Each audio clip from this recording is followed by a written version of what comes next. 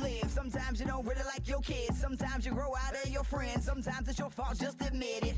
Finger point in the mirror, 3-point back, that's the tearjerker. You can wallow in sorrow, depressed of the past, afraid of the unknown tomorrow. Or you can just live in the now. We all trying to figure it out. The rhythm inside of your chest that's keeping you moving, that's the solution. The ball on the floor is hard to ignore. Endorphin rush will flush your brains while you dance your pain away. Just when you feel like it's too much, just when you feel like you've had enough, take a step back from the edge and take a deep breath. Dance like you'll never. Dance like you'll never. Dance like you'll never. Dance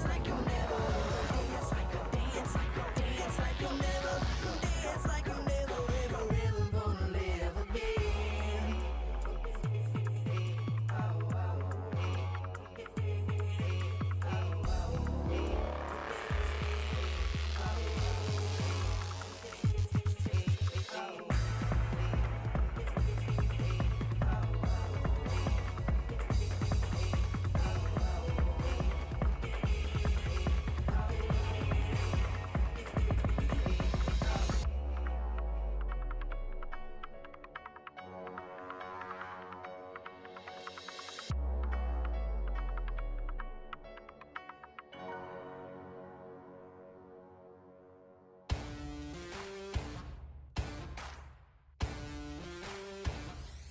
I'm too exhausted, I needed the energy, needed to pick me up. I'm in your movie, but this is my cinema. I got the power, I'm built to devour anyone coming against me, a tower. I don't cave under pressure. Some of y'all leaving here in a stretcher. Took my time to go and get better. I was reading in the red letters. Ay, hit me with your best shot. I got time today.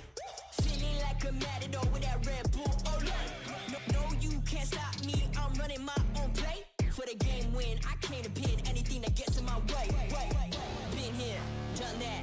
You all know what we came for. Been here, done that. You all know what we came for. Energy. I need that energy. I need that. Been here, done that. You all know what we came for. Been here, done that. You all know what we came for. Energy. I need that energy. I need that energy. We've been here. We done that. You all know what we came for. We've been here. We done that.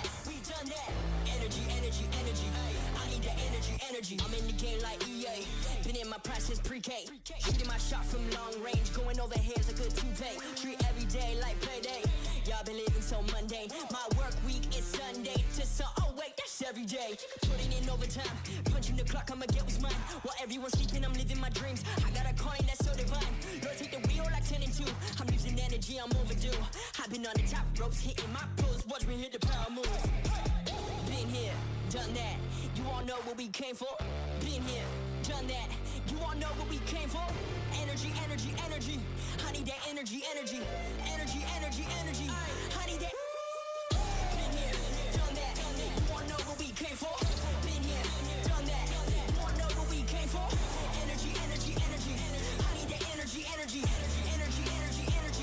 need that energy. Been here. We done that. You all know what we came for. We've been here. We done that. Energy. I need that energy.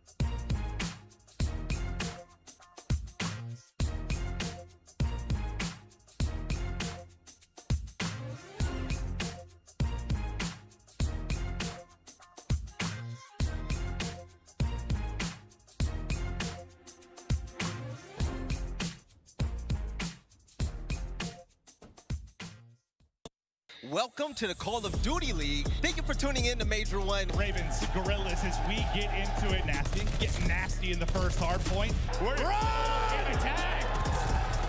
This time, Gizmo, a bit of revenge. Zero has not died at 5-0. Be it done. And Ravens will get it done. Boston Breach take that main stage versus the Atlanta FaZe. Is there for one and there for two. This is the FaZe putting a lot of pressure towards his P1 hardpoint. A lot of pressure towards One more second, and that will be the game. Simp spots him. Here he comes, and that will be the 1v2 at 42 and 20. And good night to Boston. We're going to have the Los Angeles Thieves facing off against the Toronto Ultra. Can he do it against his team fight? This is huge. Well. There's Octane. Octane's gone down. Somehow the one left it down. Playing a 4 down. Røkkr and 7, making 8. And now it's a 1v1. Clean X is going to get it. Just have to be careful. Inside finds it. And there's Kenny. I don't know. Putting his balls on the table. OpTic Texas and Seattle Surge. Surge in the point. Oh, really? Wow! Problem from the top. Referee. Wow! iLLeY. Making sure nothing sneaks through.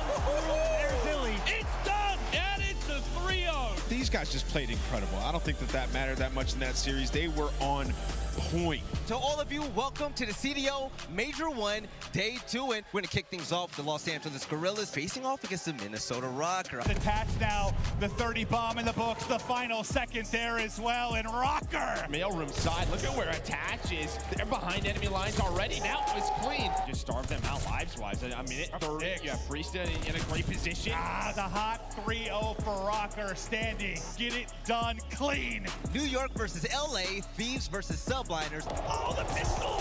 That's where a player like Envoy can begin to thrive. Running right into the bomb site. LAT winning all the fights that they have to in stride is Drazah. Kenny beaming players left and right. And it will be a 3-0 sweep.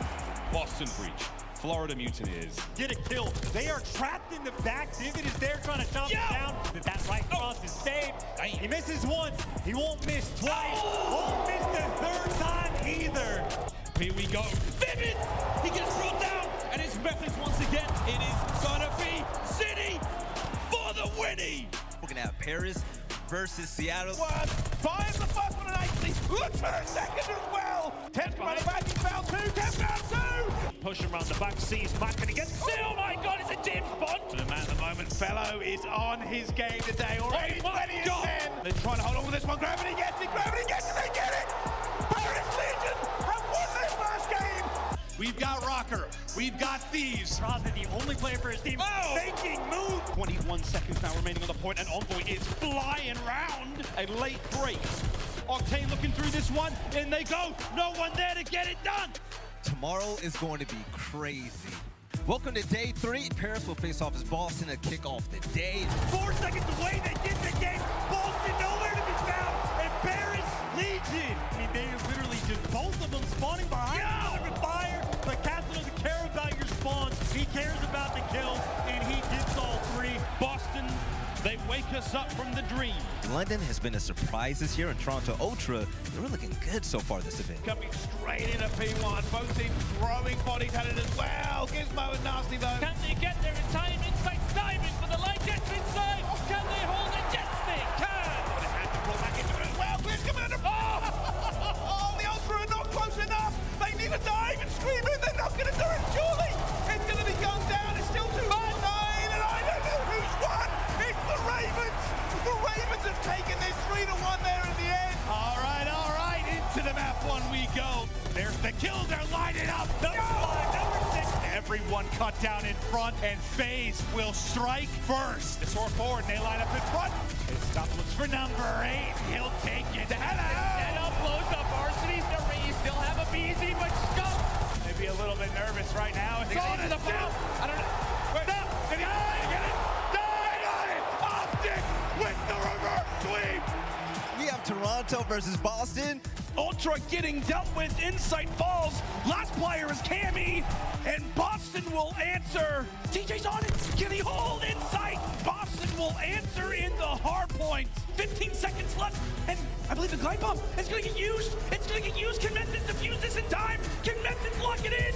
No, he will not. Insight deciding the round. LA Thieves versus the Atlanta FaZe. His patience sets them up, and now they're at 217. Octane. I think the best hardpoint team in the game is looking that way right now. Thieves. But now the nades. Oh my God. Oh my Lord, they are lined up. Major thing for me during that listening is Atlanta FaZe finally make them pay. Smash, but Kenny and Octane, they line up. You said the nades is all. Oh! And it's redemption for FaZe, redemption for aBeZy, and it's the reverse sweep for FaZe as they stay alive and make it to Sunday. Let's get into the match to come. The first matchup of the day, the London Royal Ravens and the OpTic Texas team. Only 3 more seconds. Texas have got to break on through. Scump drops as well, and that will be the game. Trade effectively, but He's here after the other fuse. That's going to be nearly the first. Pulls out the pistol and gets it done after a long fuse, but it doesn't matter. Right now for Texas, a few players off spawn. It feels like he cannot miss. He cannot miss. He cannot miss. Can they make it their final push? The teamwork is there. The shots are in, and it will be a finals appearance. We have Atlanta FaZe facing off against Toronto Ultra. And this is all tears for Ultra. Down they go, and Simp lights them up. Can Insight is down once again, as is Bounce. Can he get a second onto aBeZy as well? No, he cannot. That one, he has Bounce inside the hill, needs to clear them out. aBeZy is still there. It finds 3 as well inside. He's all alone, he's still surviving. He might just pick it up all on his own. And my goodness! 3 in a row. Here comes number 4 on the Insight as well. And FaZe just ain't missing. On to the point, no respawns remaining. Will be aBeZy around the back though. Cellium gets one as well. It's FaZe up, you can do it too. What a ridiculous game. Yes, I'm talking about FaZe and the London Royal Ravens. 4-9 to start this one. Simp though, he loves to go on the pinch. He's pushing out the middle of the map. And Cell is just not afraid to take gunfights. The sniper gets picked in the back. Get up pistol. That's going to be bombed down with 20 seconds to go. It's all going to be on Cell. They're pushing through. They're finding the kills. It's 5 in a row and a search win. See there. Simp knows. Oh! From Simp. 2 go down. This should be a break. This should be. No, God, it's so close. But Arcitys. The Atlanta FaZe locked it down. OpTic Texas. Atlanta FaZe. Team name that takes them down. aBeZy though trying to make up for it. With the pistol. The super soaker. Attack fighting one. Brucey does manage to take it. Oh, baby. Low cap now 23.8 for Scumpy. He not only is the king, but clearly the captain as well. Well, them indeed. It's on the aBeZy last player. aBeZy though, he delivers. Dang, you follows it up. aBeZy turn does it. Heading for the neck. Last time aBeZy, and it's aBeZy. Brings him down. Sim now in the fight. OpTic can win it here. They can close it out right here. They stop the clock on the point. The clock opens up again. It's the king of the helm. OpTic hold the line. Now contained with the full might of FaZe. With Shotzzy. The bomb doesn't get planted. Scumpy flies in. Shotzzy on the outside. aBeZy the last one up. And it's Dashy in front of a sold-out crowd. On their home ground. The writing was on the green wall from the start. It feels a little bit like destiny.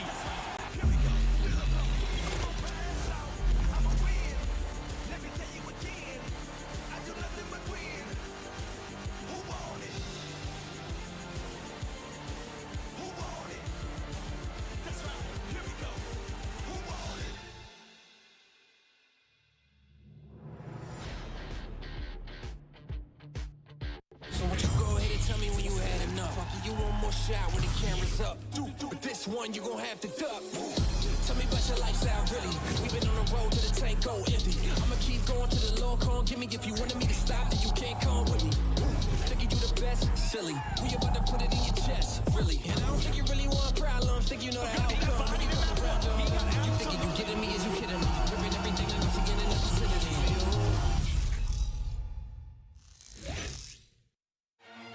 Ladies and gentlemen, make some noise! aBeZy though, trying to make up for it. With the pistol. Down like lights. Look for the second as well. They try to hold on this one. They get it. There's the kill. They're lining up. They line up. FaZe will strike first. It's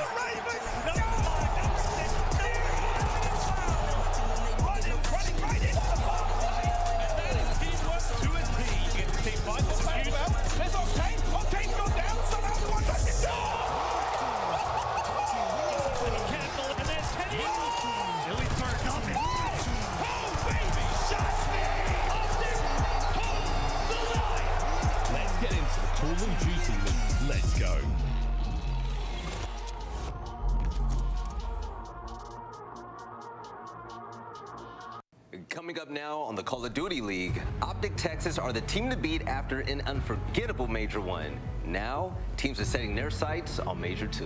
What is going on with the New York Subliners? We've got roster moves, and they're not the only team making changes. Plus, the struggling Seattle Surge looking to make waves after an embarrassing upset by the Paris Legion. Headquarters, the CDL pre-show starts now.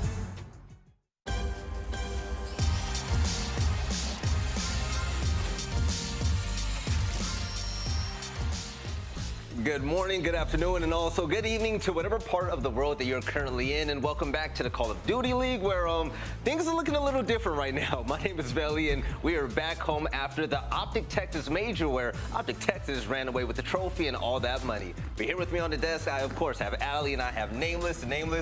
I'm gonna be honest, man, I miss being in that arena. Yeah, man, and the people that didn't go to this event, they missed out, Belly. It was electrifying in there, absolutely amazing. OpTic being able to win their major in their home state. It was sold out. I mean, the energy was through the roof. The loudest crowd we've ever had, hands down. Got that right. aLLeY, how are you feeling today? I mean, I'm going to be completely honest. Like, I miss being in Texas. I didn't get to try to barbecue, but I mean, it feels good to be back home. I mean, I'm quite literally in post-land depression, but we have matches right away. It's only been a couple of days. We're heading straight into Major II Qualifiers. So got that right. I'm pretty lit.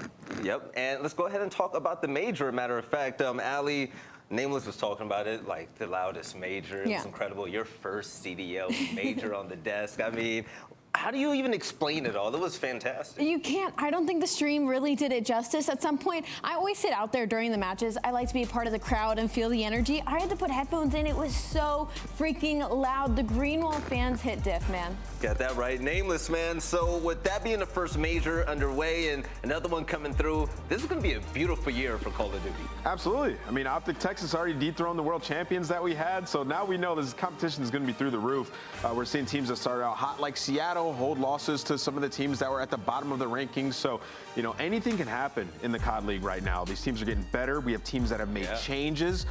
Stage 2 qualifiers are starting, 5 days after OpTic have won their major. So, I mean, we're just going full steam forward, man, and I couldn't be more excited. And speaking about going full steam, for those of you that missed the event, you missed out on the event of a lifetime. OpTic Texas fed off of the energy of the crowd, and they tore everybody apart and almost made it look easy, especially beating the Atlanta FaZe, who was the best team in the CDL last year. But one of the biggest standouts were definitely Dashy, and aLLeY, it seemed like he was feeding off of the energy of the crowd as he destroyed everybody in Search and Destroy. I completely agree. I think the entire team fed off the energy of the crowd. Scump is an absolute animal, and Dashy, he hit new forms in this major. A 1.31 overall is insanity to me. We heard Scump talking about it, that he feels like Dashy has reached new level of maturity coming into this year. We could really see it translate in his gameplay. Got that right. And he wasn't just feeding off the crowd, Nameless. It looked like he had a little extra support in the audience from some family members. We see Mama Dashy. Yeah, what a great tournament for her to go to, right? It seems like Dashy has just gotten so much better and so much more disciplined. A guy who's been criticized by the community heavily, myself included, for not really learning the game, playing way too individual, when now he has Rambo on his team as the coach, and you could tell he's put in so much work. I believe it, you know, when we see these interviews and they talk about how much the team has learned, well, clearly it's translating to better gameplay, because Dashy was not playing timid and Search and Destroy. He was getting first bloods repeatedly, and in Respawn, he was taking over games. That's impressive. You got that right. Now, also speaking about OpTic right now, they are not playing today. And if you are an OpTic fan or want to see the champs maintain their dominance, aLLeY, what's the next time we're going to see them on screen? Sorry, guys, we're not going to see them until Sunday. Yeah, they will be facing off against the Los Angeles Thieves, which should be a really good matchup. And Los Angeles Thieves were actually a team that I thought were going to go to the end. And we might see that during Major 2. Yeah, I mean, it's exciting. I mean, I think a lot of people wanted to see the LA Thieves and OpTic Texas matchup. I feel like people think they match up really well, at least I do, especially when it comes to the respawn. So that'll be a really interesting game, especially to see like where the LA Thieves currently stand, because I do think that they're a championship caliber squad. Just had a few hiccups, right? And that reverse sweep, tough. Well, see, now, Nameless, I'm gonna stick with you on this one. So you're a competitor, a champion. You've won a lot of money in Call of Duty, man. You've won events. This team, and I'm speaking of OpTic Texas, walked away with a whole lot of cash. $200,000 for first place. That is incredible. 200,000 bones. I mean, these guys are playing for the pride and glory, but at the end of the day, they're also playing for the cash, right? So that's a huge win for these guys. I mean, back in the day, the World Championship, like second place was $200K. Now just for a major, it's $200,000. But not just them walking away with some money. FaZe, Royal Ravens, a team that has not graced the top 4 since the CDL has started, really, like, they get third place, 80K. Good for them. You know what? I think Toronto Ultra really stole away with 40K right there. Only winning 2, 3, 5, no hard points. They just slipped the rate on it, and they're like, we'll take our cash and go work on our response, guys. Right, New York Subliners are looking at them like, we could do that. All right, now let's go ahead and take a look at the standings as well, because even though OpTic won the event, it's still going to be Atlanta FaZe on top by 5 points. And if they want to work on that seeding for the next event, a lot of these middle-of-the-pack teams need to pick it up. But OpTic Texas are looking to maintain that #1 spot. Yeah, the system is a little bit different from last year, so Atlanta FaZe is still in first place to try and keep this competition as high level as we can. Yes, now let's talk about Major II. Now, I don't know about you guys, but I've only been to Minnesota one time, and it was just for a layover. But the next major will be there, and maybe I'll see more sights in what Minnesota has to offer, because at the end of this month, we will be running the Major II tournament for the Minnesota Røkkr, and it will take place March 31st all the way until April 3rd at Mystic Lake. And Nameless, I mean, we got to say it outright, man. We saw the hometown advantage when it came to OpTic Texas. Whenever they took that main stage, I mean, after every kill, they were fueled by the cheers. If you're a fan of the Røkkr, you kind of have to show up. They got to show up, man. And Røkkr does like those parties at the breweries that they have out in Minnesota. They have a really strong like local fan base. So I really think they will show out. And I remember the first CDL tournament that we had in MW, it was at the Armory in Minnesota. And there was a lot of fans there for it to be like the launch of the CDL, like the first one where people were figuring out like, hey, we have a Call of Duty team. So I think it will be jam-packed in there. And you guys need to get your tickets and show up, because the atmosphere that we had at Major I was just unbelievable. It was one of the best experiences I've ever had at a Call of Duty event. Been doing it for 12 years. So. He's not hyping it at all, by the way. Did you want to say something? Well, yeah, not to mention there's going to be challengers playing there, man. Not only is it going to be your professional team, but it's also finally going to be able to see the challengers on LAN. You got that right. Now, also, let's finally see the schedule for the matchups that we will have today on screen. We're going to kick things off with the London Royal Ravens, the top 3 team in Texas, facing off against the New York Subliners. There's a lot of news behind that. But then after that, Nameless, we're going to see Boston Breach, a team that had a really good first event in the CDL, face off against Seattle Surge, who really needs to prove to us that they belong up there now. Yeah, you know, we were talking about it, you know, before the show started, obviously, and it's just by far the most interesting matchup of the day. I mean, like, we got to see where Seattle truly stands right now. They lost to 2 teams they really shouldn't have lost to, and they're playing the Boston Breach. Boston Breach, they're a solid team, but still a lot that we need to learn about them as well. So this is a huge bounce-back game for Seattle Surge. I'm excited for it. Right, and today we're going to see a lot of new, because there are roster changes. Surprise, you know, a major happened. These things are bound to happen. One of the first roster changes that we will discuss will be with the New York Subliners. Okay, now you guys remember back in the day when Neptune got replaced with Royalty. Well, aLLeY, they turned back the hands of time and they brought back something old. Hashtag free Neptune ended up working, guys. He's back on the roster, and I feel like the biggest problem now for New York Subliners is they kind of chalk the vibes with that early roster change. They try things out with Royalty, they get the same results across the board. So now they're going to put Neptune back in the lineup, and I think it's really going to come down to what SMG role they need HyDra to play, because HyDra has been playing lights out. He's been doing everything on the map, and they still have been struggling to win. You add Neptune back to the roster, now they just need to get their reps in. Right, and this team, they definitely need success right now. You take a look at the names on the roster, man. I mean, it doesn't make sense that they're losing like that. I don't think that this move is going to fix anything. I think it's better than what they had previously. I think Neptune just has a way higher ceiling than Royalty. That's no slight at Royalty. It's just Neptune. I mean, he's a cracked out player, man. He's a beast on the map. Like, he can pick up 2-3 pieces. He can win you games. But there's another issue on this team, right? Like, they thought it was Neptune, so they took him out. It wasn't Neptune. It's a core issue. They're making mistakes. They need to make another change, probably 2 changes, honestly, and split Crim and Clay up. It's going to be very difficult. It's going to be sad to see, but hey, Nameless spin facts right now. But there is also, this isn't a team change, okay? This is actually a substitution. Now, all of us, we're all fans of London Royal Ravens. I mean, how can you not be, right? The top European team currently. Well, Gizmo actually had to go home due to personal issues, and he will be back. But taking his place will be Paul X. And aLLeY, I've heard backstage, I've heard many times before that he is the perfect replacement right now until Gizmo comes back home. He's a great. He is. He hasn't had too many standout placings in Vanguard yet, but his playstyle very, very similarly matches with Gizmo's, so we shouldn't see too different of play from London Royal Ravens today. Now, the incredible thing about London Royal Ravens is they've given us many different looks, so I think when it comes to adapting to make this roster work, they'll get it done. Yeah, he's probably one of the best substitute players we have in the league. Paul X last year was amazing on this team. At times, he was the best player until Afro really got comfortable. So, I mean, I'm excited to see him step in. I think he plays like Gizmo. He's a versatile AR player. He can pick up a lot of kills, and also he's very passionate. I called him the Red Menace in his interviews because he'd come out with the fire, so I'm hoping he can bring it today. Well, hopefully he can, but also, last but not least, let's talk about it. Paris went into Major 1 with the big team change, bringing in Gravity, and they were able to get their first win of the season, right? Well, after the Major as well, they're still looking for more success, and in order to do that, they felt like another team change had to happen, and aLLeY, fellow, is currently gone, and you know a lot about the guy replacing him. So it's going to be Jimbo, who's actually been having really good places across the board. He's played with players like Simp, who we've seen be very consistent in the league and a big player on this like CDL surge. Now dropping fellow, though, I don't know if I agree with it. I will share more of my piece tomorrow because they unfortunately will not be playing today. But so they put Jimbo on the roster. It's now going to be Tom Gravity and Jimbo, the new players on this squad. Tom Gravity adds a lot of consistency, I feel like, and Jimbo adds a lot of aggression. But they kind of already had a lot of aggression in John and Temp, so I'm wondering how that's going to work out. Well, they teamed together too, Tom Gravity and Jimbo before, so maybe there's some chemistry there, and we're just seeing an entirely new Paris team. So we don't really know what to expect. And then with Jimbo, he's just got to be that slayer, right? Like that's what they were lacking when Fellow would pull out the SMG. He was just getting dumped on, quite frankly. He was better with the AR. So I think bringing in Jimbo, they're just hoping that him and John can play in tandem and be a duo SMG. I will say this so far. They made one change and they got one win. Hopefully the second change brings them a second win today. We'll find out. We'll talk about that match and many others on the other side of the break. And once again, gotta say, man, it feels good to be back. And we'll see you guys on the other side of the break to discuss the matches today and jump into the first game of the day. See you soon.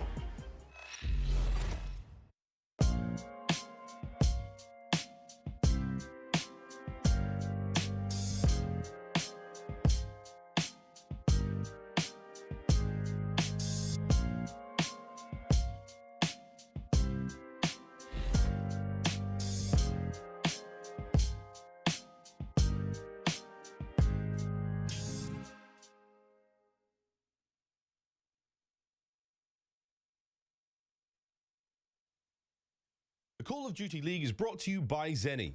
Armor your eyes with Block's gaming glasses starting at $24 by visiting zenni.com/CDL.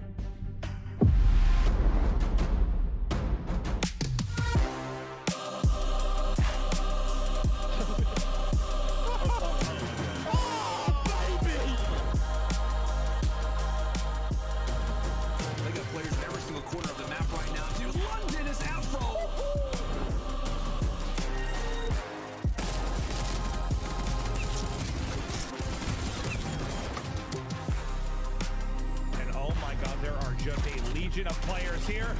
Peekaboo, I've been here the whole time.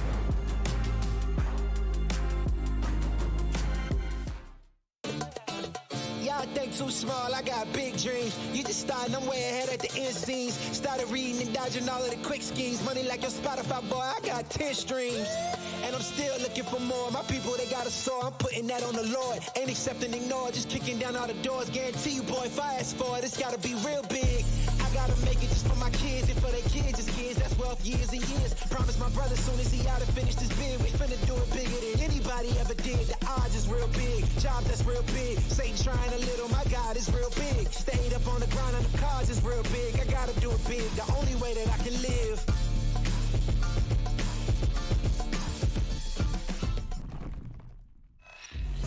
Hello, and welcome back to the Call of Duty League. And watching that NYSL video always gets me hyped. But you know who else gets it hyped?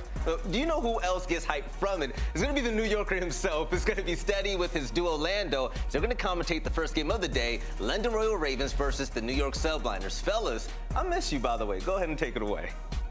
Oh, we appreciate that, Val. We miss you guys. We miss everybody on the desk. It's not been too long, but hey, not to be that much longer, guys. It's not gonna be that much longer till we see you guys at the Minnesota home series. aLLeY, just feel free to punch Ant whenever you it just feels like you have to every once in a while. Gotta set him straight. But Jay, we've got ourselves a great game, my friend. We've got ourselves the Subliners taking on the Ravens, our very first matchup here for Major 2 and our Major 2 qualifiers.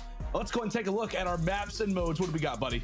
Yeah, so when you take a look at these maps and modes, you said right off the rip, this is going to be a great series. It's still difficult for me, man, because NYSL, they've just been struggling as of recently. And then when you take a look at our maps and modes, Gavutu starting off, this has not been a good, successful hardpoint for NYSL. When you talk about NYSL, it's usually the power in their SMGs, so you want to put them on a Tuscan or Bocod. Both of those maps are going to get vetoed out of this series. Well, at least Tuscan is going to be map 4, but they're starting off with a Gavutu hardpoint, and this needs to be the answer going into this series because NYSL, based off the major, based off what we saw throughout stage 1, they have yet to win a single hardpoint. So that is the first thing. They need to come out and answer in this opening hardpoint.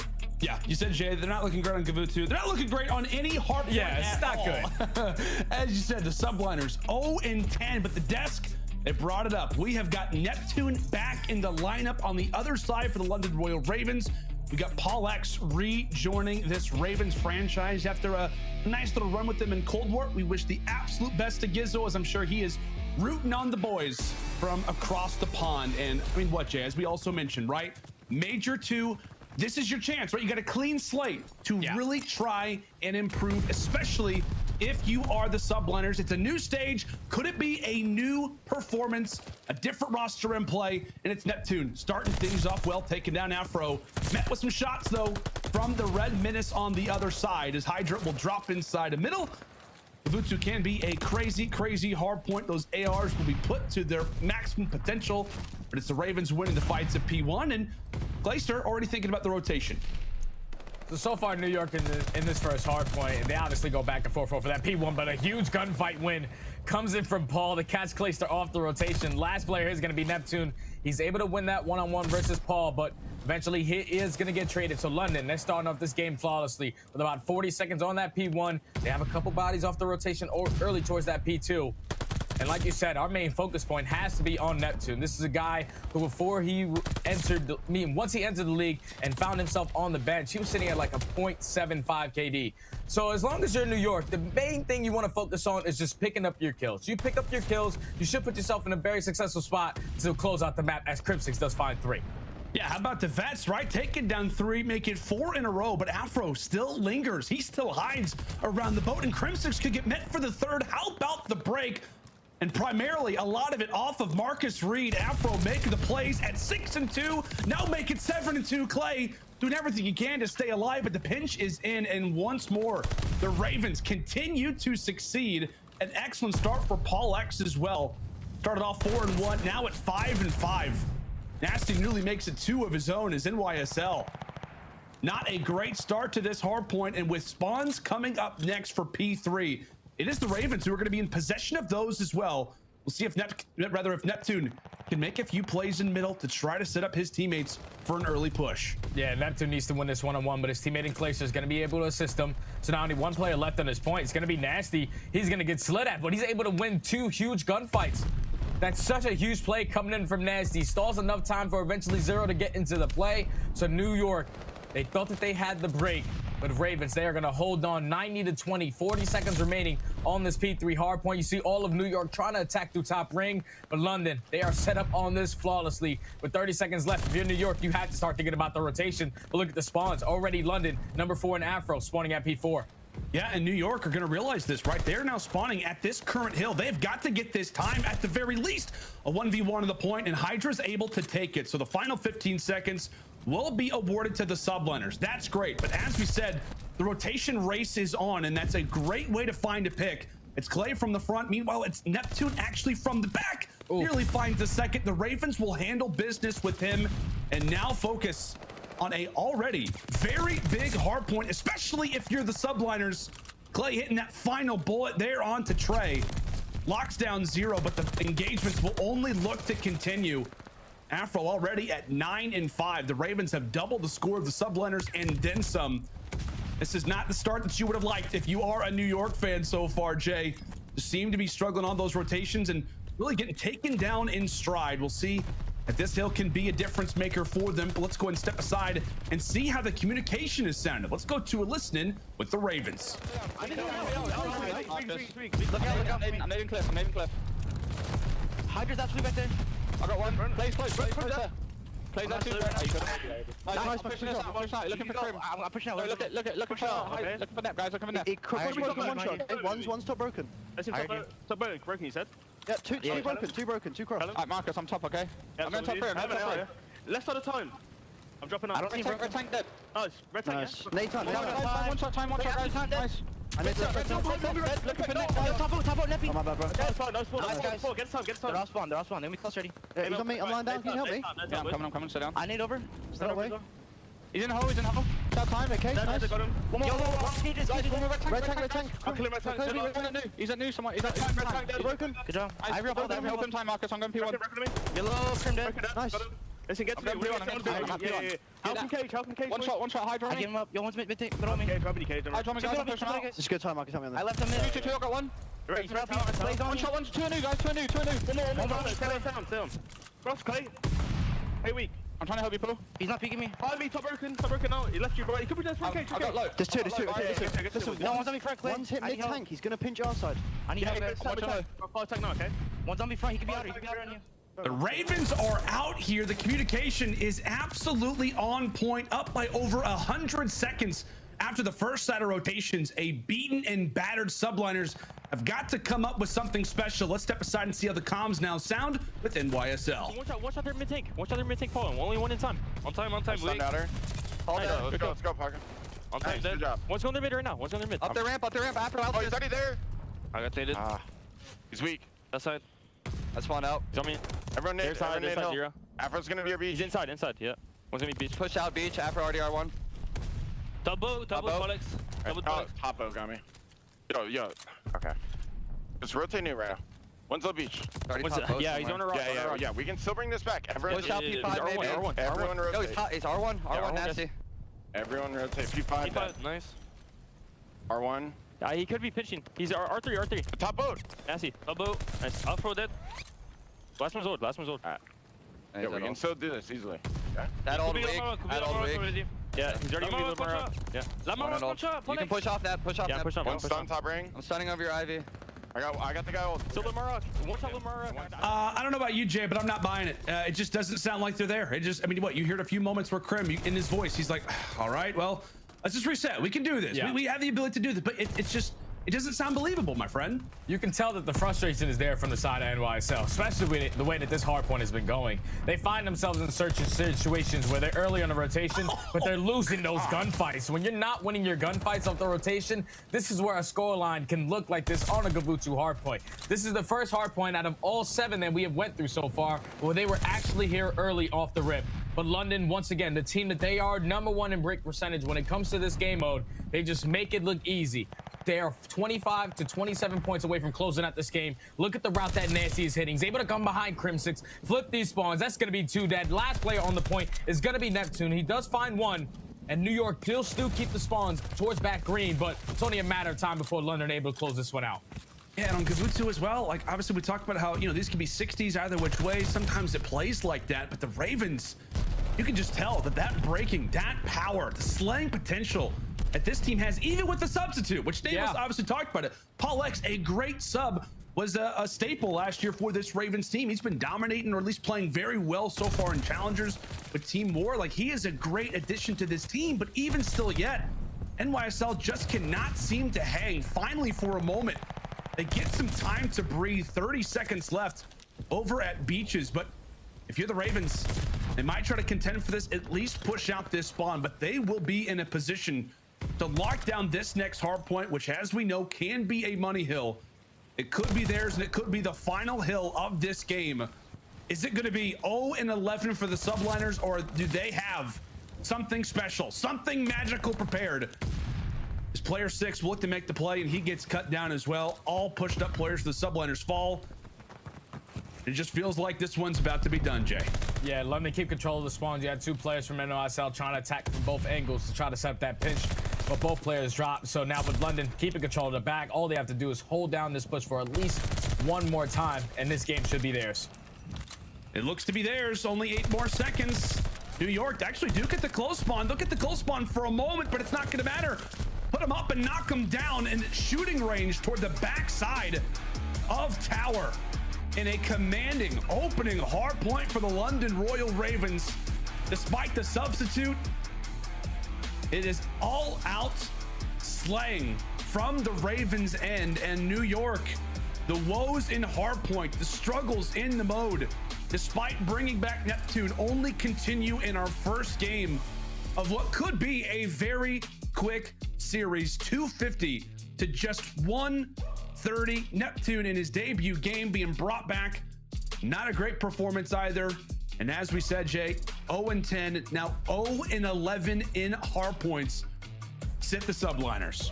Yeah, Ravens just came out and they just started off dominating that game, man. Obviously off the P1, when you start with 40 seconds off of P1, you find yourself at P2 and you're going to be late off the rotations, don't really have the number advantage there, but somehow, some way, the Ravens are able to win a majority of those gunfights. That was a chain reaction for basically the first 4 hard points. We saw New York, Neptune, he was the player that spawns behind P4. If he picks up a kill, potentially flips those spawns. But once he dropped towards the back, you saw a lot of pressure from New York still coming in from the front. One timing kill, though, that came in from Afro. He picks up that kill on the P4 and then eventually allows his teammates to spawn right behind P4. New York, they were just not in control of this entire first map. London, they were running away with the rotations. They were getting every single kill whenever they wanted. New York didn't have a single player go positive on the side of that map, number one. And this is where it gets scary because they're going into a search and destroy into a map like Desert Siege, where New York have yet to play it all year. On the opposite side for London, they're sitting at 3-0. And the last time we watched them play, they came back 5-1 versus Atlanta FaZe. So the confidence is definitely on the side of London to close out this series for me. New York just need to show some life, man.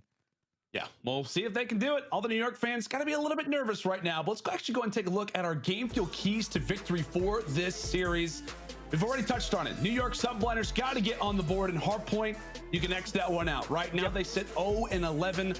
On the other side, it has to be a rebound opportunity for Neptune. We'll throw that one to the side and just say, okay, it's going to have to happen in the search, destroy, in the control, and throughout the remainder of this series. And then finally, something that does relate to the search, destroy. They've got to work on these retake situations. They are last right now in the CDL in neutral retakes. Cannot have that happen. And the teamwork has got to be there for this Subliner side, Jay. Again, gonna have to answer in the S&D. It just feels like it has to be there. Going down 0-2 can't happen for this team again. It definitely can, especially now that they're going into a Desert Siege search and destroy. This team has yet to play it. So the way that I want them to attack this map is to just slow the game down. Obviously, on the opposite side for London, they have their strats with Gizmo, but Gizmo is no longer going to be here. Now you have Paul X, and Paul X, he's a great search and destroy player as well. So if I'm London, all I want to do is just put Gizmo in the position that put Paul X in the position that Gizmo was in and just say, hey, you're going to watch this one bomb site. All 3 of us have our strategies. Let us work, and then you do whatever you want to do. Late flank, potentially do whatever you want to close out some of these rounds. And on the opposite side for New York, it just has to start here with some confidence, because even in that listening, you can just tell, like looking left to right, you don't get that feeling like this team wants to win. You have to find that now in this search and destroy, because to start at least this Major 2 off 0-1, going down the rest of the line with their later matches, they have a couple easy ones versus like Paris and stuff like that. But this is a match that you need to come out and just completely change the story for this team. Yeah, absolutely do. Now let's go ahead and actually take a look at our game field keys to victory for the London Royal Ravens. Job done in the opening hard point, but they gotta continue to find success on a 3rd search destroy map. We've talked about it, right? Berlin, get it out of here. Get it out. Able to do that. Actually, the Subliners do it for them. We'll talk about that later. Tuscan has been their auto veto. That one also is going to be out of this set as well. Jay, what else are we looking at? And then you got to fix man down situations in search and destroy. London are currently last in 3v4 situations. So as long as you're of London, do not get first blooded. You should be able to close out some of these rounds. And it also helps Zero from having to carry the team in the LB department. A 1.12 KD at Major 1. Rest of the team combined was underneath a 1.0 KD. When you look at what Zero was able to do throughout the Major, he was a completely outstanding performer. He was able to do it in the hard points, do it in the search destroys with the sniper in his hand. And when the guy is playing like that, you're looking at these young core of players to really step up, because the fact that they got third with him playing so well and everybody else is basically playing average, this team has such a high ceiling as long as they can get more consistent in their games. I'm not sure if Zero just saw the keys to victory, but he's got to get the guys out of the Louis V duffel. As we said, man, let's carry the boys. We talked about that at the major, right? It was like, okay, London Royal Ravens, like we're expecting to see the young guys go off. We're expecting to see the Gizmo, the Nasty, the Afro Party. But it was Trey, right? Yeah. It was Trey going off his first lane in a while, having an incredible performance. And I mean, what, man? I know that obviously Gizmo's out right now, and obviously we wish the absolute best to him. Bringing in Paul, it could be a little bit of a stumble out of the gates as this Ravens team looks to try to recompose themselves. Obviously, a game one victory is nice, but you just expect for this team with that consistency and with the talent that all four players have displayed at a number of different times for them to continue to roll. But a lot of that could come from their search destroy. We talk about top caliber teams. It's about the consistency. If you're the Ravens, walking away with an S&D dub here would be big, but it's not argued at all. It would be a much bigger moment if the Subliners have the ability to take it. Yeah. And what, Jay, this is, I think you said what? This is the Subliners' first time on Desert Siege, at least officially, right? When it comes down to official CDL matches. How do you feel that they're going to fare, right? Versus this Ravens team on that map specifically? Well, obviously, if you're the Ravens, you're going to be a lot more confident on your side because you're sitting at 3-0. You possibly beat the best team that we have in Search and Destroy in Atlanta FaZe, and it wasn't in an easy fashion. To come back 5 straight rounds to close out that Search and Destroy to make it a series is very typical. So if you're New York, you obviously have a lot of strategies that you can go up, watch a lot of VOD, and see how they like to execute some of these game plans. But on the opposite side of Ravens, you don't really have any of that to work with on the side of NYSL. So if you are the Ravens, you just want to come in here and do your standard setups. You want to make sure you want to see how NYSL want to attack this. If they want to be slow and steady towards that B bomb, if they want to attack it aggressively towards the middle of the map, these first couple of rounds, at least for London, need to be fill-out rounds. But if you're New York, if you're going to set the tone right off the rip with the aggression, if you answer with early success by picking up a couple of these rounds, you cannot slow down that pace because it's definitely going to continue to throw the Ravens off guard. Yeah, and you have to imagine for the Subliners in as well, right? This has been an auto veto. Surely there has been some work on this search destroy 100%. To maybe bring it out, right? To maybe bring it out, try to catch the Ravens off guard. Granted, probably the best Desert Siege search destroy team that we have in the game, but you got to imagine there's got to be something left in the tank. There has got to be some grit for this Subliners team. We'll take a look at the maps and modes again. We've got Desert Siege up next, followed up by a Gavutsu Control. Tuscan Hardpoint for Game 4, and if we can get to it, Bocage, Search and Destroy, the same map and the same slot in a Game 5 in which New York got their very first W of the season on. Bocage, Search, Destroy versus the Boston Breach. New York fans know it well. They got the revenge versus their Boston rivals. We'll see if they can even get to that point. The Search Destroy up next is going to be crucial. And so far, Jay, these are our top performers in Search Destroy for both of the teams. It is Afro on the other side. And really, to no surprise from the Subliners end, it's HyDra leading in KDs as well, sitting in a perfect 1. Yeah, both of these guys are just the playmakers for their team. Obviously for HyDra, sitting at a 1.0 KD, they've lost a lot of their Search and Destroys, but a couple of the ones that they have won, he's been putting up some insane numbers. And the last time they beat Bocage, he had 17. One previous to that, he was sitting at 13. This guy, he's just a guy that plays off of the timings in Search and Destroy, and usually when he plays the timing correctly, he finds a lot of success. And then on the opposite side for Afro, he's basically the same exact player, just with a different tag. Both of these guys play with the same amount of aggression, as long as they can just be those early playmakers for the team, hit those calculated risks. Because one thing that I hate the most is, especially when we watch 4v4 setups, is that when plays are developing, especially on the defensive side, if one player is going for a late flank when it's really not necessary to, it eventually costs them, gets the first blood, and then a round just goes in towards the other team. If you are that guy that's being that island player that's going for that late flanks, just take your time and use the communication to allow you to make plays. Because if you're just hitting these late flanks without any communication, that's what eventually will cost you some of these rounds. Goodness, Jay. It's just like music, baby. It's like music. I wish we were together again. I'm looking at my camera. I wish I was looking at you. Yeah, baby. My monitor over here, but I can't see you in person. This sucks. It doesn't suck, but I mean, it's not as preferred. I'd love to see you in person. We got only a few weeks though before we'll be together in Minnesota. So, like I said, man, you've broken it down perfectly for us. The Desert Siege Search Destroy, what to expect. But let's talk about the bird's eye perspective of this game. Let's just be real right now. As a New York fan, I know that you want to see the Subliners at least be competitive. Yeah, give me something. But how important is this search destroy already, right? It is the first series for them in Major 2. Everybody's already talking about it, right? Crim, Clay, two GOATs together. Is it going to work? Is it not going to work? How important is this series, specifically this search and destroy, for this team to get something going, to get some momentum? Right now, with everything the way that it's going, bringing back Neptune, trying to change up the strategies a little bit, how important is this for the makeup of New York in general? I think this map is basically everything they're gonna tell us about Major 2 and how it's gonna go, because this is a map, like I said, that they have yet to play all year. So if they come out and win this, they're already extending their map pool. So if you're New York, it's all about answering early, because as you go to that control, as you go towards that hard point, they do not have positive records on either one of those maps. But into the search and destroy, we go already New York getting first blooded, down in man advantage, and look how much pressure London are putting on towards this train side. Neptune, as players continue to fall, finds himself in a good spot, but doesn't look both ways. Zero, so crafty.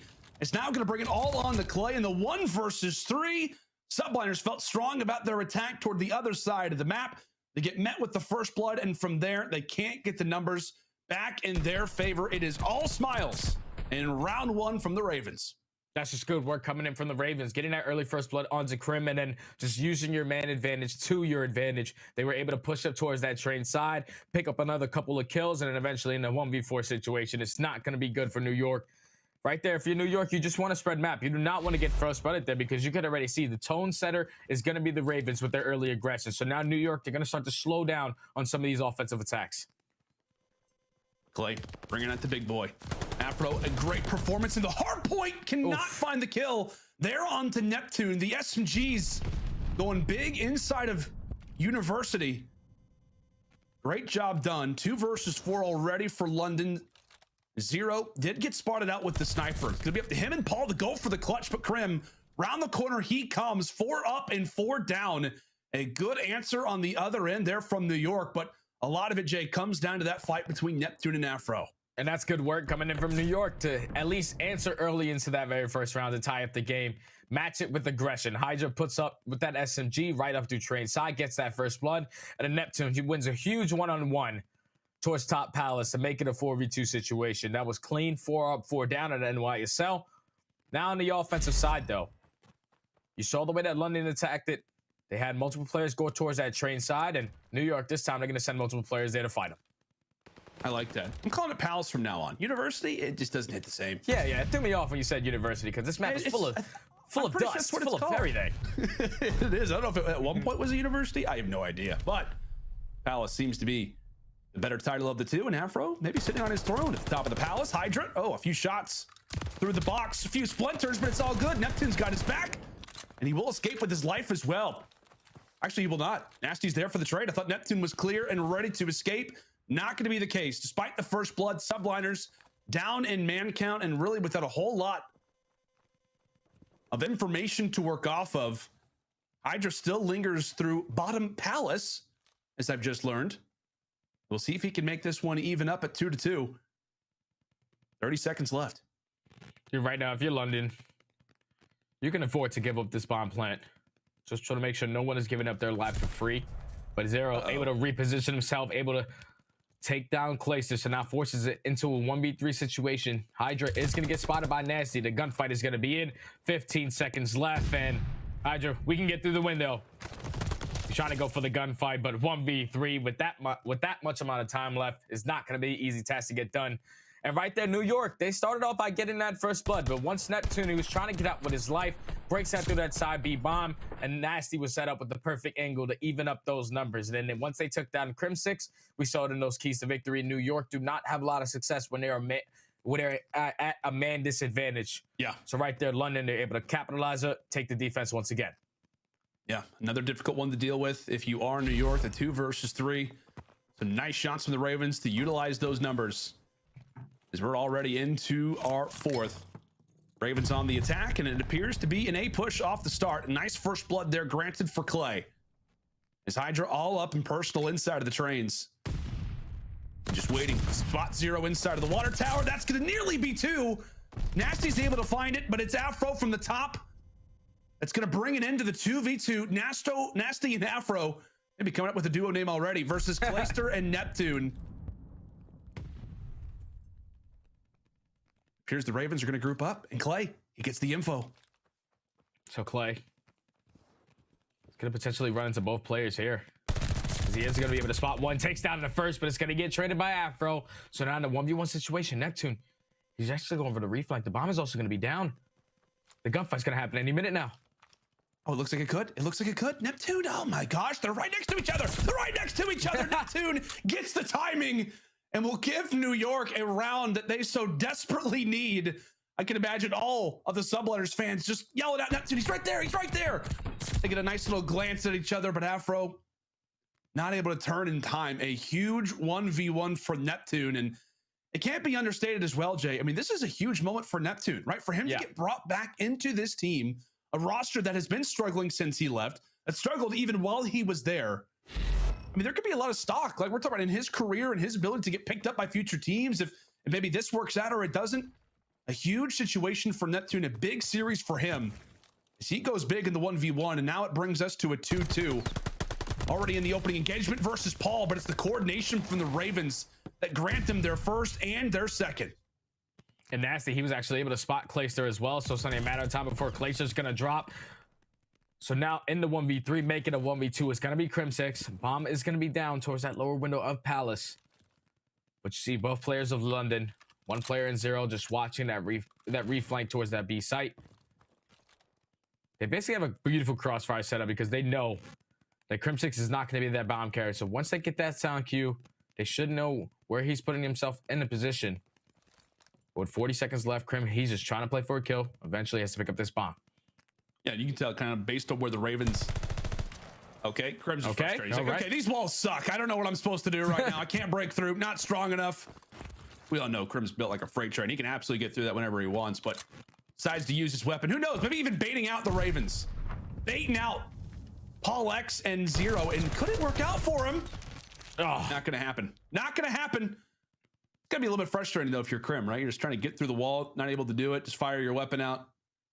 Maybe for some frustration coming through from Porterhouse. 100%. Like, he's Porterhouse for a reason. The fact that he couldn't break through that wall, you can tell he was definitely a little frustrated. Thought a player was going to be in that corner, but London, they played that beautifully. They knew the bomb was down. Time was starting to dwindle down to the final seconds, and once Crimsix was able to pick up that bomb, Paul puts himself in a great position to win that 1-on-1. So this map so far has been all defense. 5 straight defensive rounds between both of these teams.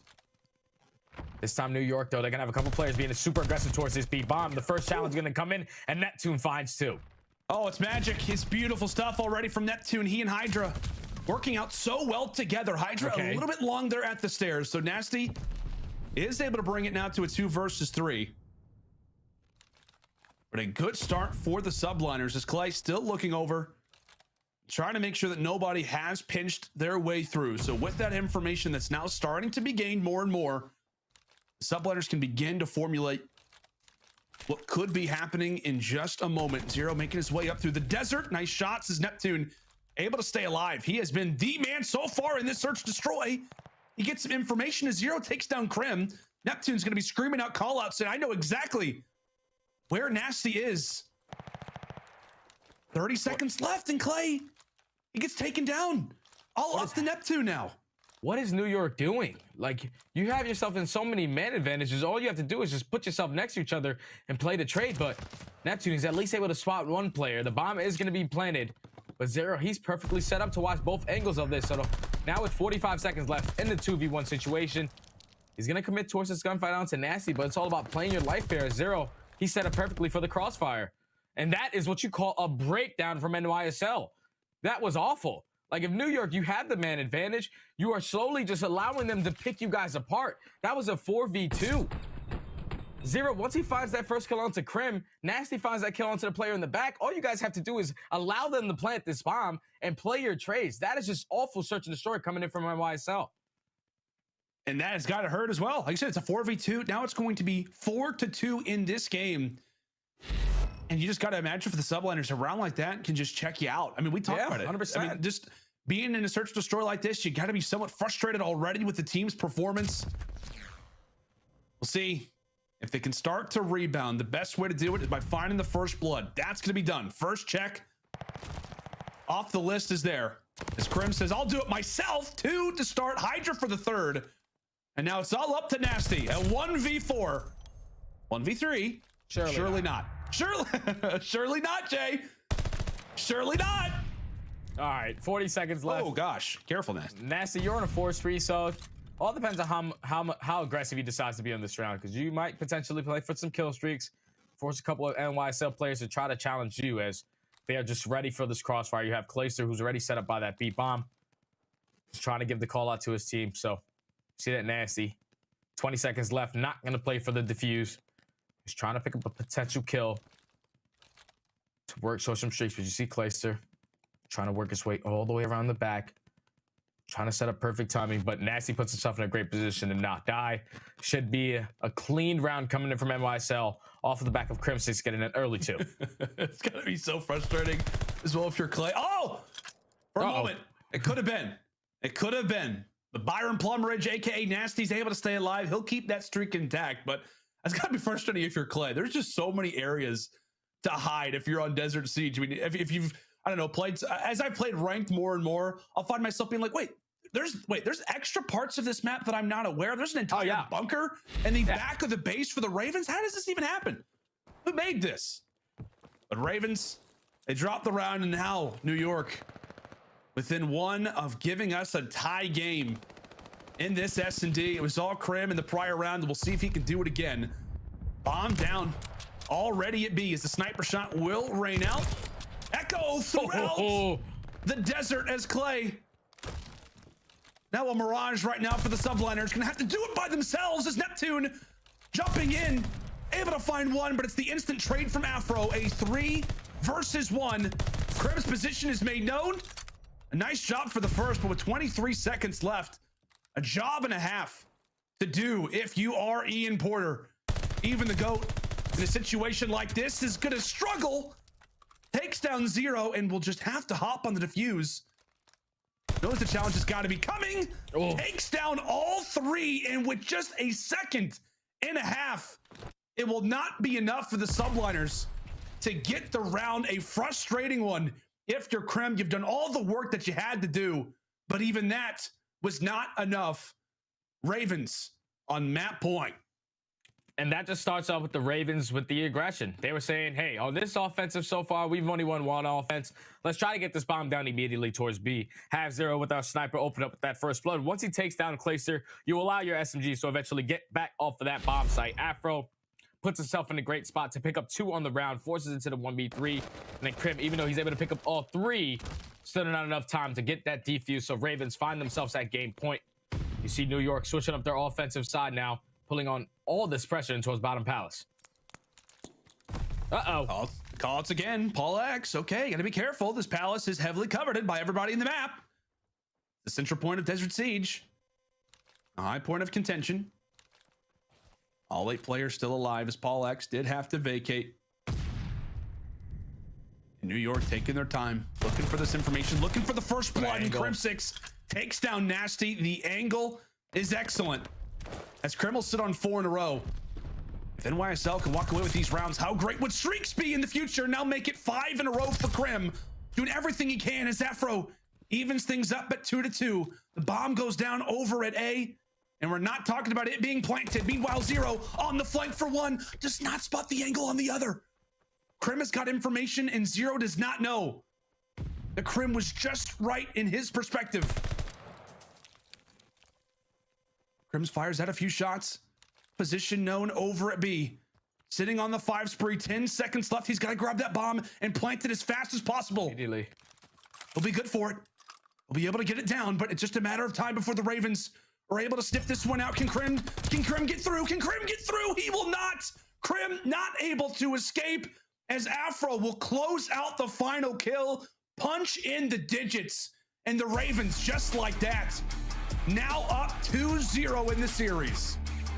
And that's just good work from the Ravens. It doesn't matter when New York 3v4, 4v3, they're always going to find themselves, or at least throw themselves a couple of these rounds, man. Like right there, Crim, he finds that first blood. Once he finds that first blood, Afro finds another kill. Crim finds a second, Afro finds a second. Immediately turns it to a 2v2, and then Zero, he repositions himself beautifully, makes it into a 2v1 when he finds Clayster in towards the back. And then even in those final moments, only 15 seconds left before Crimsix is able to get closer to that bomb, Afro puts himself in a great position to get him off of that site and eventually get the defuse. But that has to be a very frustrating SD, at least from when I was casting it just with you right now. So for them playing it, it's got to be frustrating. It doesn't matter if you have man advantages, 4v2, 4v3, where you somehow, some way are losing these rounds. New York are in shambles now that they are 0-2 in this series. Got to go into Gavutsu control, which has not really been their best control map, as they're going to be sitting on this map specifically 2-3. On the opposite side, they are on Tuscan 1-0. But this is also the best control map for London. They're sitting at 4-2 on this map. I really don't see how New York are going to be able to fight back into this series. Definitely a frustrating map, number one, but that map, number two, would definitely set me off the deep end. I love you, Jay. I can just tell, man. You're passionate about your New York squad. Man. And obviously, it makes sense. I mean, we talked about it coming into it. You and I actually thought there could be a real chance for New York. As we talked about for the London Royal Ravens, they're bringing in a substitute. Maybe there could be something. Also, Neptune's being brought back. So clearly there is something in the works. But so far, it has not been the series that the Subliners would have wanted. Already down 2-0, and both of the games have been well controlled so far from the London end. But when we come back after the break, is it going to be a 3-0 for London, another loss in the books for the Subliners, or could this be their time? Could this be their moment to kick off Major II? It is Gavutsu control when we come back.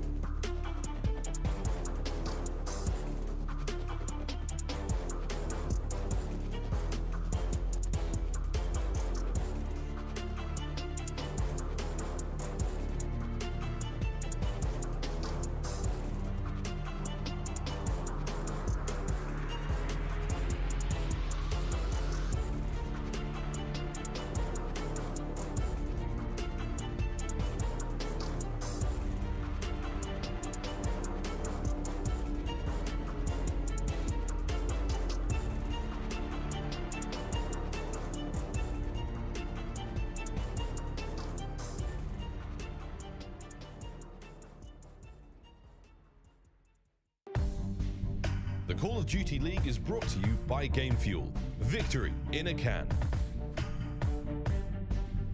Alrighty, folks, welcome back to day number 1 of our Major II Qualifiers. It's our first series, the London Royal Ravens taking on the New York Subliners, and so far, it has been London all the way around. They find themselves up 2-0 after a lovely win on Gavutu Hardpoint, followed up by a 6-3 win on Desert Siege. But now, it's time for Gavutu Control. Oh boy. I don't know how this is going to go, Jay. I mean, what? So far, you'd like to imagine it could be the Ravens, but I'm trying to instill some life. I'm doing my best here. Yeah. There could be a chance for New York. This is their most played control. They played it 5 times, as you saw there on the stats. It is the Ravens without Gizmo, who's going to be a primary AR. There could be something. There could be something. Has to be something for New York. I'm doing my best here, Jay. Yes, you are, man. Hopefully New York can show us something here, because New York, they do not see a lot of success on this map, simply to the fact that they cannot keep up in this lane department, as Afro is able to start off with 3 kills early into the round. You have one player, number 7, in HyDra, who's trying to hold down top ring. London already on his A point. Time to put some pressure on. Zero is able to almost find the second kill onto Clayster, but the first second progression is already in at this A point. HyDra, unfortunately, is going to kill himself with a barrel. That's rather unfortunate. The French Phenom gets sent flying, and with that, it'd only allow for the Ravens to get even more time at the objective. A nice double comes through from Nasty, gonna make Zero's life that much easier. And as the objective is being captured at A, Afro says, you know what? It's quite quiet over here at the beach, and he'll catch the fancy of all 3 of those Subliner players, and they will get the job done. But with that, the Subliners, or excuse me, the Ravens rather, will capture the point at A. Another minute added on toward the clock, as we'll see what New York can do. A lot of time for the London end. Down in lives, but Neptune able to find a nice double inside the middle, and now pushed up toward the spawn side. That would be a nice kill if he can find it onto Zero. Able to grab it, now sits on 4 in a row as Travis McLeod. So now New York have some map control. Finally have decided to spawn in this series so far. As Twilight does find 2 towards the middle of the map, so this is going to allow a couple of teammates to start getting pushed up towards ring. One player is going to be able to sneak through onto that point, but he eventually does get dropped. But a lot of trades going back and forth. London are able to take control of top ring. So now if you're New York, it's about holding the line for the time being. HyDra able to pick up a kill on that late flank, trying to set up for a couple spawn kills towards that top cliff. But so far, New York, they're just stalling on a lot of this time. Only going to be a minute 15 left to work with. Oh, Crim. Just climbing up the mountain, no problem. Great job. Trying to get some time, get some presence over at P1, as both Nasty and Paul X will drop. So a minute left. The live situation totally different. It was the Ravens up quite nicely. As Zero, though, able to even the score. He'll take down 2 of his own. Also has some words for Neptune. How about Trey Boy Cardi putting everybody in the Louis V bag? Time will stop at 49 seconds, and Zero is also taking down his teammates as well. Everybody's dropping. Zero finally gets taken down, and with that, the clock will roll. A nice little moment there for Zero, but overall on the objective, a tick yet to be captured. And so far, at least in Major 2 right now, Jay, it's still based off kills, not off of ticks. We'll see what New York can do with it. 28 seconds. So far, they're holding the line, as my good friend Miles would like to say. Nasty does find 1 kill, though, onto Crimsix around the flank, so there's 20 seconds left. It's do or die situation right now for the Ravens. They have to win a majority of these gunfights, but HyDra's able to find 2. He's also going to spot Afro towards the lower B side, puts down some early shots, at least able to back him down for the time being. And just the way that New York are set up right now, this round should go in their favor. But Afro, he's actually able to find 2 kills, and they're eventually able to get on this point. Oh no, there's only 3 of them left. There's only 3 of them left. Nasty in a primary position. Objective man is still alive. Neptune over at the fences. Nasty will join alongside of him. Nearly getting picked off. They will capture the first hit. 2 players still alive. It's a 5 versus 2. Crimsix, the last man up. Surely it's not going to happen like this. Surely it will not happen like this. All up to Crim. The objective continues to roll, but Crim, he can't do anything. He cannot do anything. London somehow It looked like they were chalking the round. It looked like they'd given it up. Yeah, it's out the window for New York. Like, there's just basically no way of coming back into this series, man. That is such a frustrating round because it came to the final 10 seconds. Even though Neptune, who was the only player that was watching that cross, to allow Afro to get a nade kill, followed up by another kill, it finds 3 in that final push for the Ravens to successfully close out that offensive round. And if you're New York, that's definitely frustrating because we know on a map like Kavutu, defenses you need to be able to secure. So now they have to come out and have to try to win an offensive round. Crimsix and HyDra already starting off early, though, with 2 early kills. Finally onto this 8 point. You just gotta imagine, right? What is this frustration gonna turn into? Is it just gonna turn into an angry Subliners that'll only get them going? Or will it be the demise of this team already? Nice work from HyDra, able to cut somebody down inside of green.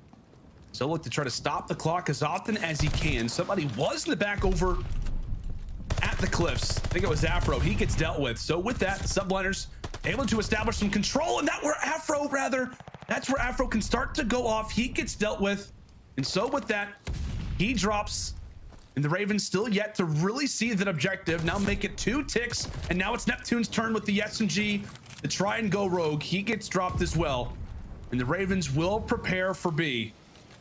And Zero making his way up inside of the beach. A big push already for New York. Dropping here could put them in somewhat of a spawn trap. We'll see what they can do with it. A lot of time up in lives and a necessary round. So right now, New York up by 3 lives. They're just trying to play for some map control. Either it's going to be ring or it's going to be top red tower. But a lot of this pressure starting to come in towards the back. Neptune's able to take down 1, but Nasty is able to shut down that player and eventually shut down the pressure as they do find 3 kills, making all 4 dead. So now New York arguably swanning out towards cliffside. See the aggression starting to come in from the Ravens. They want to try to put them in this trap. Nasty's able to find 1 get out with his life as well. Great plays from him to eventually allow his teammates to get into play. Paul X takes down the second, and what went from New York having full map control is not going to be London just trying to push up towards the map, pick them at every single kill. As Afro's on a 5 spree, potentially just shakes to work with, but Clayster's actually going to be able to take him down. So they were able to stall out at least 1 minute so far into this game. Down by 1 life is going to be New York with 59 left. This is where things can start to get difficult. As we said, just a number of different positions where the Ravens can establish themselves in, as that'll be a 3-for-1 trade. But Afro on the other end takes not just 1 down, but 2. Can he find the 3rd? He's got some support from the top, and it's all Afro all day. 18-9, having a star type of performance in this game without Gizmo having to go off, despite not having the full roster, and it doesn't matter. Afro takes down Crim, and Neptune is just trying to find the guy. Clay's eventually able to do that, but the time that he's able to waste will now make it for the Subliners to have only 1 good push at this. And they're on it. Neptune is able to sneak his way on towards the point. Crimsix is going to be the player to watch over him. So if you're the Ravens, it's all about setting up these team nades. Zero is going to continuously try to hold down this cross. But the contestant's going to come in. He's going to be able to win that gunfight onto the player, onto the point. Now with 15 seconds left, if you're New York, you want to try to win this round, but you do not want to go down tremendously in the kill department. HyDra trying to do everything he can, takes down 1, but unfortunately does get traded. And this round should definitely go in favor of the Ravens as they hold the line on the defensive side. Yeah, it's going to be the Ravens W. It's going to be a Ravens W in this round number 2. Now up 2-0 in this control. Up 2-0 in this series. And you can just see the faces of New York. Frustration. Maybe even some concern on what could come next. As we said, a huge opportunity for them versus a Ravens team that's not going to be at full strength. Based off the score lines, based off the stats, you would never really know the difference. Paul is having a great time. He's like, these comments are great. I'm having a great time just hanging out. I'm 10-13. We're still walking away with dubs. Afro's 22-10, for God's sake. But my goodness, New York down, but still not out. A 3-for-1 trade to start. And let's step aside and see in this moment what they have got left in the tank. Let's go to a listening with New York. One deep right. Afro. 1 shot that side. Back tower. Back white. Back white. Paul X shot deep right. I'm missing Afro. Missing Afro. Zero back white. Zero back there. I'm 1 shot. Yeah, I'm pulling close. Watching your mid. He laid me on B. You play watch me. Plus P1. Yeah, Nero, white, and one with beach. They're going B. He's dark stairs. Watch this one. Watch this one. In the spawn. Why do you... Yo, one shot in their spawn. Go in the right side. Top ring dead. That was a missing afro. He was P1. That one. Dead. Nice. Still backfire, yeah. Could be top ring. I'm watching top ring. Dead. Nice. We're missing zero. They're probably gonna play B. He's gonna play low B. Dark stairs. One shot, dark stairs. One shot, nasty dark stairs. Go from Paco. I'm going for spawners. That was missing zero. Zero is gonna be like I have low right beach. Close left, one shot. One shot close left. Well, nice little check-in there with the Subliners. Everything, at least for the moment, looks to be theirs in terms of the round. 5 seconds left, and we'll see what can happen. Final few seconds. Anybody from London able to get on the objective? No, not going to happen. The Subliners will escape. Jay, what'd you make of the comms overall? Well, the comms, you know, they sound like a little dead to me. You know, it's definitely frustrating on the side of NYSL. You're down 0-2 in this series, 0-2 on the map. You just have to put something on the board, and they're able to actually win the defensive round. Good setup by them to put a lot of pressure towards that top cliff, and also just keep winning those gunfights in towards top ring. Never gave London any map control in that defensive round. So New York, they're able to stay alive for the time being. So now they're going back into the attack. So far, New York just trying to find some life. Clayster able to hit that early first blood onto Pollux with a great angle. So they should be able to open up on this 8-point with some early progression here as Neptune does find a second. Yeah, and all these kills for Neptune could be big. Right now sits at 12 and 20. It's got to improve all those up-close fights with the SMG. Crim looking to pressure things out, and with that as well, New York winning some of their fights. A nice shot to the top shelf we go. And Crim able to take down the other vet in zero. Great work already from New York to start off this attack. 1 tick through, now make it 2 ticks. Crim is on the flank. It's now going to be 4 in a row for Porterhouse. We'll see if he can make it 5. If streaks could be in their future, how great would that be? Crim finds another influential kill, dies at 5 in a row. But it is a perfect start for New York, capturing that point today, and they've already got 2 players in position for that next objective as well, Jay. And look at HyDra. He's also making plays on the flank as he's able to find 2 kills. So the last player here is going to be Afro. He has to try to go big as New York. They're able to finally get on this point. Afro does take that player that was working that late flank. But so much pressure coming in from the front side. Clayster able to find 2 on the 3 spree. The first tick of progression is going to be here. They have a 2 stack already, actually a 3 stack. So it's going super fast with Zero. Able to hit a beautiful nade to take down 2 player. Last player here, it's going to be Clayster. So London, they're able to slow down the pressure, but good early aggression coming in from New York to get those 2 early ticks. But it does make you wonder, right? Was that the opportunity? Was that the moment that we'll look back at where New York could have taken it up dramatically in lives? We'll keep that in mind. 23-13. Can the Subliners get another go at it? A great way to start is with Crim finding the opening engagement, but HyDra, the farthest pushed up player, he'll drop as well. The vets winning the engagements from long range, and that will open up the objective now for Neptune. Neptune with 1, cannot find the second. Stunned, but still alive. And we'll be able to slide on in some great nades over the top. The vets are locking this one down. And based off the lives alone and based off the kills, it looks like it could be New York that will walk away with this. Now down to just 4 lives. Now make it 3. Now make it 2. New York are going to hold on. They're going to send this to round 5. And this is what you call a dominant round coming in from NYSL. Crossfires on crossfires was set up. They were able to dominate this round and take that kill lead when it goes to this round number 5. So they will have defense. And you see a little bit of life starting to come in towards NYSL. That was clean. Every single player was set up on the perfect position. Clayster towards that top gun area was able to hold down top of that red tower. HyDra just basically roaming around towards those middle tanks, and Neptune and Crim just working towards top rings and able to close out that round. That was the most dominant thing that we've seen out of NYSL so far throughout the day. Clayster sitting at 24-14 on a 5 spree, potential working towards some streaks. But where's that been? Where's that been stored at? We'll see if they can harness the energy again. My goodness, New York. As you said, buddy, we're in round 5, and based off the dominant slaying performance that we see there, as Crim unfortunately takes down HyDra, they've now got the defense and are put in the driver's seat here in this round 5. I don't know the exact percentages, but a high majority of it, it will be the defense walking away with every single GvU2 control round. That will be the stack, or at least the presence over at the boat already for London. An equally great start on the offense here for them, but right there, Neptune and Clay able to take down 2 from the setup. Zero, literally the captain, sitting atop the ship, watching his teammates fall by the wayside. Afro still firing for the moment as he gets dropped. And great teamwork as Zero sitting now toward the top gun will look to usher his teammates into this objective. 2 ticks in, but Neptune still lingers inside the middle.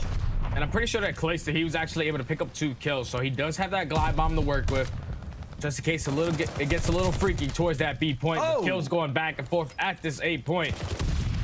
Crimsix trying to do everything he can to keep these London players in their spawn. As New York, they have full map control.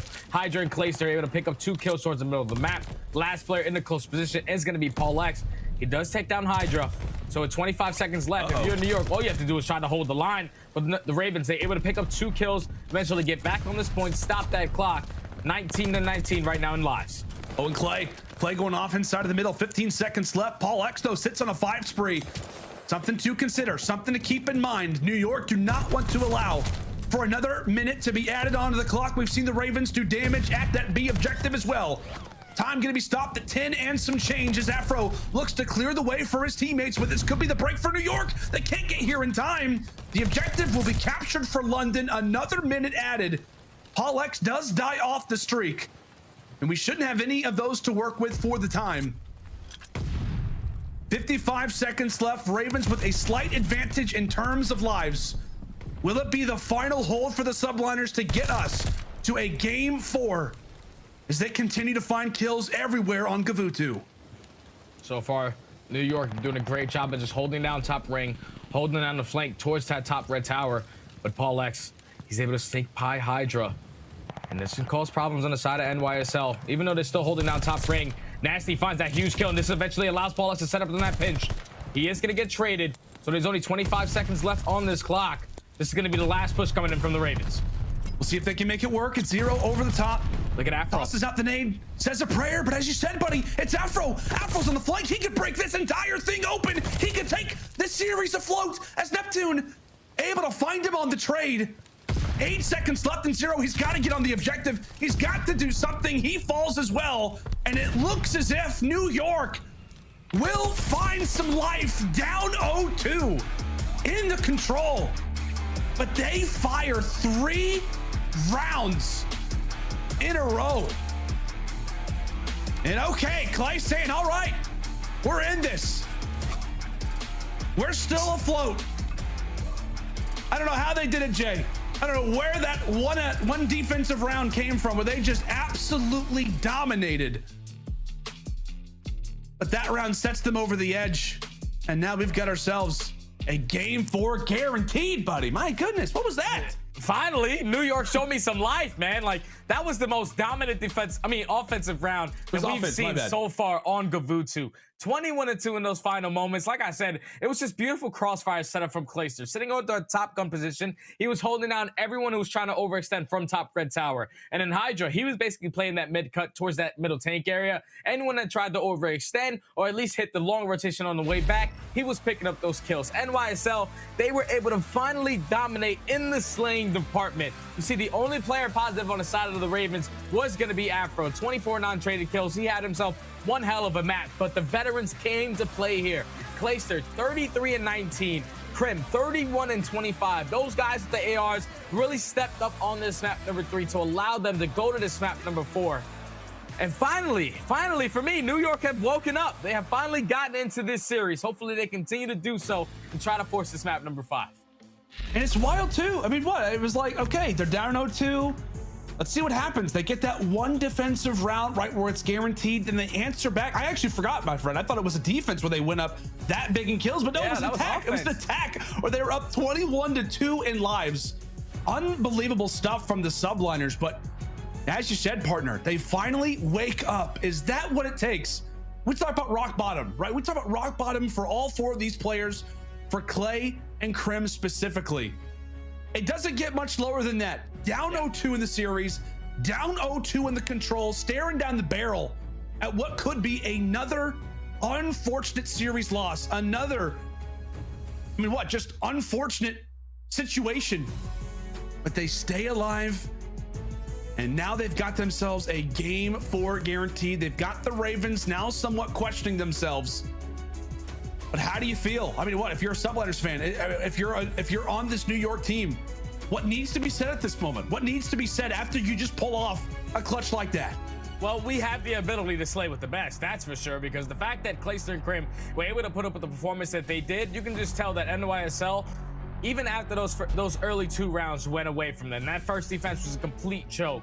But for them to bounce back the way that they did definitely shows that they have veteran presence. They have a little bit of ice in their veins. So you're never done or counted out of a series until it's officially over.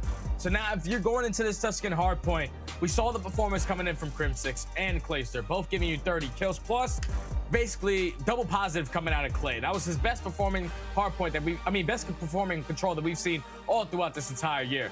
Now you're going into this Tuscan hardpoint, and keep in mind that London still do not have their full roster here. Gizmo is not going to be here. What makes them one of the best hardpoints thing that we have in the game is that they're able to break into basically every single hardpoint whenever they want. If you are New York, based off what we saw in the first map, you were early to some rotations. It just comes down to some of those gunfights. Their guns are a little bit more hot, a little bit more warmed up now. So as long as you're winning those rotation gunfights, you should put yourself in a position to not get blown out on this map number 4. But you need to have that same exact performance from either Clayster or Crimsix, because on a map like Tuscan, it's basically going to rely heavily on your SMGs. But if your AR can really hold down those power positions, put himself in those power position head glitches for, say, for instance, like that P3 hardpoint, or even towards the back P2 towards the tank, that is eventually would allow your SMGs to just roam around the map, get free kills, and eventually allow your ARs to just set up beautifully and potentially force a game number 5 for NYSL. Yeah, we'll see if we'll rather see if it can happen. Was also just given the confirmation that was the most outslaying that we have ever seen in a control round so far this year. New York outslay London by 19 kills, and it was an attack on Gavutsu. Put that in perspective a little bit, but let's go and take a look at our top performers in hardpoint so far. HyDra versus Afro, 2 players who dominated the EU challengers for the last few seasons. They both get their shot last year, and they have made impacts on their teams and then some. Jay, I know we can talk about HyDra, we can talk about Afro. Those are 2 of the common picks when I were to ask you, players to look out for. But who do you look out for specifically from the New York side to potentially send us to a game 5? Who's it going to be? It has to be Neptune for me. This is a guy who's obviously you're on the starting roster once again. You find yourself in the position. You didn't really have a good first map. You stepped up from going 28 and 24 in that map number 3. But this is a map where Neptune can really take over this game with the amount of pressure, the SMG work that he has in his hand. I'm looking at him and HyDra to really be the dynamic duo to try to force this game 5. Yeah, can we finally see it, right? We were so excited about the ability for Neptune and HyDra to be alongside of each other. It's maybe taking a whole stage, but now could it be their moment? Could it be the opportunity for these 2 SMG superstar talents to finally get it going? That's not going to be their opportunity, as it will be the Ravens winning a majority of those fights. It's a 4-for-1 trade, as London looking to claim all of the available seconds. Now over at P1, Zero getting mixy as Nasty falls toward the top side of Broken. London will walk away with the final 10 over at P1. Now it's time for the rotation, and Afro, he's got 1, he's got 2 in his sights. Great work there from Marcus Reed. Finally dropped, but the slaying is going to be done. Ravens now with official spawns. That's going to be at their back. We'll see what they can do now with the time sitting right in front of them. And based off the way that P1 hardpoint went, London did not spawn on this side. They were able to flip those spawns immediately as soon as that P1 started. So that's why you see London in the commanding lead that they have so far. A good chunk of time off that P1. You keep these spawns for P2. Already Paul X was on a 5-3 before he does get taken down, but a lot of this pressure from NYSL starting to come in from Middle Church, but this has been a flawless hold from the Ravens. Now with 25 seconds left, you probably give this 1 or 2 more good pushes if you're NYSL, but that P3 is the way you're going to get back into this game. You cannot allow the break to come in off the rotation. Nasty's going to be the first player here. He does get taken care of. So this should allow NYSL to try to fight back into this game as long as they don't get early broken. Yeah, but man, that was okay. Oh my! Right there. All right, Paul X. We'll try it next time. We'll give that one another go. But those last few breaks, that one push and potentially for the Subliners, not good at all. You can just tell. Somewhat caught off guard. Push has not been great so far up to this point, but now over toward the fountain we go. Nasty, the first one in, he drops. So that layer gonna be stopped. The Ravens now will halt and wait for a few of their teammates off spawn. Some great seconds now here for New York because they'll have a moment to breathe. But Zero now sitting on 5 in a row. It's the nade, it's the shots. Paul X helping lead their way into the hard point. As we said, a roster that is known for their breaks very well. May have just done it again. Afro does get dropped from the fountain. New York will reclaim the time. Last player that's going to be here is Paul. He wins one. It's a 1v1 versus Neptune for what could be 20 seconds. The nade will decide it, and Crimsix will grab the scrap seconds, but it is a race now over toward Church.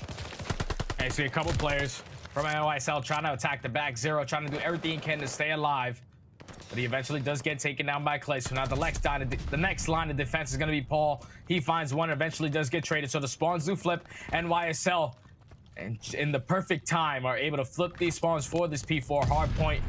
Now should be able to get right back into this game with a great hold, but this paying attention to your mini map. Look at Zero. They're setting up for this pinch. We're able to work his way all the way to back tank.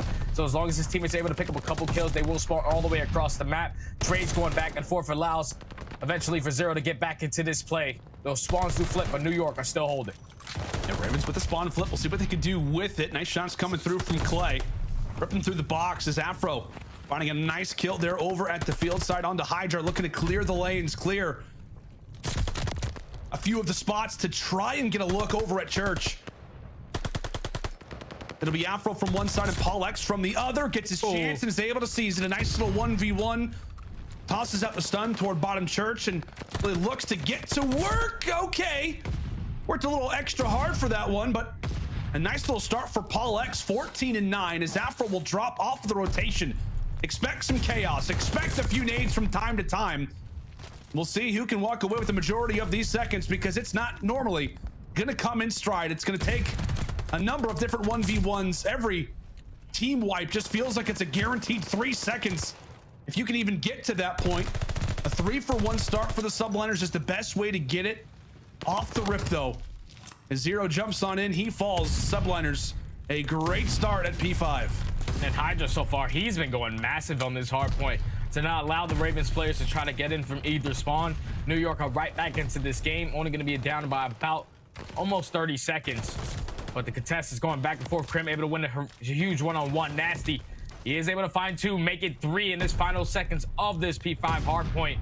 So now you start thinking about that rotation. Number 6 and Neptune is going to have to try to go big. He is going to die off that rotation. So now Zero, he's going to be the first player here, and just look at number 2 and Nasty already setting up for this pinch. So only a matter of time before he is able to develop this play and allow his teammates to make this break. New York, a great job so far, but with little plays like that from Nasty, we'll see how things look to change. Afro as well, hot on the heels of Crimsix. How great of a series it has been so far for Afro. 16-11 has been dropping bomb after bomb so far on the Subliners, as that's now going to be 3 straight in the feed for London. Neptune's able to answer with 2 of his own, but who other than Afro? Who other than Afro? Now 5 nearly makes it 6. For God's sake, he's basically doing it all himself.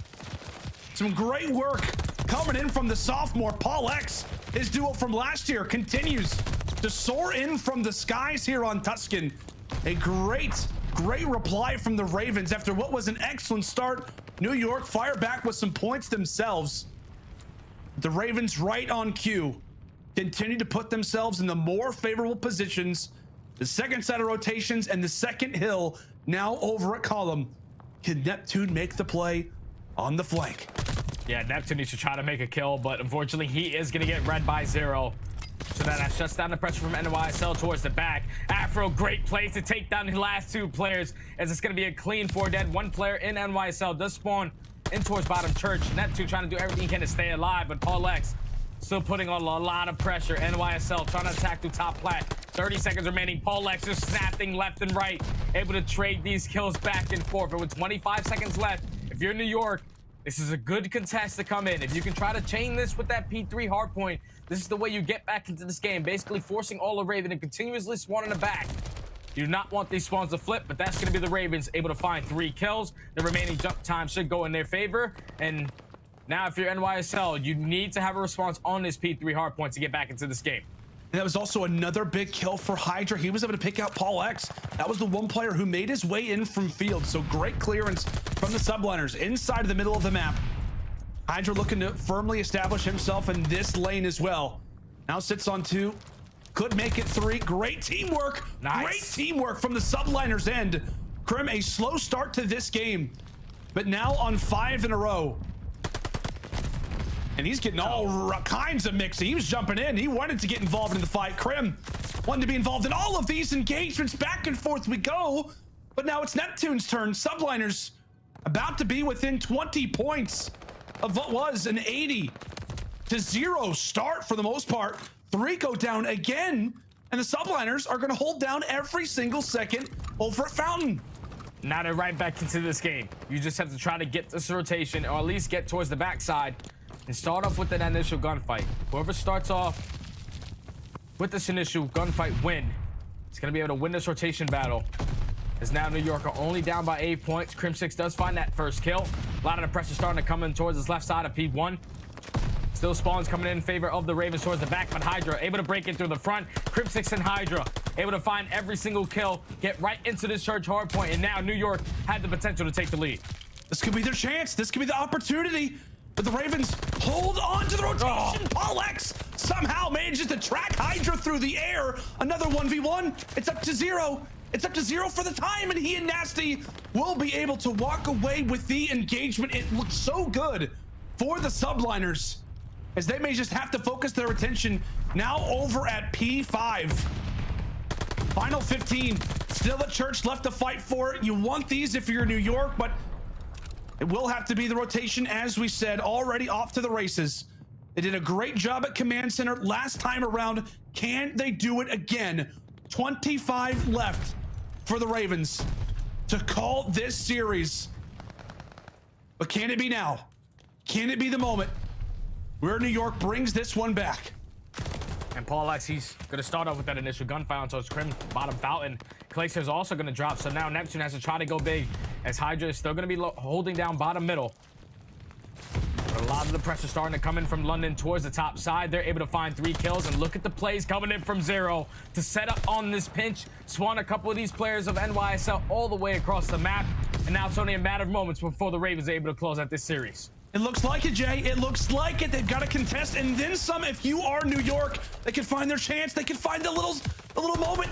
Can they find the crack in the setup as Crimsix is able to break on through? A 2v1, and New York will hold on for the moment. But take a look at the arrows on your mini-map. The Ravens are prepared. 4 seconds left. It's a race toward P1. It feels like it's been a race so far throughout the entirety of the game. In terms of rotations, could it be the moment for New York? Or is this the time for the Ravens again? Will it be London's game? And it will be.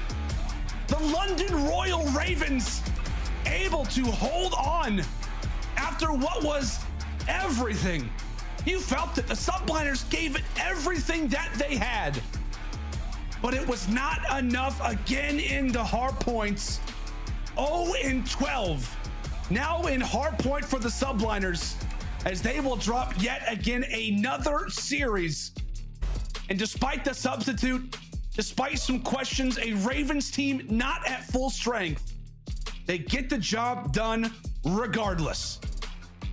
And that's just good coming in from the Ravens, man. Picking up right where they left off, even if it wasn't with their full roster. To come in here and to make sure they reassure their dominance in hardpoint, because in their last 2 series at the Major, they went up against OpTic. They went up against Atlanta. They ended up losing both hardpoints in both of those series. It was kind of tough. But then to come back and respond versus a team who was basically the worst team to be having hardpoint, to get that first dominant win, to win your guaranteed search and destroy, which now puts them at 4-0 in Desert Siege. Obviously, map 3, you're going to go back and look at it and basically look at it as a choke on the side of the Ravens, because they basically should have been able to close it out 3-0. But that was just a good series from the Ravens, man. They were in control of that last hardpoint basically the entire time. Like I said, when you're starting off that P1 hardpoint with at least a good 35 to 40 seconds, it's hard for NYSL to bounce back into this game. And what they did so well was also chaining that to P2. every single time the Ravens were able to get a good chunk of time off of that P1, they had the spawns for P2. They were able to open up the lead by at least 60 points. The response always for NYSL was that P3. The first go around, they were able to hold with it for 40 seconds. Second go around, basically for a full 60. But it just came down to certain kills on the rotations. Obviously, no one on the side of NYSL ends up going positive on that map. Still struggling in the slaying department, but a majority of that just simply comes off the rotation kills. You win a couple of those rotation kills, you should be able to put yourself in a better position to close out some of these hard points. But the Ravens, they were the better team today. They come out, they win the series in a pretty commanding 3-1. And it's just got to be frustrating on the side of NYSL. This is not the way you want to start it for Major 2, but, you know, we have a long Major 2 stage to go along for them to definitely improve.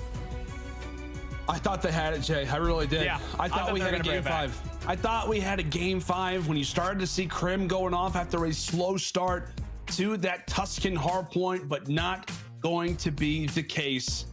Afro and the boys from Ravens will walk away with their first victory here at our Major 2 qualifiers, and the story remains to be the same for the Subliners. You saw a moment of hope, right? You saw that little glimmer of light in the control where they come on that, on that attack. They win the round 5, and you think maybe there's a chance, but the hardpoint struggles continue to be there. We'll bring back in the desk. Guys, what a series, right? What a series it was, but hey, we leave basically thinking the exact same thing. New York cannot win hard points. London, despite the substitute, are still on top. It's crazy. 0-12, man. It's crazy. That's pretty bad. Yeah, you know what? Let's actually go ahead and talk about that for just a second, because the first time around we saw New York face off against London on hard point. London smoked them. Like, New York got clapped. The second time around, it was a lot closer, though. Yeah, it was a lot closer, but it's still bad, right? Like, this New York team, I mean, they bring back in Neptune, and Neptune didn't play that bad throughout the series, but there's just these moments that are just terrible for New York. I mean, we were watching on that P1, and we saw all of New York get set up, and they just jump out. HyDra and Neptune die at the exact same time. They lose. They started off on church side as well, so it's like they lose the favorable side for P2. They're just making so many mistakes. Then going back to the Gav on map 1, when they had P2, they had the spawns, and then somebody pushed up a little bit too far. They flip out, and now they're spawning Cliff. So going into P3, they're just the odds are stacked against them. They keep putting themselves in these tough positions to go down in these maps, giving the other team control throughout the rest of the hard point. And the mistakes continuously happen as well, but it's hard to recover when you get to that spot. But we did see the possibility of good teamwork when it comes to this squad, right? We saw Crim and Neptune hitting through field side for church, okay? Yeah. Neptune plays the bait. Crim's find one in the back. You got, you got HyDra and Clay in the front. They collapse onto the site. They're able to break London. Now, to be fair, London instantly breaks them back. Yeah. But it's a testament to what this team could be capable of, though, right? Because New York has yet to have proper practice with a full roster for the amount of time that most of these other ones have. They've been hot potatoing, right? Well, London also did bring in a substitute, so it's the same situation. They did bring in a substitute, but the role they play is incredibly similar. Paul, he got kind of put in a blender in that Gavoo to control, okay? So I don't think it's completely chalked for New York. I think they just need to stick to a dang roster. Yeah, they're going back and forth trying to figure out success, bringing in players, swapping them out. I think this team is absolutely chalked. 0-12 in hard point, you're not going to get to championship level from there, right? Even if you get a little bit better and start winning a couple of them every other series, I don't think they're getting to that level. But let's check out the Scump play of the game. Let's go ahead and check out the Scump play of the game from Afro, where he got a beautiful 4K. And aLLeY, when it comes to Afro and just the plays he makes, he's so explosive, he's so patient, and he always capitalizes after the kill. He is one of the better SMGs. He is an aggressive route man, and he always picks up 2 or 3 and breaks hills seemingly by himself, as we saw here in the Tuscan hardpoint against New York Subliners. Afro has been so consistent across the board. When it comes to respawn, he is such a good fit for this team. And this was such a huge play, too, because Neptune gets a 2-piece front church and then goes in to try to get the trade on Afro, knows where he's at, and Afro kills Neptune, turns around, and then kills Crim as well. It's like, those are like the big-time plays that you need to, you know, steamroll a team, and he gets the big kills there, they get the rest of the time, and smooth rolling. Yeah, and Afro's just consistently great. But what we also have is a game field post-victory spotlight with the one and only Zero. The man that was tearing it up all day in Texas, and he was insane. Zero, congrats on the win. And this is our first time talking to you since your 3rd place finish at the CDL Major 1. And I have to ask you, man, what are your total thoughts about that? Because you guys came into that event just under the radar, and no one expected you guys to pop off the way you did. I mean, no, I don't expect anyone to think we're, you know, unreal. We picked up 3 challenger players, but Marcus was there last year, and everyone respects Marcus, and, you know, he's an unbelievable player. And coming into the first major, we know what we could do. Everyone saw it online. It's about producing it online. You know, and this guy right here, this guy right here, I hope you're doing well. We love you very much. And I hope he comes back better than ever. But to get top 3 at the major when our star player is not doing the greatest is a great feeling. And I'm happy with the way we played. Trey, what's it like playing with Paul X? Talk to me about this guy, because he put on quite the performance for you guys. What was the preparation like? And then in the match, how did it feel? Listen, the preparation wasn't easy. It wasn't quick. I was a horrible teammate that series. Honestly, I was just trying to stress it to everyone, and you know, I apologize to my teammates for that. I wasn't a very good teammate. I was just trying to do the best I could to keep everyone in check. But playing with Paul's unbelievable. He's a great player. You know, it was perfect swap, him and Joey. You know, all we literally said to Paul was, bro, come in here. We're a run and gun team. You know, the stats say that.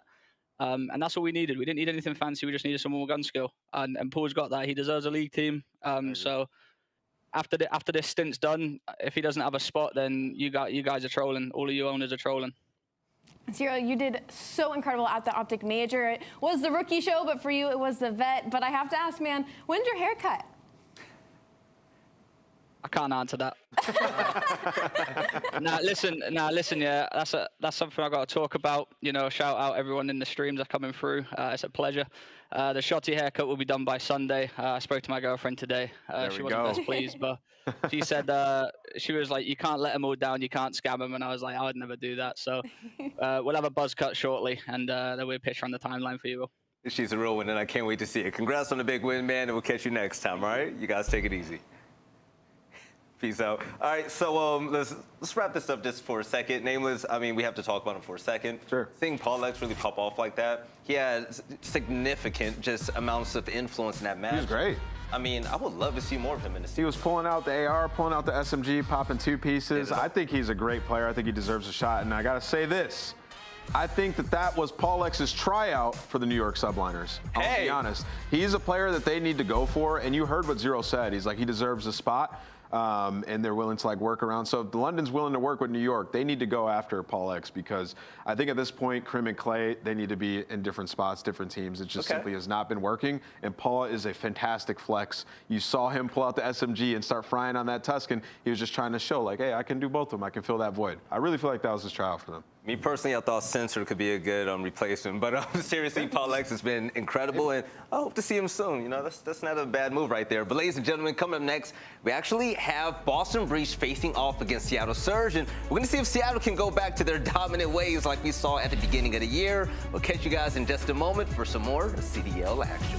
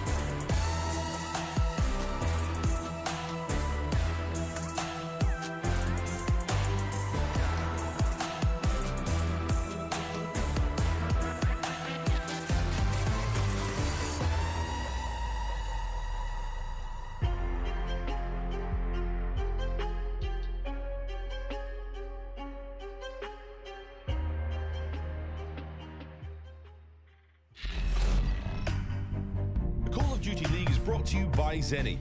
Armor your eyes with Block's gaming glasses starting at $24 by visiting zenny.com/CDL. Upgrade your game with a Scuff, the official controller of the Call of Duty League.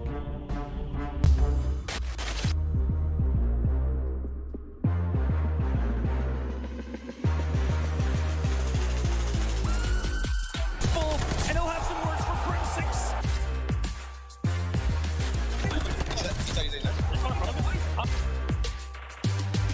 Forcing the issue on the flank. He's inside the bait.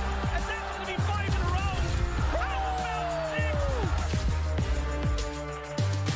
6? The fetch button. There's 2, there's 3.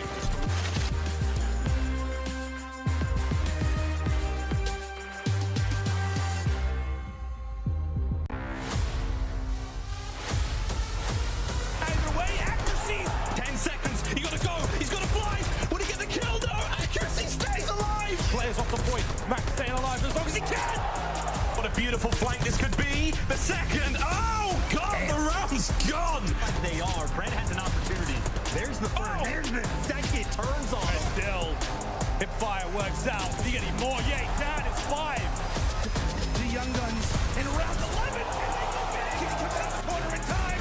And you bet he will. That's it. Take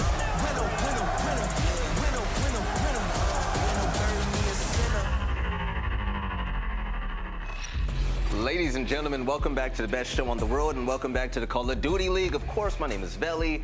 Always I'm with aLLeY and Nameless, but for this matchup right here, I'm so excited to break it all down. And aLLeY, I'm gonna have to ask you about this one, okay? When it comes to these two teams, the Boston Breach and Seattle Surge, what storyline are you most interested in? Ultimately, is it the upswing of Boston or Seattle actually being good again? That's exactly what it is. It's a team on the up versus a team on the down, and it's just which one's gonna stop the other in their tracks. Yeah, and Nameless, when it comes to the game field keys of victory, I mean, Seattle, they haven't won in a very long time. What do they have to do to get that dub today? Yeah, they have to work on the hardpoint fundamentals. 4-7 in hardpoint despite having a 1.01 KD. There's 3 maps they have a negative record on, and between Berlin and Gavutu, the AR maps, they haven't won a single one in all of Major 1 or Major 1 qualifiers. So maybe Major 2 qualifiers would be a different story. It just feels like Pred is sort of on an island. The team doesn't play together and get those trades as they're pushing up to gain map control, which is why they've been losing these hardpoints as of late. And then take more advantage of the First Bloods. 3rd in First Blood win percentage, but they're 10th in 4v3 win percentage. So they get that First Blood, whether it's communication or somebody going rogue, they're losing the round still, so that's not great. And then take advantage of a plus matchup on map 3. Boston is last in round win percentage. They haven't been playing that great in control, but they have been improving on Tuscan. So Seattle still does have their work cut out for them if that's going to be the map. That's number 3. And taking a look at Seattle's keys of victory, let's see if they can apply, because Boston is surging right now with a phenomenal performance at Major 1. And going against Seattle, what are going to be their game field keys of victory? Well, they got to build off Major 1 momentum. They have surprised top 6 finish. They took Toronto Ultra to map 5. Toronto Ultra, again, they have been the 2-3-5 team. They've been a top 4 team all across the board. And for Boston Breach, it was this giant question mark. They were newer in the league, and it was kind of like, where are they going to land? Well, they placed top 6. And of course, Vito, Tuscan, hardpoint. Seattle is 3-1 on Tuscan, 1-6 on non-Tuscan hardpoint. So play to their weaknesses and your strengths and win the first battle in SD. 9th in First Blood win percentage, 2nd in 4v3 win percentage. So if they get that First Blood, they are incredible at converging it right away. Well, one of my favorite keys of victory is the fact that Nero is a landimal, and hopefully he could keep it up in this game right here. But it's about that time for Miles and Chance. Fellas, I miss you so much. How are you guys doing today? I'm still a shell of a man. I've gone from person to chrysalis after that crazy major, but it feels good to be back, friends. I cannot lie, you're looking magnificent. I got you all over my big screen here, but Charles, how are you doing? It's just been me talking for the last 10 seconds. How are you feeling, baby?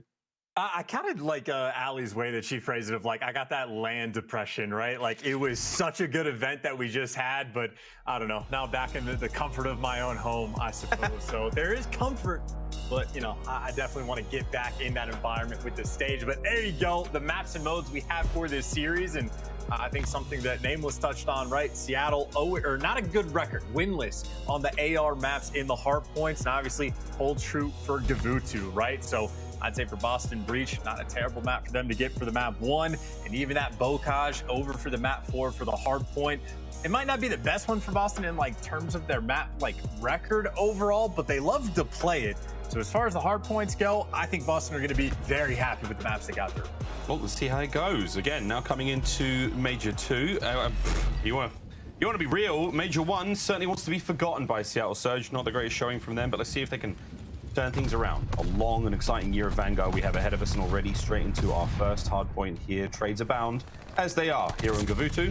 But a big Capsidal clearing out the outsider ring. Now looking at a Boston breach hard point. Seattle on the break, trying to make their way back in this one. But Chance, big cat with a 2. That was like a perfectly symmetrical opening break by both of these teams as well. But hey, you get the edge on P1. It is an incredibly difficult hill to break. And I'd say for Boston, just to get that ball rolling, this is exactly what they want to have. They got a nice setup. Cap's got the nice angle. Not able to win that gunfight. And, well, that's going to set the next set of gunfights into motion. And honestly, that looks like just a clean and easy break for Seattle. So they'll be able to balance things out just a little bit before hitting that rotation. More gunfights come through, and Boston trying to chow it individually.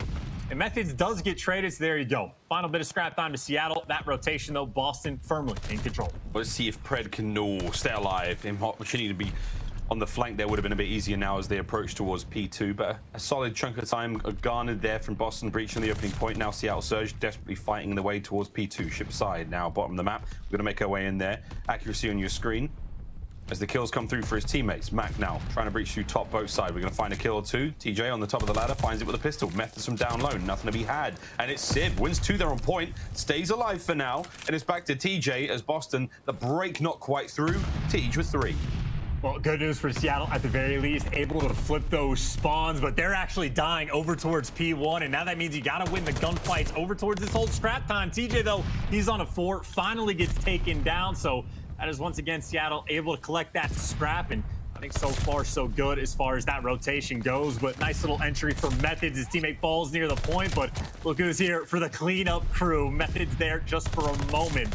And Scrappiness over towards his actual point. Nero, though, barely able to stay alive with 4 HP. So Boston doing a nice job just trying to bully these players out from the front. Oh, a big win versus accuracy there from Nero, holding the hold point down. Here comes another hit as the remaining members of Seattle Surge trying to get on point, and Nero's going to find him again. That's going to be 3 in a row. Snap straight back in it. Accuracy, second shot now. Another swing into the ring. He goes, but the tags are there. Nades coming through. Nero doing a magnificent job of staying alive. Ring control remains in the hand of Boston Breach. You should be able to keep Surge out of this point and keep them from getting any this time. 30 seconds remaining here on second.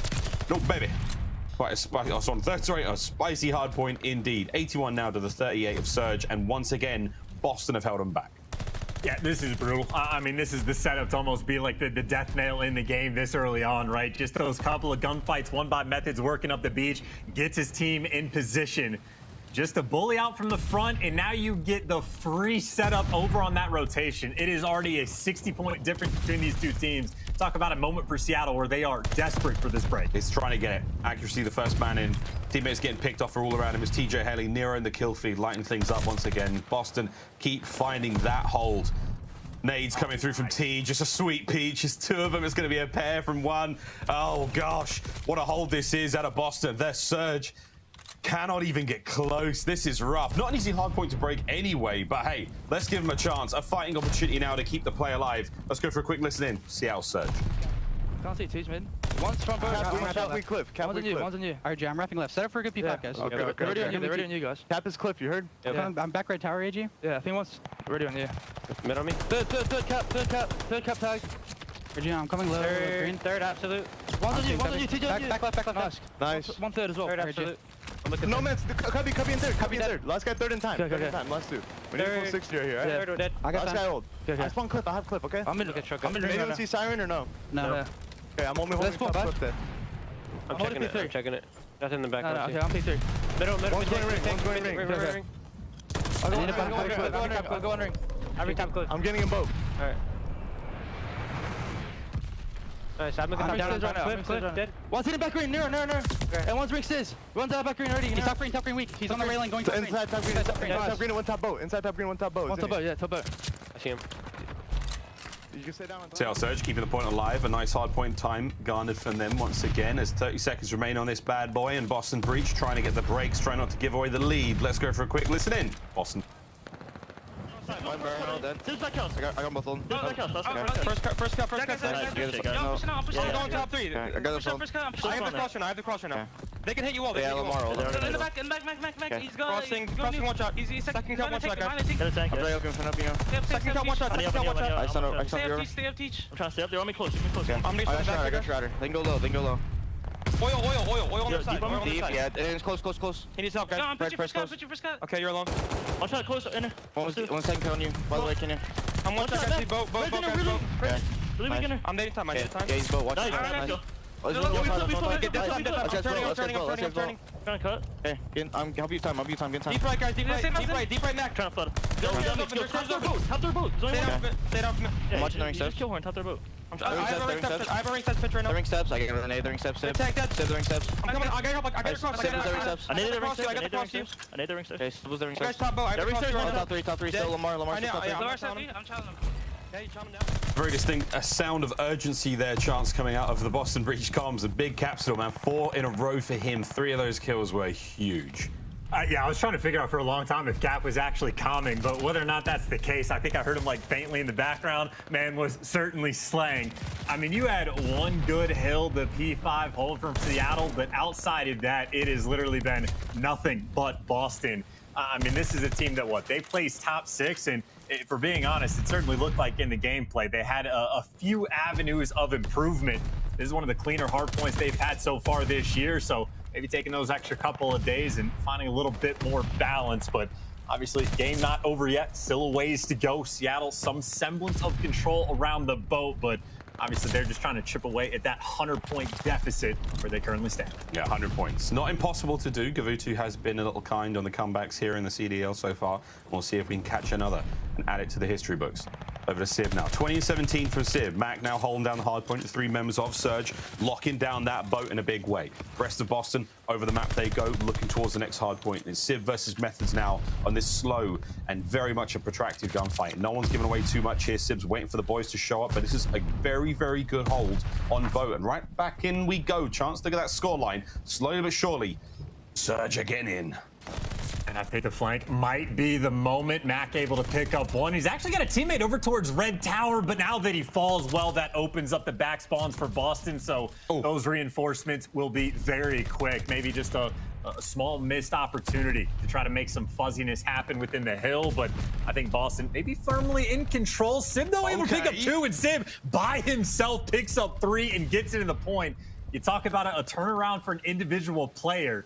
I mean, Sib right now leading the lobby, frankly, just needs a little bit more help from his teammates in Seattle. Maybe have an avenue back in this game. Okay, we're starting to see things heat up a little bit right now. This may be the fuzziness we're talking about, and it's going to be kills coming through from Pred now. 8-16, uncharacteristically slow out of the young Australian in this matchup, as there's a counterpart Sib, though. 23-19, he's frying.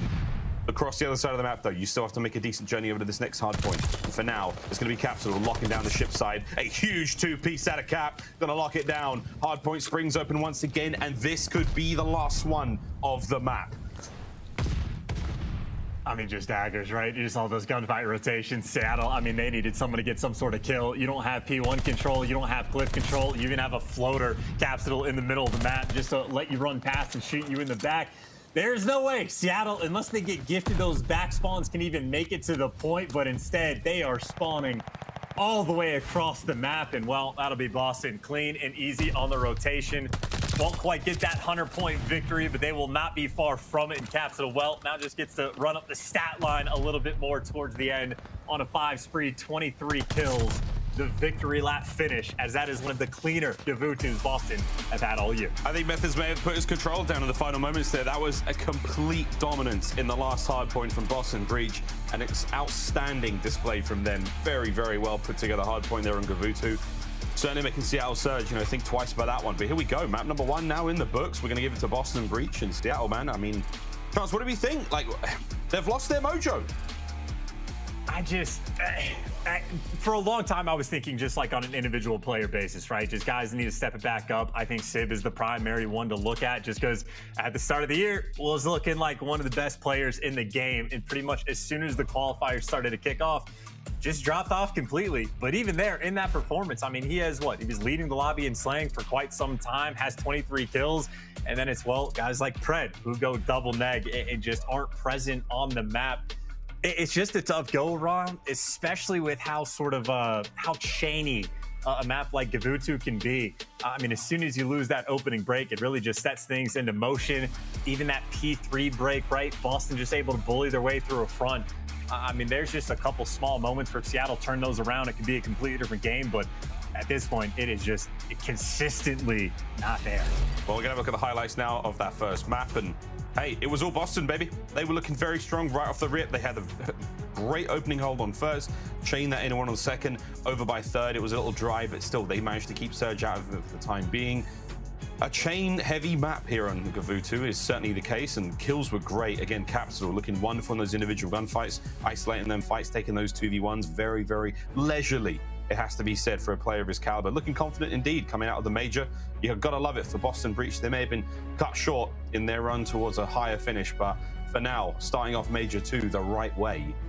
Boston Breach taking that map one chance. And as we roll into the Search and Destroy, again, Pred's performance for me is definitely what I'm a bit worried about. Looking towards that, again, that's double neg. It was like 8-20, like a very, very rough look out of a extremely exciting submachine gun player here in the league. And look, I mean, you know, it's Gavutu. If you're not having a good time, your SMG player is definitely going to suffer. But I mean, even a couple of moments in these highlights, again, especially that P3 hill the first go around. I mean, just passive, like no one from Seattle able to win those AR gunfights. Like Boston just has that like cakewalk to the front of the hill. I mean, it really just is a bit of a tragedy. And also say, by the way, as far as P4 goes, I know it's not going to happen until the year ends, but I want a coach sit down and explain to me exactly how those back spawns work, because I was thinking towards the end, Boston left it open, but it never came through. Meanwhile, you have teams like Atlanta FaZe that will leave it open and force it and set up for those spawn traps in the back. So I certainly don't have a clear-cut understanding of exactly how it works, but definitely something I'll keep my eye on as the year goes. But towards Desert Siege week goes.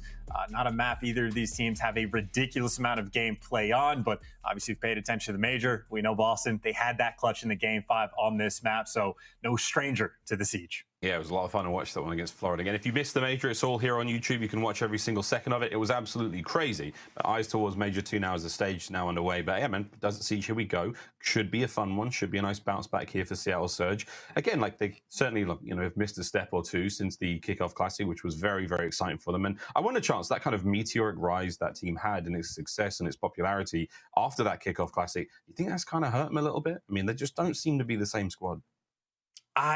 It's going to be one of the most wild things to look back on, right, for Seattle, because you think that would just give them all the confidence that they would possibly need going into the qualifiers, and it just seemingly made zero bit of difference. Like, they got the win over, what, Atlanta FaZe, one of the earlier matches that they had, and I think that's when you look back on and you're like, okay, I know FaZe is going to make the progression and eventually probably overtake this squad, but not like the rest of the league in its entirety, especially for Seattle, that, like, final loss they had against Paris. Like, that just feels like a dagger in the team, especially when Paris is coming fresh off of like a roster move. So I think it's necessary for them to get the bounce back. Like, if you don't have some sort of turnaround in stage 2, and, you know, normally I'm one that tries to like stave off roster moves as long as you possibly can. But if those struggles continue, that might just be a very early possibility. It's a scary thought, but hey, there's a lot of talent out there. And we will see. Again, challenges players abound. Keep your eyes on these rosters, friends. They won't look the same by the time champs rolls on through. Here we go, though. Desert Siege, map number 2, loading in right now. Again, both teams, not a crazy record in this one, but looking at their stats, Chance, a little bit more interesting. It's, again, more data accumulated, more accurate predictions available. How accurate are yours? Don't forget to get your pick'ems in.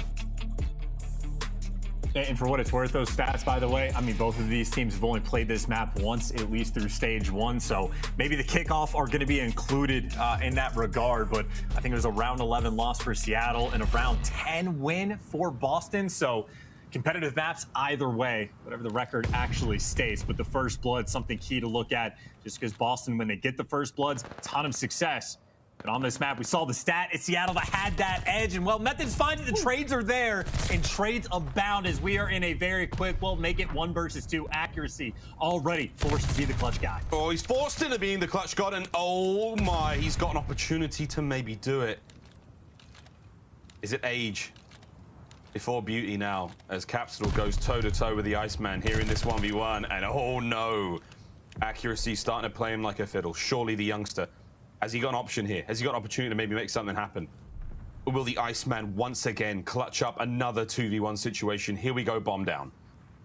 Well, he gets out. I think Cap is going to cut off the back train, so he knows what angle he has to work with. So right now, that information battle certainly in the hands of Cap. And accuracy, he's playing such a deep spot. The Cap there to hunt him down. Just clears off after the bomb plant, knows what direction he is to go, and hey, he got the MP40. Just fly and go get that, man. So no clutch for accuracy, at least not in round one. I wonder if the teammates were like, it's Lamar, it's accuracy. And I wonder how Capsidal felt about that. A player with a long-standing reputation for winning situations like that. Nice opening there from Boston Breach. And, I got a little nervous, not gonna lie. Once he got those shots in on the cross, I was like, all right, man. Accuracy's gonna do it again, but hey, we will see. Another round up now, 2 in the first there from Capsidal. Great stuff out of him. Let's see what Boston now do on offense. We're going to get a couple nades probably on that back A plat. Number 6, accuracy, the player likely to get tagged. Nothing there to connect. And you see the idea, right? Try to get TJ to get him with the gun, the nades to get him a little bit weak. But that play does not pan out. Accuracy just too safe in the back. And I think the bomb's sort of leaning towards B. But obviously, if you got number 7 on the minimap, Mack, I mean, he's back there ready for this push. Not a lot of openings right now for Boston. Yeah, you see the minimap there. Mack gets the first shots out. Nero actually winning that gunfight at long range. That's a nice first blood now. The Seattle Surge now got to do what they can and now pick up the pieces. Oh, baby. Sib getting involved. Can't quite get the second. TJ's going to have the better of him there in the 1v1. Now it's a 3v2. Oh, Pred makes it a 2v2. He now gets involved. So, bomb plant at a B. TJ will get out with his life for now.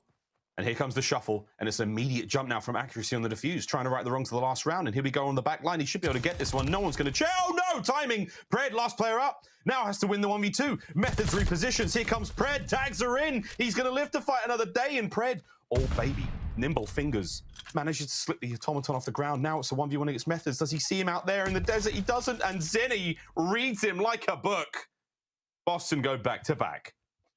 And a very good stun from Methodz as well, right? Pred, as soon as he was starting to heal, the stun lands on him and just keeps him there at 2 HP. So, frankly, just not enough time, right? If it takes the 5 seconds to get back to full HP, 4 seconds go by, stun hits, you got to wait the extra 5, and that is just stripping away 8-9 seconds off the clock and making that clutch very easy for Methodz towards the end. So, efficient work, good bomb checks, no funny business coming in from accuracy. They take them off the defuse, and I think that is 2 near clutches for Lamar that Boston stave away, but opening break accuracy again for Seattle, able to find that first blood. But again, trades abound. Yeah, trades abound. And again, you haven't seen Seattle manage to make too much of these first bloods, but it's going to get ugly real quick. Oh my God, Capsidal. This could be another 2 out of him. Capsidal!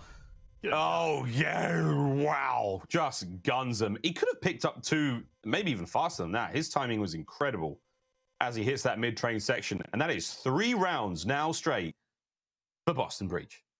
And this is like the full send game it's looking right now in Desert Siege. I mean, literally just trades on trades, people taking gunfights. No one has any fear of falling. But I think towards the end is just the aggression from Boston that's on point. I think so many of these situations, especially once you clear out A, you expect someone on defense to just be like posted up in the deep back right corner of the map, like behind the tower watching B. But if you're on defense and nobody's stacked up there, you can be quick for the retakes. Boston certainly was, and now their turn back on the attack. Make some noise at A, and this might be a quick rotation. They bullied out Mack on defense last go around. Might be the same play call here. Mack's in a slightly different spot this round. A little closer towards the center of the map. He has teammates to back him up. That's going to be Sib now with that snipe once again. A little bit of a buff in the most recent patch notes there, of course, for the Kar 98K. As the opening salvos go out, no kills, not a lot of damage dealt. We're still playing footsies under the table right now between Breach and Surge. And again, I still think this play call is just, trying to deal with Mack. Methodz was looking for the gunfight, but he didn't quite have the angle, and that bomb planter is going to fall. Now you have less than 40 seconds on the clock, and you got to pick the bomb up, and you even have your wide flank covered, right? Accuracy is out or A. He's sending Pred to go hunting.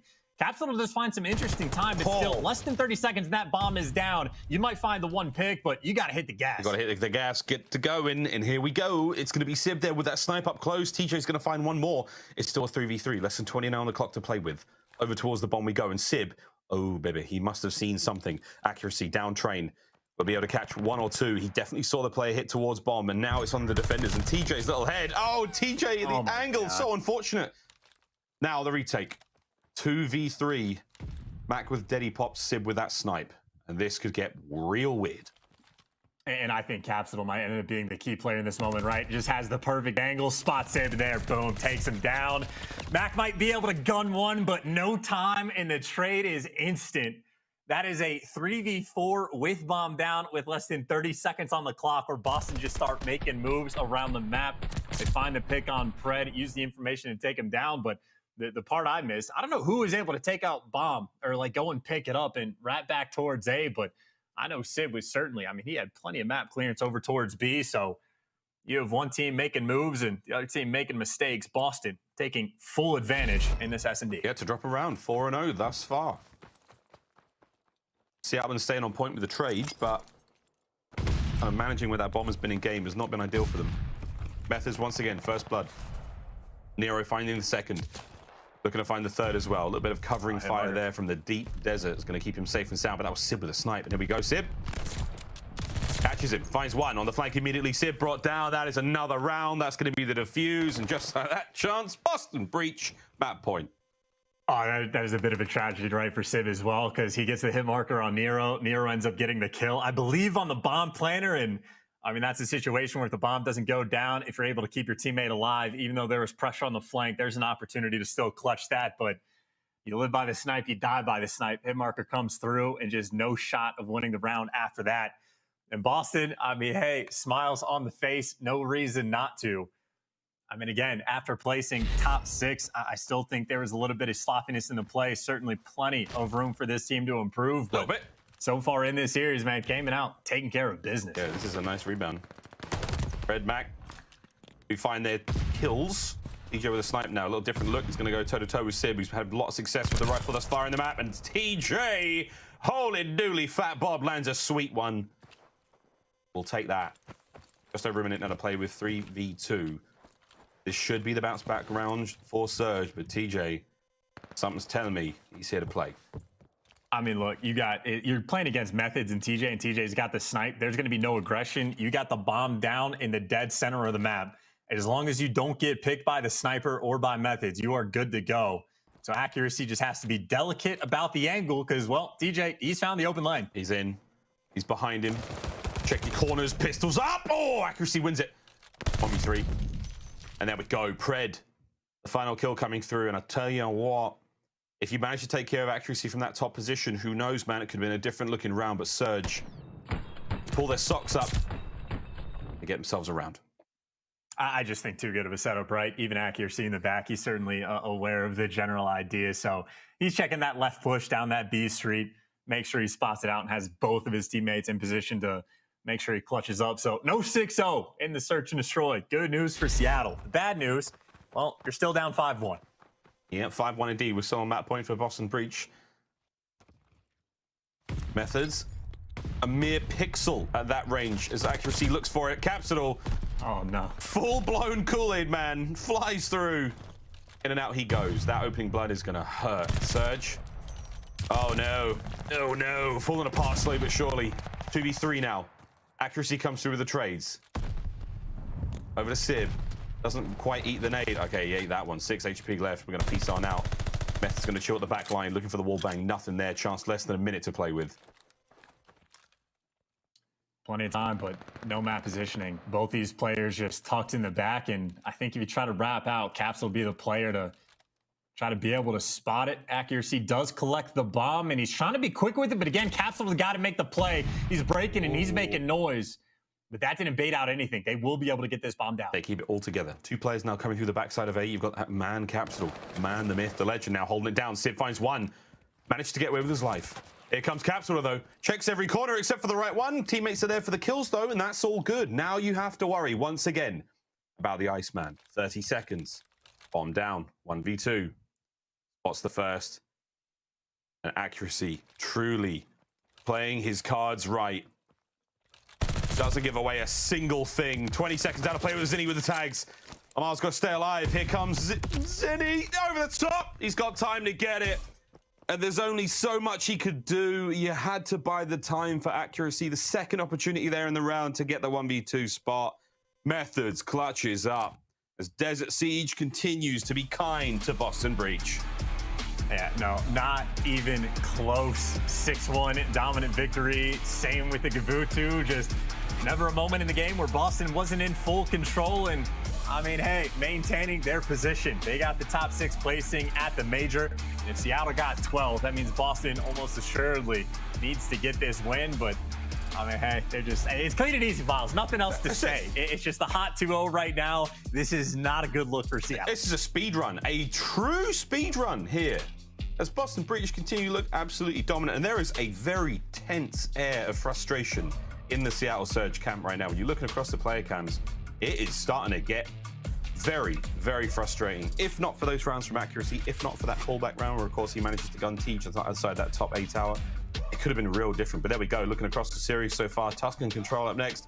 Dare I say it, that Bocage Hardpoint and Tuscan Search and Destroy, I don't know if we're going there, Chance. It ain't feeling great.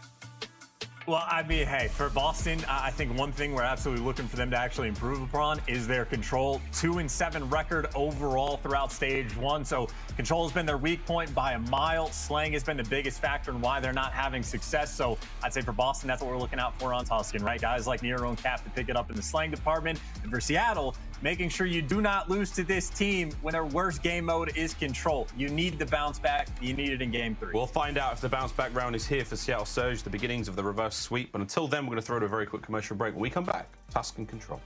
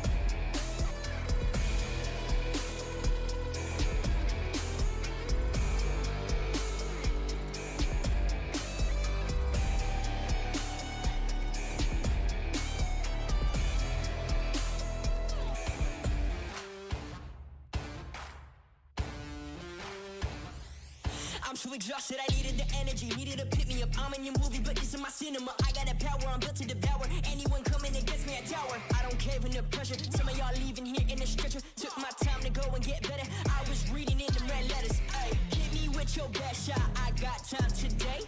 Feeling like a matador with that Red Bull. Oh, no, you can't stop me. I'm running my own play. For the game win, I can't pin anything that gets in my way. Been here, done that. You all know what we came for. Been here, done that. You all know what we came for. Energy, energy, energy. I need that energy, energy. Energy, energy, energy. I need that. Been here, done that. You all know what we came for. Been here, done that. You all know what we came for. Energy, energy, energy. I need that energy, energy. Energy, energy, energy. I need that energy, energy. Been here, we done that. We done that. You all know what we came for. You all know what we came for. We been here, we done that. We done that. Energy, energy, energy. I need that energy, energy. I'm in the game like EA. Been in my prime since pre-K. Shooting my shot from long range, going over heads like a toupee. Treat every day like payday. Y'all been living so mundane. My work week is Sunday to Sun. Oh wait, that's every day. Putting in overtime, punching the clock, I'ma get what's mine. While everyone's sleeping, I'm living my dreams. I got a coin that's so divine. Lord, take the wheel like 10 and 2. I'm losing energy, I'm overdue. I've been on the top ropes, hitting my pros. Watch me hit the power move. Been here, done that. You all know what we came for. Been here, done that. You all know what we came for? Energy, energy, energy.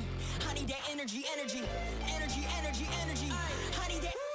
Been here, done that. You all know what we came for? Been here, done that. You all know what we came for? Energy, energy, energy. I need that energy, energy. Energy, energy, energy. I need that energy, energy. Been here, we done that. We done that. You all know what we came for? You all know what we came for? We been here, we done that. We done that. Energy, energy, energy. I need that energy, energy. Done that. You all know what we came for? Energy, energy, energy, energy, energy. I need that energy, energy.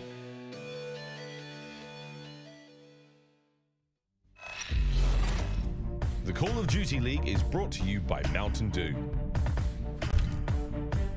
I think Seattle Surge could do with a do or two if they want to get themselves back into this series. Boston Breach have come out absolutely swinging, and it's been 2 rounds absolute ding to find ourselves here in the Tuscan Control. And here we're looking at Control across the top performance. This is just the matchup here, Chance. And hey, Mack has the statistical advantage, but right now it is looking to be Breach's series to lose.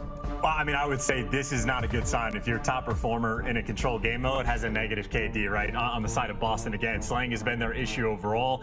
On the flip side, though, I know there's been quite a few, like, very closely contested Tuscan controls. I have quite a few memories of Mack being the guy that's, like, popping off on the defensive side of things, winning big 2 pieces, finding the big 3 pieces when he needs to collect them. But outside of those big performances, I know they've had a few games that have been down to the wire. You see Sid smelling his way potentially for that bounce back in the game 3. Slightly better record for Seattle. You know, Slaying the issue is for Boston. Standard stuff that we have so far. We'll see though, Miles, how it plays out. Because honestly, for Seattle, I mean, I'm very much concerned. Yeah, this is a tough one indeed. Again, opening up the road to Major 2 with this heavy roadblock. Not exactly what you wanted, but looking at Capsidal again, he's been having a very, very good time in this series so far. They're 2.07 overall, 84% of those being non-traded. Yeah, boys, an absolute unit. Let's see what they can do now here on Tuscan. Time in the lab. Not a whole lot of time, admittedly, between now and the last major, but let's see what they got. 4-man stack towards A. Body's on point. Well, that is one of the best headies in the game, but Mack does get traded. No flanks coming through. Couple kills for Boston. Hey, not too bad off the opening break. They even got a guy watching the flank off spawn just in case. And, well, maybe Pred, if he's taking the longest route of all time, might eventually try to find that moment, but it is looking like A point nice and secure, as quick as could be. Yep, 2 minutes 20 to work with now. Where will Boston go next? And the answer is back to spawn. Good shot set at Pred. Flanks on, finds himself one more, and there we go. That's what we want to see. The thunder from down under as the forecast does look to be a little rainy. There we go. Nero finally putting into that one. Bright skies ahead now as TJ keeps it going. Finding themselves a Mack. Over to Sib now, trying to stop the P5 push. TJ's up, flying on through. Good shots out of Sib. Nice wallbang there. FMJ needs to be on every single AR now, ladies and gentlemen. Absolutely ripping through the terrain here on Tuscan. And this is the interesting question, right? Like, this is the puzzle to solve on Tuscan Control. Getting A is not a problem. How do you actually get out towards B? Well, it's a double hit through P5. They are hunting Pred down, but even with the pace, you see the coverage is there. Sib is able to pick up 2, and damn, well, can't quite get the 3rd, but TJ knows, I mean, if even, like, one of your teammates falls, that almost makes it impossible to go over towards B, so you really just have to find a way to orchestrate that perfect push, but TJ keeping that positioning. His teammates are now back with him. You go again. Yep. If not for TJ, that whole push could have been stopped. Nero and Teach now making their way forward. Here comes the 2-man split. Onto the zone we go. Here come the kills. TJ and Nero finding theirs over to the plat side. Mack wins it. It's going to be all in a TJ. Force spree for him now. Staying alive in enemy territory. He's going to double back, try to find something. Just try to keep the defenders on their toes. And for now, on the tippity toes they will be. TJ finds himself 5 in a row and almost, there it is, gets alive. There we go. The run comes to an end, Chance. Seattle Surge, keep it together. I mean, I got to say, really nice job on the finesse game there from TJ, but as it stands, right? I mean, just now, no map pressure, no semblance of a control, and for Boston, well, down by 4 lives. So this is the defensive setup that Seattle needed to have. Again, the puzzle to try to solve for these offensive teams. Sib should know there's 2 players nearby, and again, lives matter a great deal. If he's 5-1, Seattle feeling fairly comfortable. Here we go. One more hit now from Boston Breach. 25 on the clock to play with. Here comes the tags. Pred picks up one. Over to the second. Nice shots out of Mack again. Oh, it's a beautiful 4 from Seattle Surge. As they lock it down, keep the B zone all safe and sound. This may be the last hit. Will Boston Breach invest the lives? 9 to the 17 of Surge.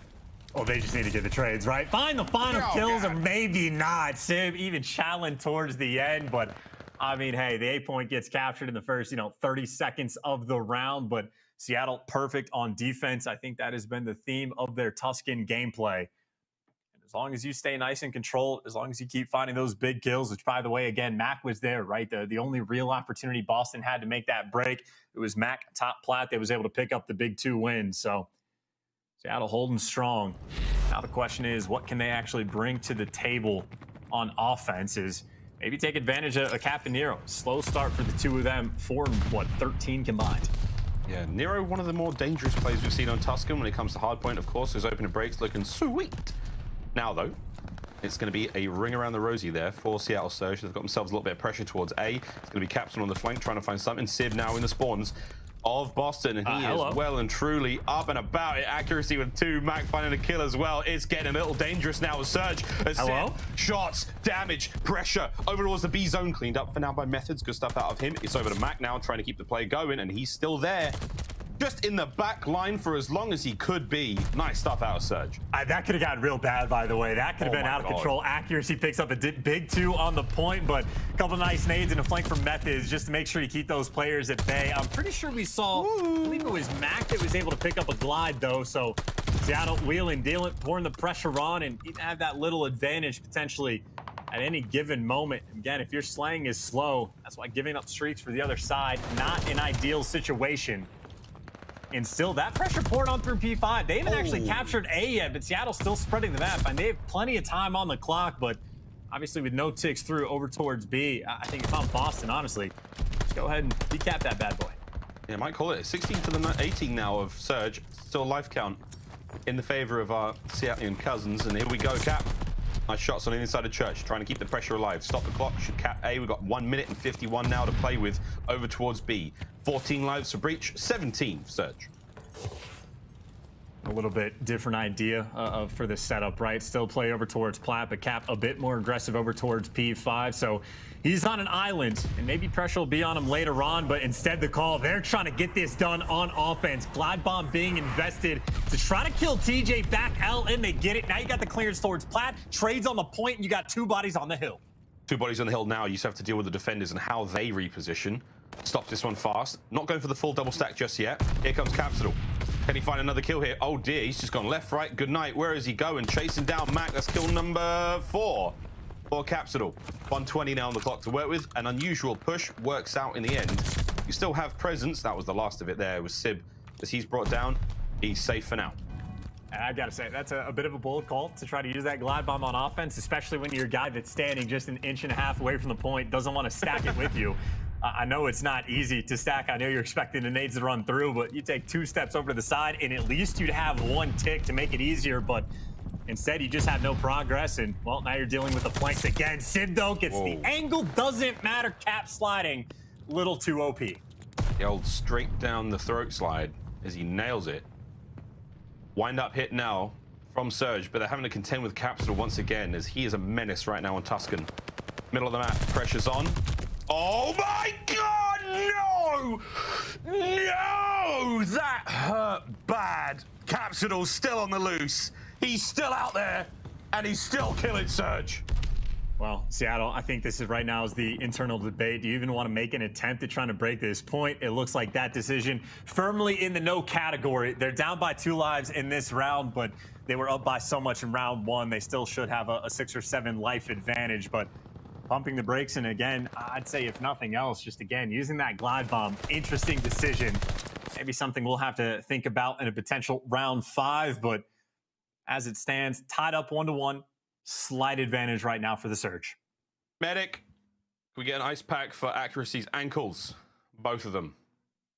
Snap clean. Quick refresh now from Seattle Surge. That was a tough one, man. Now Capsidal, I mean, last time we checked in with him, he was like 3 and 11. Where's he at now? 7 and 11. Okay, on the 5 spree. Turning it around. 3-man hit towards B, over to 1 on A, and that's going to be TJ playing solo for now. Here comes the hit through P5. Mack guns up. Fred's on the other angle. What are you going to get? Whoa, you're going to get a couple. Here comes Methodz. Kills come through. The spree comes to a close there, but Seattle Surge, you've only got 1 player left up on the field. Oh, it's a nice kill from Simp. Stays alive. Progress at A. That was a very nice kill from Simp. I don't know if he took him down through the wall or what the deal was there, but hey, take care of business. And on for Seattle, great read on the defensive end. Just stack up over towards B. There is no pressure to actually try to defend this A point.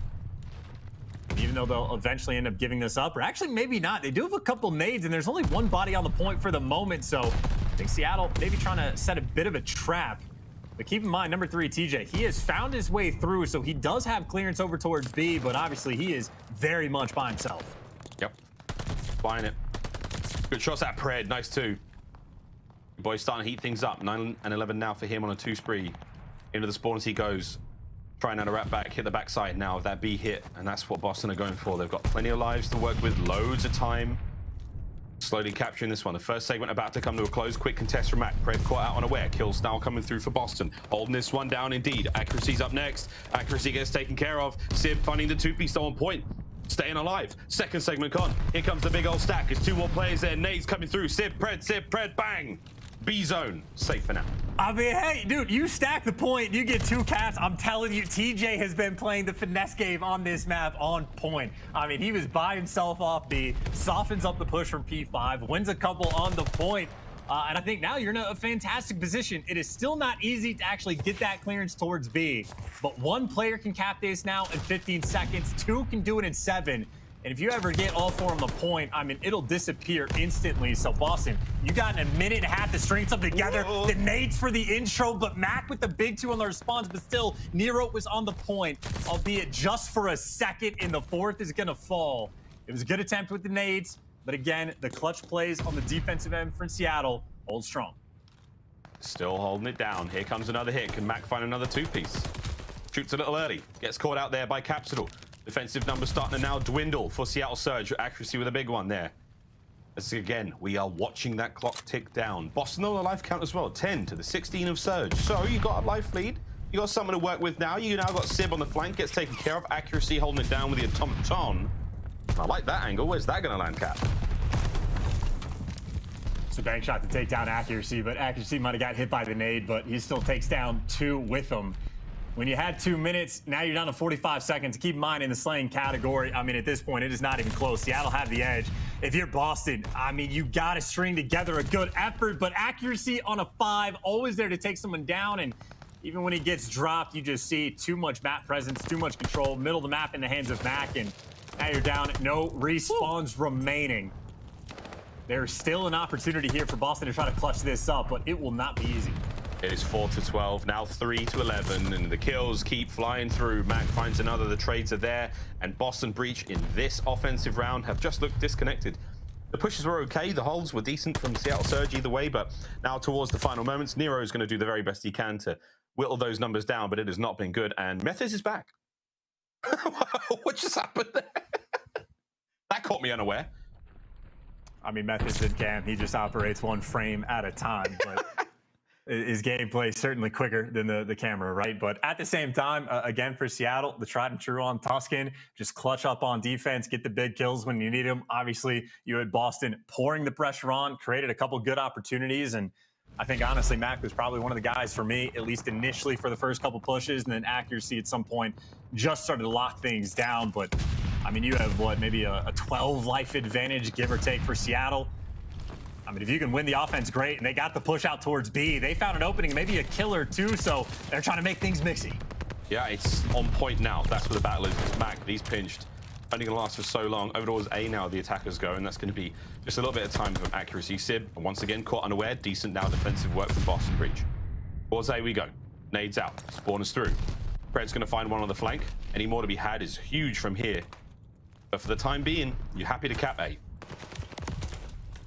Didn't check your corners. Boston's got 2 there. Again, I think both of these teams have really, not that this is a strange thing to expect, but just rotating and keeping constant pressure over towards that OE from B side to Make sure no messiness happens, but you have a massive flank coming on. Well, Mack is killing everything in sight. You got Cap that just rotated around the entire map to kill him. In Seattle, you see what they're doing, saying, screw A, we can leave one person over there. We'll try to keep pouring that pressure over towards B.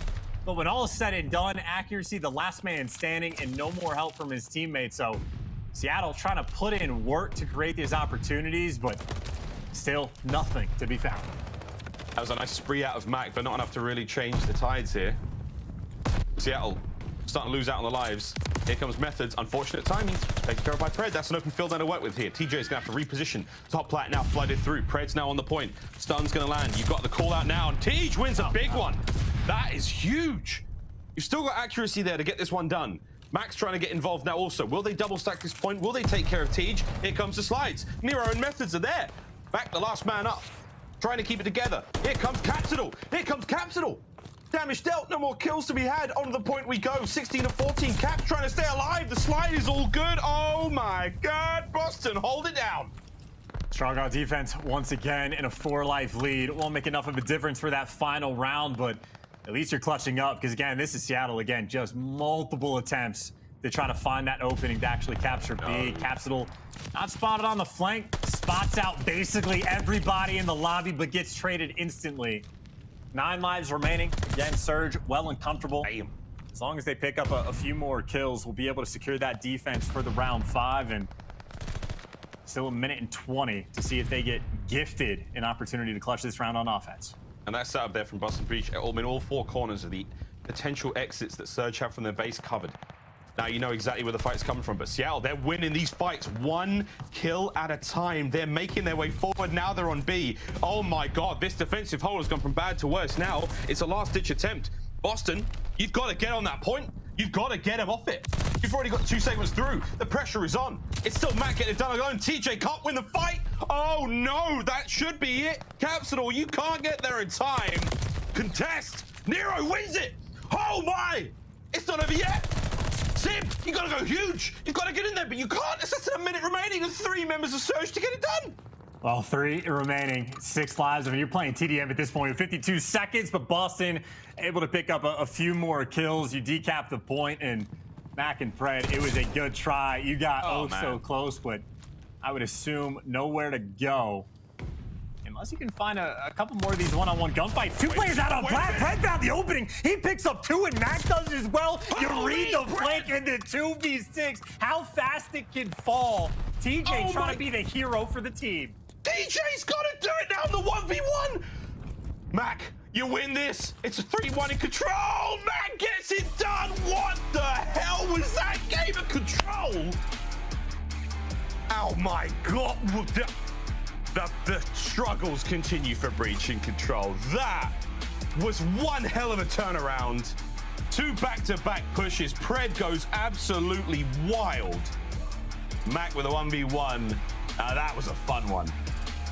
Yeah, no, should have been no way, but Seattle finding the cherry on top for that final finish, right? I mean, I trust them on defense for the round 5, but I mean, it was literally nonstop. I mean, literally from the opening break, they had 4, 5, maybe 6 different sort of like half pushes over towards B, constantly just pawing at it, see what you can do. And I mean, really just finding the plays towards the end, 2v6, you will absolutely take it, if nothing else, just to try to get some wind in your sails. But as stated before, right, your top performer in control for Seattle has been Mack. He delivers once again with 32 kills to his name. On top of that nice little clutch they're able to get for that final round. Still down in the series, but still with a little bit of life. I mean, I feel like that was the shot of life you sorely needed for Surge. We've got some highlights there, including that crazy spree towards the end. And man alive. This was your boy, Pred. I mean, look at the life count chance. Look at the time on the clock. How many segments remaining? No spawns left now for Boston. In we go. This is a 2v4. And Pred absolutely runs the show. Max in spawn. Look at that, son. The thunder from down under. Good God. And I'll be honest, I have no idea what the players on Boston, I don't know what the comms were like, but you have 2 players that you need to look at. And you have 2 players stacked up on Plat. Are you both looking at the same thing? I think Nero might have gotten caught YYing, but I mean, that is just simple mistakes. And again, we've mentioned it a few times already. Boston, obviously, the top 6 placement is fantastic, but you know, a little bit of sloppiness that at times needs to be cleaned up, and well, a picture-perfect moment of it there on top of just a nice little quad feed. Mack is able to deliver. That 5-3 was nice out of Mack as well. There we go. So, after what has been a rather disappointing opening to the series now from Seattle Surge, the 3-1 bounce back is on. And Chance, we go to the cage.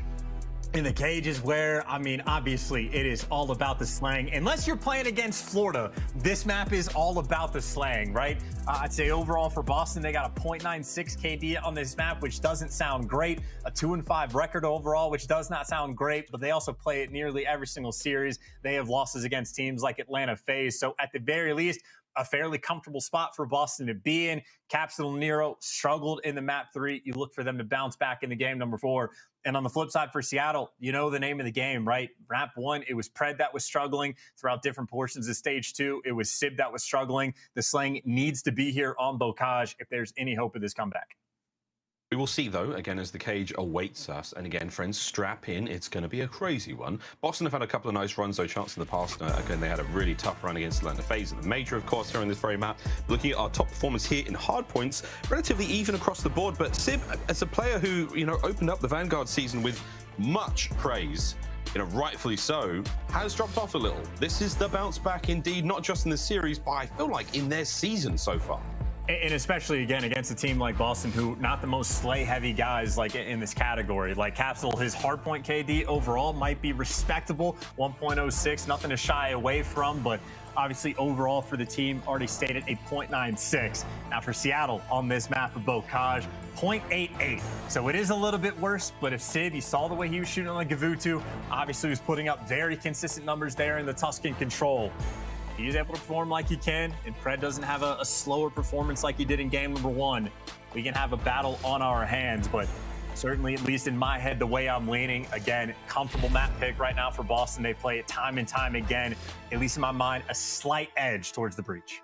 Yeah, a slight edge indeed, but right now momentum. We'll see if it stays truly in favor of Seattle Surge there. And for those of you wondering at that moment in time whether your feed had frozen or whether Sib's camera had frozen, no, the dude was just chilling. A true moment of deep contemplation before these matches start. Sib, we've talked to him in interviews, a very, very well-composed player, tries to keep his emotions and his wisdom in check when it comes to these moments in the game, and certainly needs it now. I think Chance is one way of putting it. They really need it now. Seattle Surge, a team that has gone from riches to rags very quickly here in the Call of Duty League. We're going to find the bounce back.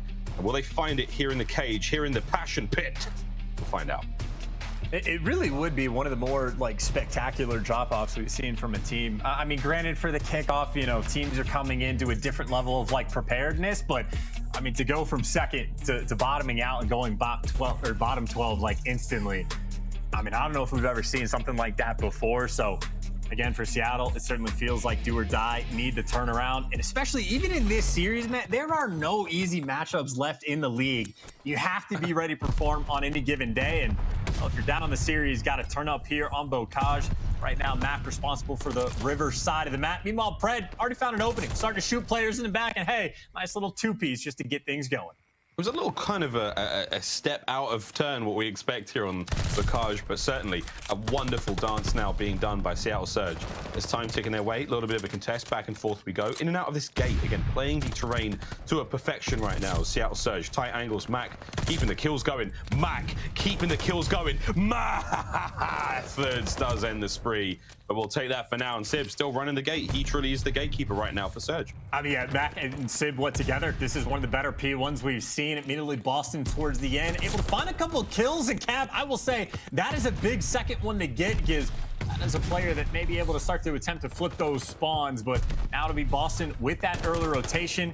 You see Mack on the mini-map trying to find a play. Maybe he just found it. He got to kill him back. Accuracy gives him the help. And well, for Seattle, I mean, somewhat running the show. Not quite able to flip those spawns, but they got the early control and Sib protecting his boy inside the point. This is a strong rotation so far from Seattle. Big boy comes Tej over the top. Tej lands it.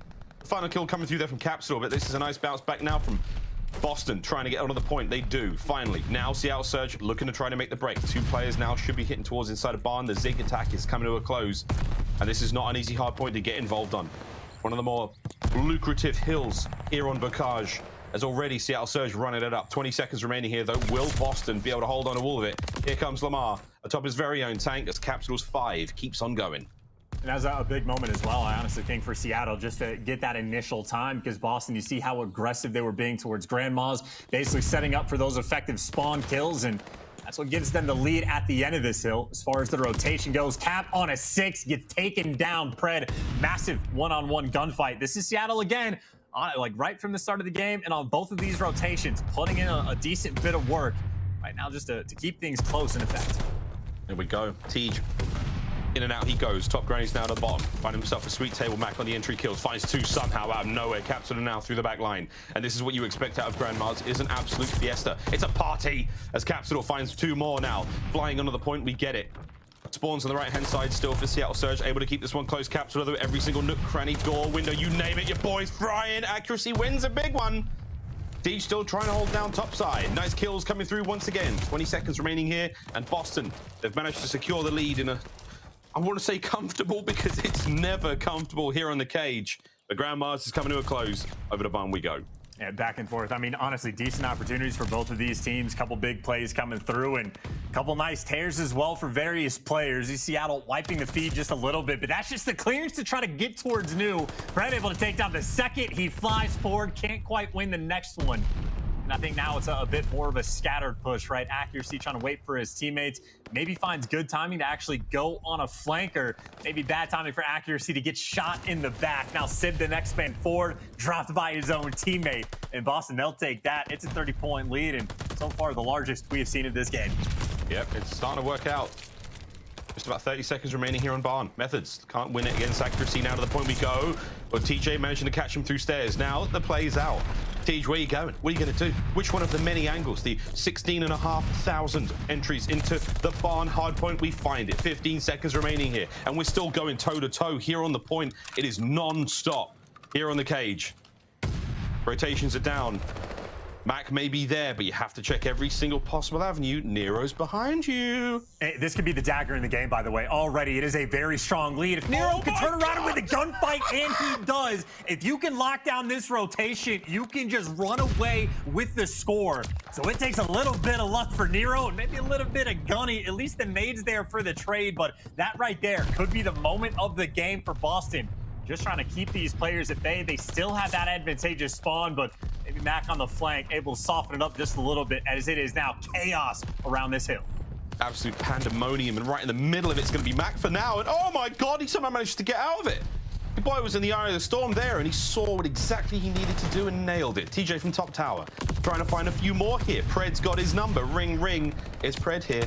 I'm going to collect these kills. Capsidal finally comes on through. Final play here over by River, and it has not been a bad hard point for either team. We should see the final few seconds now going the way of Surge. Mack's got to get this kill now on a Nero to look down. P2 for the next, and man alive, chance to cage. It certainly takes it out of you. But so far, Seattle mounting the comeback. I mean, even still, right? You have to imagine Seattle's going in that hill, maybe in the comms saying, hey, we locked this down, maybe get 35, 40 seconds. We're back in this game. Instead, at the end of it, off the back of that just initial play from Nero, well, you're still just working at a 30-point gap, which it might not sound like a lot, but believe me, on this map, it is quite a bit. Maybe the guns heat up just a little bit because Nero maybe having a slow one at 9 and 19. Something Seattle looking to take advantage of is, well, now it is just a battle around the barn, a battle around River. Basically a battle around everywhere but the actual hard point. It's so difficult to stay alive. It's so hard to stay alive. Methodz flying in. So difficult to stay alive. Capsidal flying in. So difficult to... Oh, no. Okay. Capsidal. I'm trying to find the call there, but it wasn't to be had. Yeah, boy nails it. Once again, kills coming through. Looking towards P2. Methodz now versus Accuracy. We've seen this many times already in this matchup now. Battling for spawns. Seattle on the back line. Methodz now on Co. Coming through the front side of the hard point. P2 is up. Stuns her through. This should be a good look now for Seattle. Can you flush Methodz off the point, though? That's the problem, as he is still floating. Accuracy, though, plunges him away. I mean, hey, he'll take that patience from Accuracy again just to strip away a bit of that extra time. By the way, Capsidal, he might be on kill record pace on this map. Maybe at least toying with that idea, but even still, right, a couple big wins from accuracy around the point. They still the clearance, trying to collect a little bit of that time. Wins another one up top, and, well, unfortunately for him, it is a team nade that takes him down. Still a 30-point gap between these two. Still Boston with those back spawns, and well, right now for Boston, just trying to fight for this scrap. Again, you can afford to do this all game long. 15 seconds left, and it looks like that scrap will be theirs just to keep that point differential the same. Stays the same for now. Over towards Grannies we go now. You've got Surge in position. It's accuracy on the ground floor. Methodz picking up the scrap, now making his way over and towards the next hard point. Mack with a reads on TJ. Riverside safe. If you can buy these kills up front, it gets you a lot of time in the end. Mack's now trying to hit the flank. This could be huge. First one comes through. Here comes the pinch. Mack trying to find these reads. Can't quite get any more out of it, but the damage is done. Here comes the play now towards the point. Pred's going to be the first one at the back. Shots are through. Team kill coming through from Methodz. It ain't a three-piece as he goes down. Hard point flips. Breaching control now. Kills come through, and it's all Boston. Even with the wide flank for Mack, I mean, they just find a way to get inside. Even Nero picking up two towards the end just to make it happen. But it's a wide flank again. You see a couple players going back and forth. Maybe the third or fourth team kill we have seen this game from grenades. This time it's Boston that get the short end of that stick, and it is still the exact same situation. This is why we say a 30-point lead on this map can actually be a bit of a difference maker, because Seattle, even when they're finding like success on these rotations, I mean, you could just afford to fight for scrap, and it has just been constantly 30, 35 seconds down as every single hill goes by. And back to farm we go. Nero heating up. Finding a couple more. Good teamwork coming through once again. TJ still alive. Finds the immediate two now. Dead nades out. Going to slow down the hit from that side of the map, as this is a good look out of Boston Breach. Locking down Barnside. Through the back lines we go now. Simp trying to find the entry. TJ says no thank you. TJ says no thank you. You will finally find one more from Pred there as the kills come through again. Pred and Mack get on board. Now you've got a bit of time for Surge. And I think what Barn has probably been the biggest difference maker in this game so far in favor of Boston, at least for this scrap, these final 25 seconds. Honestly, Seattle might be secure to get it, so talk about making amends just a little bit. Even still, though, they collect these final, 20 seconds in the game. They'll still be down by about 20 or 25 points, and look at the battle for scrap, right? You find a couple nade kills, you find a way just to get that little extra few seconds of contest, so that is Boston's game plan. As on this rotation, Capsidal, he is in between three players. I don't think they know he's here yet, and he finds that first one, just trying to keep everything as scrappy as possible, because he's just allowing his team to get the trade. All these tiny, tiny plays that add up over the course of the game, man. Bocage is an absurdity. It's a different kind of beast. Surge now locking this Riverside down. They've got a lot of presence in Grannies. Now they've got that hard point open. Look where Boston are coming from, though. And it does look like Surge are aware of this. They've got coverage now to take care of this push. Capsidal of those managed to sneak on through. He slipped in. The one variable they didn't consider is 37 and 22. Now he's trying to hit him in spawn. Try as you might. He gets it done. 25 here on the point remaining, and Capsidal has been the difference maker. Just the snappiest of gameplay right now. 39 kills again. Maybe not quite on pace for the kill record anymore, but honestly, you never know if he could go on a nice little tear towards the end. But either way, I mean, he has already eclipsed that 40 bomb margin. Talk about slaying being one of the biggest themes, honestly, for both of these teams. Whole Cap single-handedly delivering. That fight towards New, well, I mean, Seattle technically have cut away at that gap. Only a 20-point difference now, so the opportunity for this comeback, absolutely for Seattle, still present. Still present, still on, but Breach will not go quietly here in this series. Surge still fighting for their lives. Accuracy keeping the downstairs covered, and it is an absolute bloodbath here on P1. Our third time round. 35 seconds remaining here. And Seattle Surge, they've managed to keep Boston off the point for a while. They've pinned him in the wrong part of the map. That's not where Breach want to be. They want to make their way through mid, get over towards those tanks, and it is so far so good. Surge, finally being brought down to the point. No time to be had for now. And I doubt we'll go to the game clock. There's still a minute and 16 to play with here, but you have to look towards P2, keeping those members of Boston off of it. And that is the goal now for Surge. Keep them off, get towards next, and try to mount the comeback. Yeah, I mean, Pred wins a massive one gunfight on the rotation, but he doesn't actually get those squad spawns. So now he's got to play the cheeky corner, has to find this big two-piece. There's the first kill, but the trades are in, and it's Capsidal with 46 able to take him down. And, well, that at least secures those spawns. You don't have Barn in control, but Capsidal, he wants to get it. Take down that second one. But right now, it is Seattle still inside this hard point.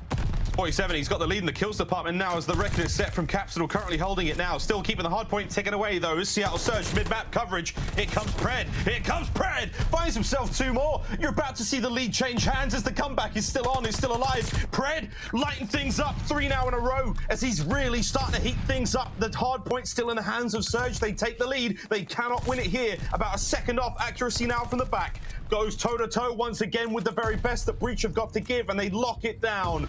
Oh, shots. It's not over yet. Hey, there's still plenty of time in this game clock, too. By the way, crucial nade again. Oh, just to strip away those extra few seconds. On rotation, Boston is here first. I think the final couple seconds on ult are going to Seattle, but Capsidal winning the gunfights. The 50 bomb already there, but he needs to keep it going. There is no greater hard point to have a showdown like this but the bottom of Granny's. It's only fitting. Here comes Cap. Gets himself a 4 spree. Straight on the time he goes. The lead has not quite changed hands yet, but this should be it. The pinch now from Surge as they set themselves across the sides of Røkkr, looking for that one sweet entry now into Granny's. And it could be number 8. It could be Pred. He's made his way in. TJ's locking the players down on spawn. 2 more remain there. And there we go. The lead has changed hands. Boston Breach now looking to get it done. Capsidal once again trying to find the entries. Trying to find one more here. Surge back in control of the point chance. It's 10 for the win. 10-second game right now. And now Boston, they're going to have to just try to flood through the front. Sib's got one angle covered. You got the map spread, but then the gunfights, they just walk through and kill everybody. Boston back in. Now it's 10 seconds for them. 10 seconds for them, 5 seconds for them. Cap's gone 54. He's gone absolutely Herculean now. Locking it down as Capsidal finds and kills. No more contest. Boston Breach, they were shoulder to shoulder in there. And try as you might, Seattle Surge, the comeback was not on. What an effort it really was in that final map. But Capsidal and Boston Breach get it done 3-1. Røkkr does not disappoint.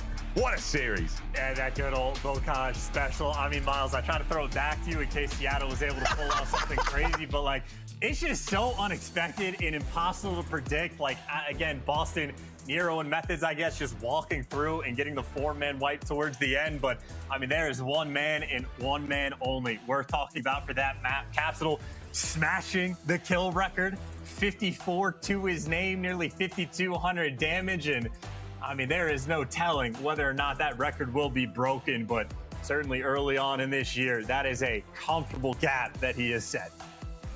Drops to 5K as well. He and Sib both dropping that 5,000 damage. The final moments of this hard point. It all looked so clean for Boston Breach for a while, but the breaks come through.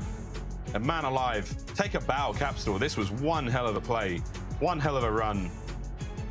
As again, look at how tight this was. Again, spawns for Boston were not good at either chance. TJ just spawned like back barn. Yeah, I mean, this is the moment. You get a 4-man wipe. Pred, I mean, he's going to fall, but they should know exactly. You got 2 players coming through like the A site. Sib is here to lock down Kitchen, but then everybody inside the hill and even number 6 accuracy loses the gunfight from the players at gate. And I mean, it's just Nero walking through and picking up the big 2. So, I mean, you get a 4-man wipe. You only need 12 seconds. You know where the pressure is going to be coming from, but that kills column in the slaying category. Boston just flipped that switch right at the end. And honestly, in a certain way, I mean, Castle might have gotten 54, but it sort of felt like they stole the game in those final moments. 5-second difference there really makes it all. And that was an unbelievable hard point. But overall, not a particularly strong showing from Surge, especially in the first 2 maps.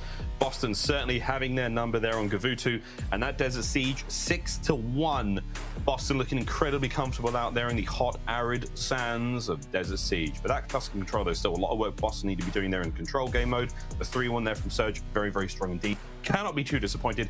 Man alive, chance. What a series, baby! We're still the second series. Great desk, save us! Save us!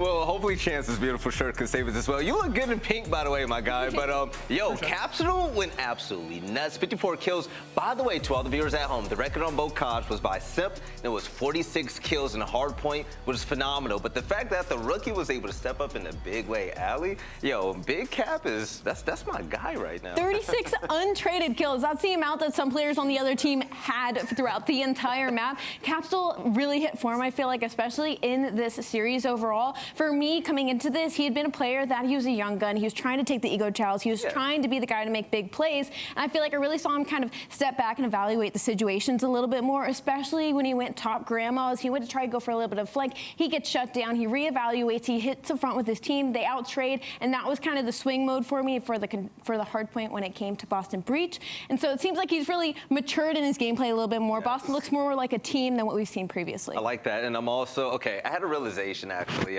If I stand correct, Seattle's 2 wins at the beginning of the year, they were all won last map, last round by accuracy, being clutch, you know, Iceman, all that good stuff, right? Nameless, if you take those 2 rounds out of it, Seattle, they don't win anything if you don't count the kickoff classic. Even if you just ignore the kickoff classic, they've been one of the worst teams we've had in the COD League this year. Yeah. Unfortunately, they have a lot of work to do. But I'm going to focus a little bit more on Boston because I was really impressed with how they were playing. I mean, looking at that Gavutu on the P3, they set up in the hill from the front side, pinned them down in the back. They had way more identified setups in hardpoint in this series than we've seen thus far. They're continuously getting better. Also, Nero played so good in the hardpoints in this series. He's just making moves. TJ as well. I really love what I saw out of the Boston Breach. And then looking at the control, the woes continue, but there was an opportunity for them to close it out when they stacked the point. Unfortunately, they just timed it wrong. They didn't get off. The nades came in. Yeah. But they could have won that control as well. So Tuscan does have hope for them. I know when you look at the stats, you'll see it's like they're like 2 and 8 across control, but they are getting better at that map. So in the future, maybe they figure it out. But as it stands right now, they're a fantastic team, definitely in the middle of the pack. There's some separation between them and the bottom by a big margin. Oh, big time. Control, by the way, was fantastic. From Pred spree to everything Boston was doing, that was actually really good. But we actually have a Game Fuel post-victory spotlight with the one and only Capsidal. The gentle giant, man. How you doing? I miss you. It was good to really get to know you in Texas. But 54 kills that last map. What type of zone were you in, man? Honestly, like I was just locked in trying to like break P2 at the end. And then we finally broke, and then I was like, all right, now it's time to go for the new rotation. And like, I was just trying to play my life as hard as I can. Hopefully my team can get to me. So like, I was just, all it was is like, I just rotated and was just trying to stay alive for my team. Love that out of you, Cap. And I gotta ask, after the major, even though it was only a couple of days ago, what was your main focus as a player going into this matchup? Because I feel like I saw levels of difference in your gameplay. Honestly, it was probably pacing and decision making. Like at times, like I can be really good. I play with the team, and other times I go too rogue and I play too fast. So like I was just hard focusing on my pacing. Sounds good, Cap. Congratulations on the win. Also breaking the kill record. That is absolutely insane, especially in your first year as a pro player. But I want to ask you a little bit about control. Like, what's been going wrong for you guys in that game mode? Because it seems like the maps have been really, really close. You're just not able to edge it out with a victory. Honestly, it's probably going to be our main focus going into our next matches, but it's just probably like knowing what to do at the right time, like stacking wise, and like know when to go to get kills and know when to stack. So if we can get that down, I think it would be a really good team. All right, Cap. Yeah, it's been a good time so far. Seeing you guys win, seeing you guys progress. Good job in Texas. Once again, you guys were so fun to watch. And can't wait to see you next time, man. Keep on winning. Thank you, thank you. No problem. Cap, by the way, is one of the nicest players I've ever met in my life. I love his whole demeanor. But aLLeY, to put a ball in this whole match right here, Boston Breach coming into this year, expectations were just everywhere. No one really knew what to expect. Yeah. But so far, what they're doing right now, everything just seems to be working. It is a continuous climb for this team. I feel like every time we watch them, they are just continuously getting better and capitalizing on what they're doing wrong and turning it around the next time we see them. Yes, now let's go ahead and take a look at the stats as well from this team, because Capsidal, ever since he has entered this league, he has been on fire. From the calls made by Lando at the Kickoff Classic to today. I mean, you see why he is one of the biggest names in all of the Call of Duty scene. And with a 1.47 KD that's from ridiculous. A rookie nameless? Ridiculous. That's just ridiculous. And then also, if you're watching the plays that he's making on the map, like he's a mixy player, he's involved, he flies in for his AR players, so it's not like he's playing on an island or going by himself and trying to just slay, right? Like he's doing what needs to be done, especially in the search and destroys as well. Like he takes initiative. There were multiple rounds where he just got behind them, got a big 2-piece to help them out, or if he needs to push in front of Methodz, he'll do that as well. He's a team player, man. It's fantastic. Team player and a playmaker. Capsidal is killing it right now along with the rest of his team. Congratulations to the Boston Breach. But ladies and gentlemen, we have one more series on the day. It will be the Los Angeles Guerrillas facing off against the Florida Mutineers. We'll see you on the other side.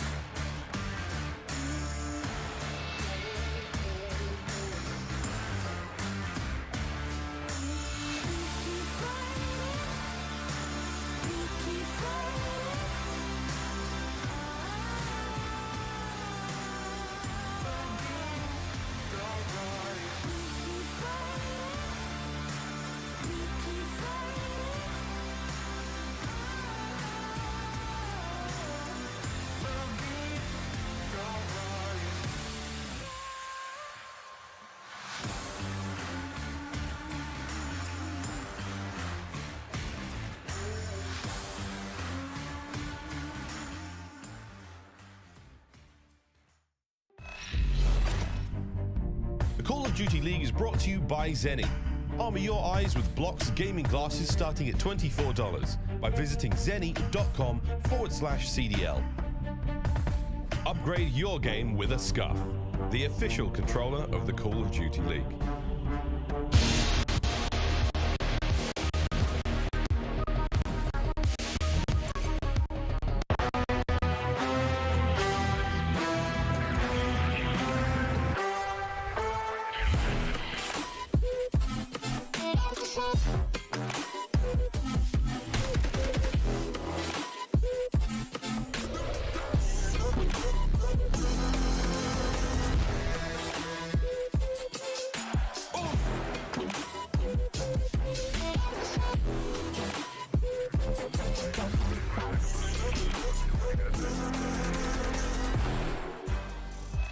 All right, ladies and gentlemen, here we are with the last matchup of the day. As you see behind me, we have the Florida Mutineers facing off against the Los Angeles Guerrillas. And heading into this matchup, I mean, let's break it down. Nameless, when it comes to Los Angeles Guerrillas, man, there just seems to be so much hope for this team, and we see the potential day after day. And even from the first day that we saw them in Texas, they put up a great show, man, but we're just waiting to see them really blossom as a unit. Yeah, we've seen some fantastic moments from LAG, right? Like, especially in Hardpoint. They were one of the better Hardpoint teams that we had going into the major, and they put so much focus on their search and destroy, which indeed did get better. They started to lose Hardpoint, and they fell down the ranks in terms of hold percentage, which is just not great. They lost 2 of them to the London Royal Ravens, who granted had a hot weekend, but LAG had just played them and beat them in 2 Hardpoints in the series a week ago online in the qualifiers. So for LAG, man, like, this is a team that has a ton of potential, and there were good signs. We saw Hook step it up. We saw Slasher step it up, but then he kind of tailored off in the next series after that. So they just need to find consistency. But for the game fuel keys to victory,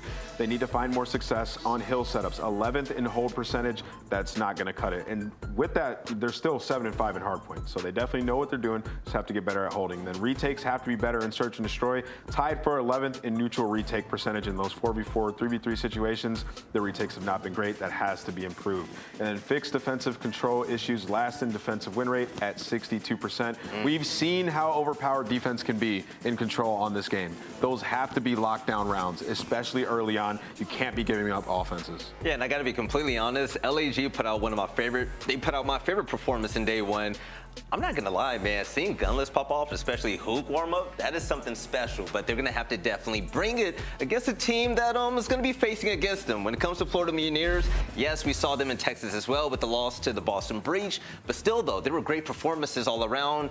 Unfortunately, they weren't able to walk away with the W though, but Big Wake went nuclear. Well, you know what? These are 2 really high-slaying teams going at each other, very aggressive teams. Yeah. But the difference is, Florida, even though they're high in slaying, they're going to have to go against a team like LAG that is an explosive team. To me, that is a very big difference because Big Wake has a 1.85 in Hardpoint, and they are still struggling to win respawns. So when it comes to game fuel keys to victory for Florida, they're 11th in non-traded kill percentage. Again, like that stat I just said, Awakening is 1.85 in Hardpoint. You need to be able to trade him out. Holding kills has been an issue. 9th in hold percentage as well. But again, LAG has been struggling there. They are 11th in hold percentage. So, and again, it's the 2 aggressive teams going straight head to head. And win the coin flip. Florida is 3-1 on Tuscan control. LAG is 0-2. So at least try and guarantee yourself in a map in the map pool. You got that right. And I like what you said. These are 2 very high-powered slaying teams. I mean, I can imagine Vivid right now getting another 80 interactions when it comes to Hardpoint. Nameless, we might have to put some money on that again to see that guy pop off. Not again. But when it comes to pick'ems, I'm going to have to be completely honest. You guys see it on your boy's face right here. When it comes to both of these teams, I'm rocking with LAG. Why? Because the heat that they were bringing in Texas, I mean, it was undeniable. The boys definitely have star power behind them, and I'm gonna be real, man. Once the scene warms up, there seems to be nothing out there that can stop them. The sub-machine duo is fantastic. But you know what? Enough from us. Let's go ahead and send it over to the game. It's gonna be Lando and Standy. Fellas, go ahead and take it away. Thank you so much, Vela. Yes, it is going to be our final game here to kick off opening day, right, for our Major II qualifiers. We've got a great game to lock things up. What, Jay? Both teams off of top 12 finishes at the OpTic Texas Major. It's old school versus new school. We appreciate everybody who has had perfect attendance so far in watching all of our games today. I know we take a look at the map pool here in just a moment, but give me your initial thoughts. Mutineers versus Guerrillas. How important is it for two teams who basically just finished last place to have a hot start now at Major II?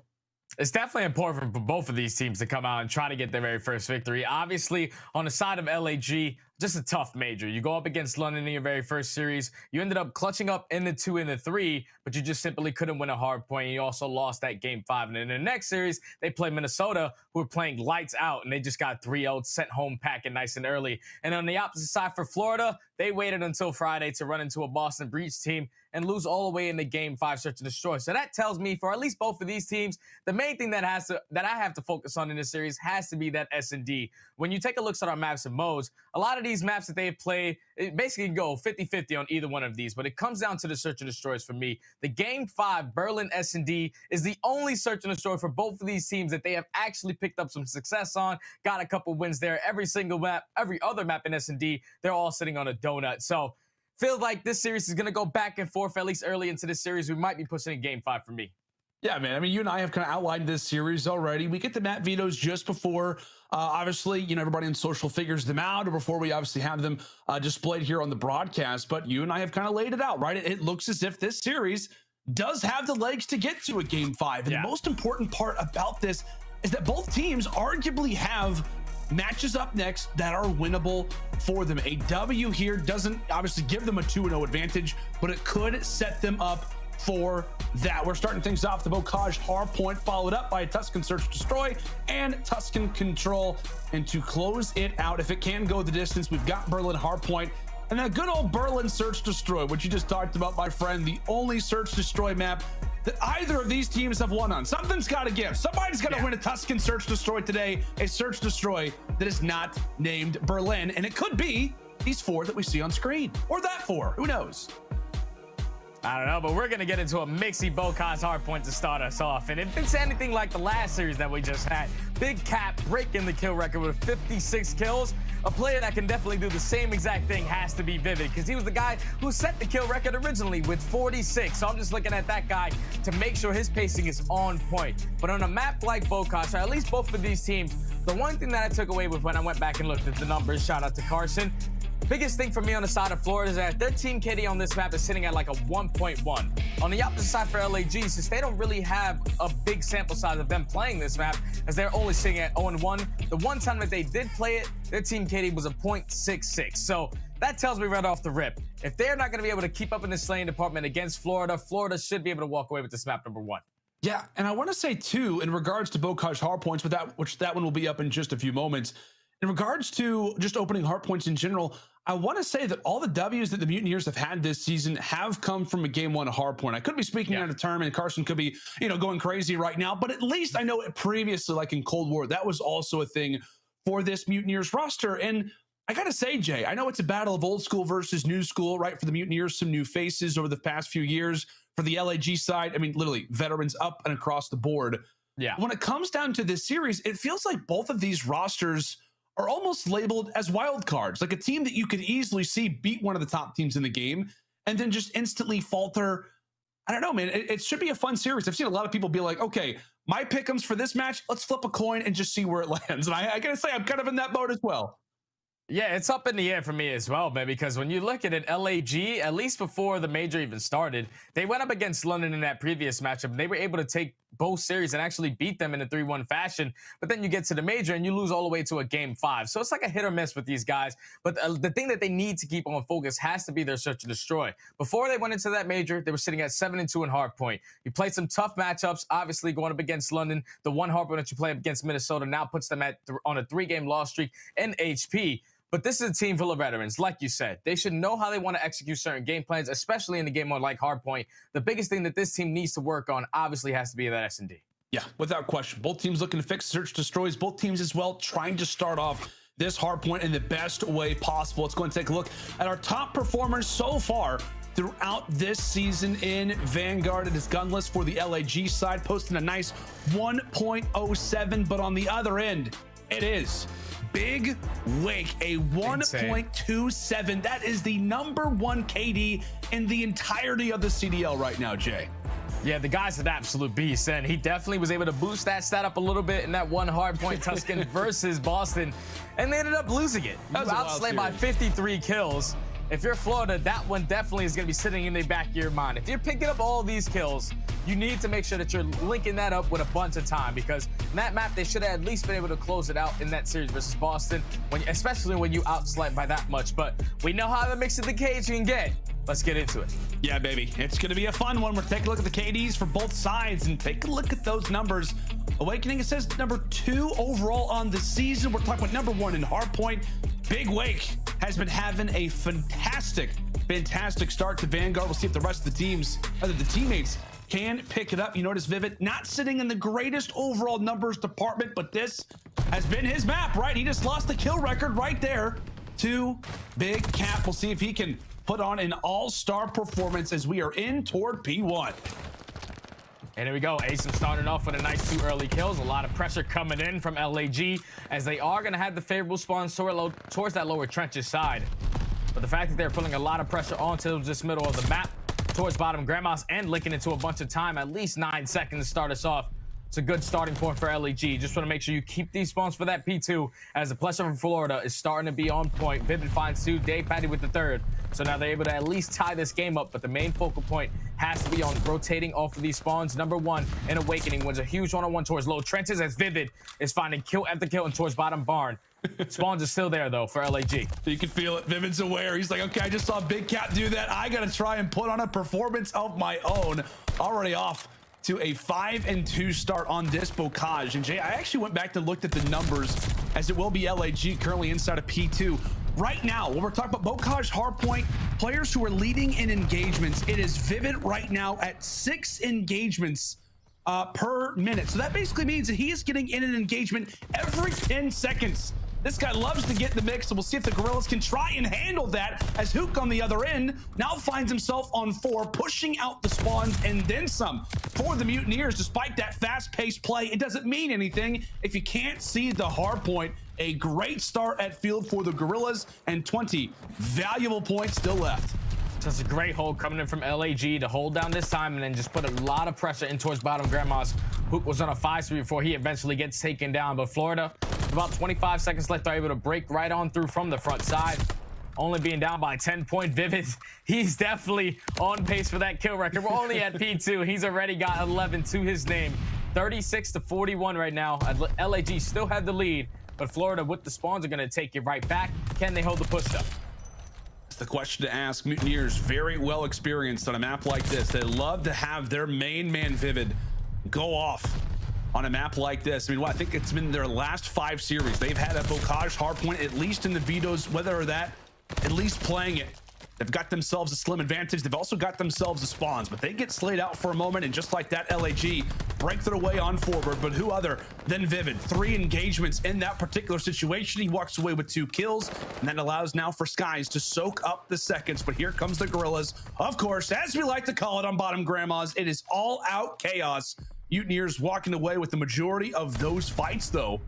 Who toward the back end, at least trying to apply some pressure on the spawns, but that's not going to make all the difference in this hill. Now toward barn we go. LAG set up. You have a couple players from Florida trying to attack at least to the map. Look at him before. Vivid, he's able to sneak his way through the backside of the tank. Unfortunately, he is going to get taken down, so that could have been the play that was going to be made on the side of Florida for breaking in, but Gunless shuts it down with 3 of his own. So now Spawn still in control of LAG. You have all of Florida spawning out towards top plat. aBeZy was able to find 2 Vivid with the unfortunate team nade. But they're able to break on into this hard point.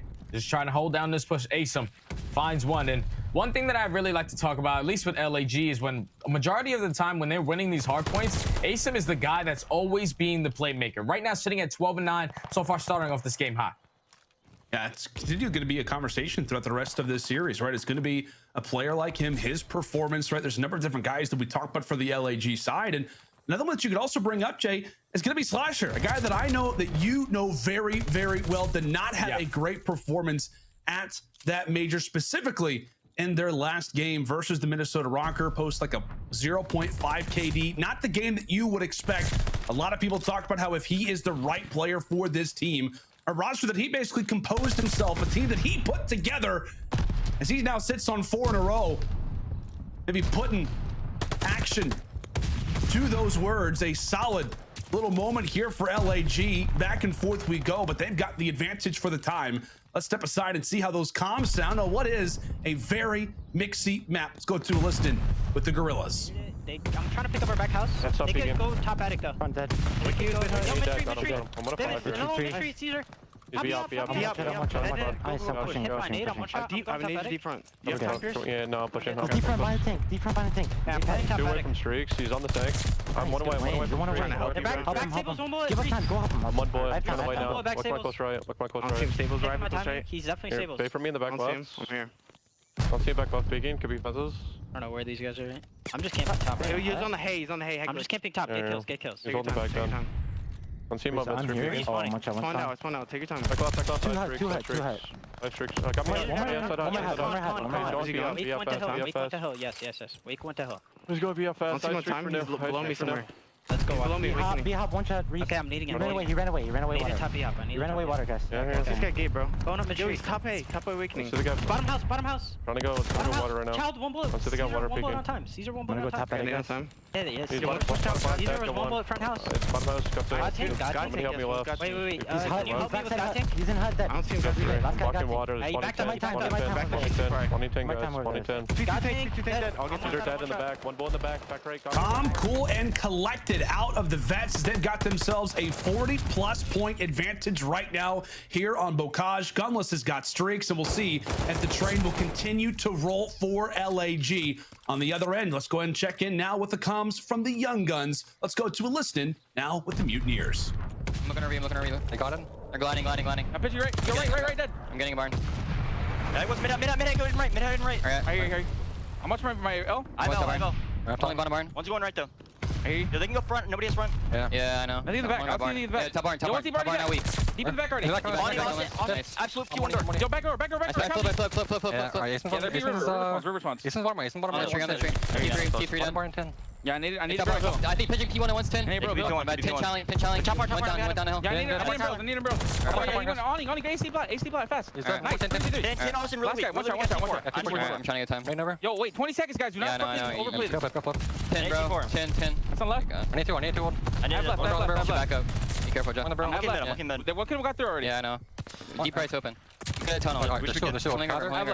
I'll get to him in 2 seconds. You have left? They can be top. Asian could be in the back, guys. While Mutineers find themselves down in the game, it appears as if the information that's being displayed is somewhat accurate. You see, what I think of Skies in particular, Jade, leading through the communication, saying, hey, 20 seconds left. Let's not push this. Let's focus on this next hill. We'll see if the Mutineers will get that strategy to pay off. 30 seconds down, and this could be the hill where they bring this one back. Yeah, comms are cleans on both sides. Even when we were there for that LAG listening, you heard that Gunless. He was like, hey, I'm one off streaks. And Asum, being the guy that was on the hill, was like, hey, somebody pick up the hill. I'm going to go help him pick up these streaks because they know how impactful that can be. You saw the way that Florida, they were able to dodge it, though. The glide bomb wasn't even impactful for that P2 hard point on the side of Florida. Like you said, Sky's really leading the pack, just saying, hey, there's only 20 seconds left. Let's not be too over-aggressive here. We need to have a Money Hill bounce back on this Grandmas, and that has been the answer, as they are only down by now 10 points. They were able to hold the initial at least 30 and flip these spawns in the final 10 seconds. But you see the pressure coming in from LAG. They were to break in, and now with Asum and Hook working their way off the rotations, Hook is going to influence those spawns to spawn back stables. Yeah, that was a big 1v1. Hook wins that. He instantly pushes through for those spawns now at Barn. We'll see if it works out for them, as it will be the Mutineers staring directly into the spawns of where LAG continue to spawn on up, but it will continue to keep falling back on down. Mutineers pressuring the back as they've got all the pressure inside of the Barn for the moment. Big 1v1 between Vivid and Asim potentially up next.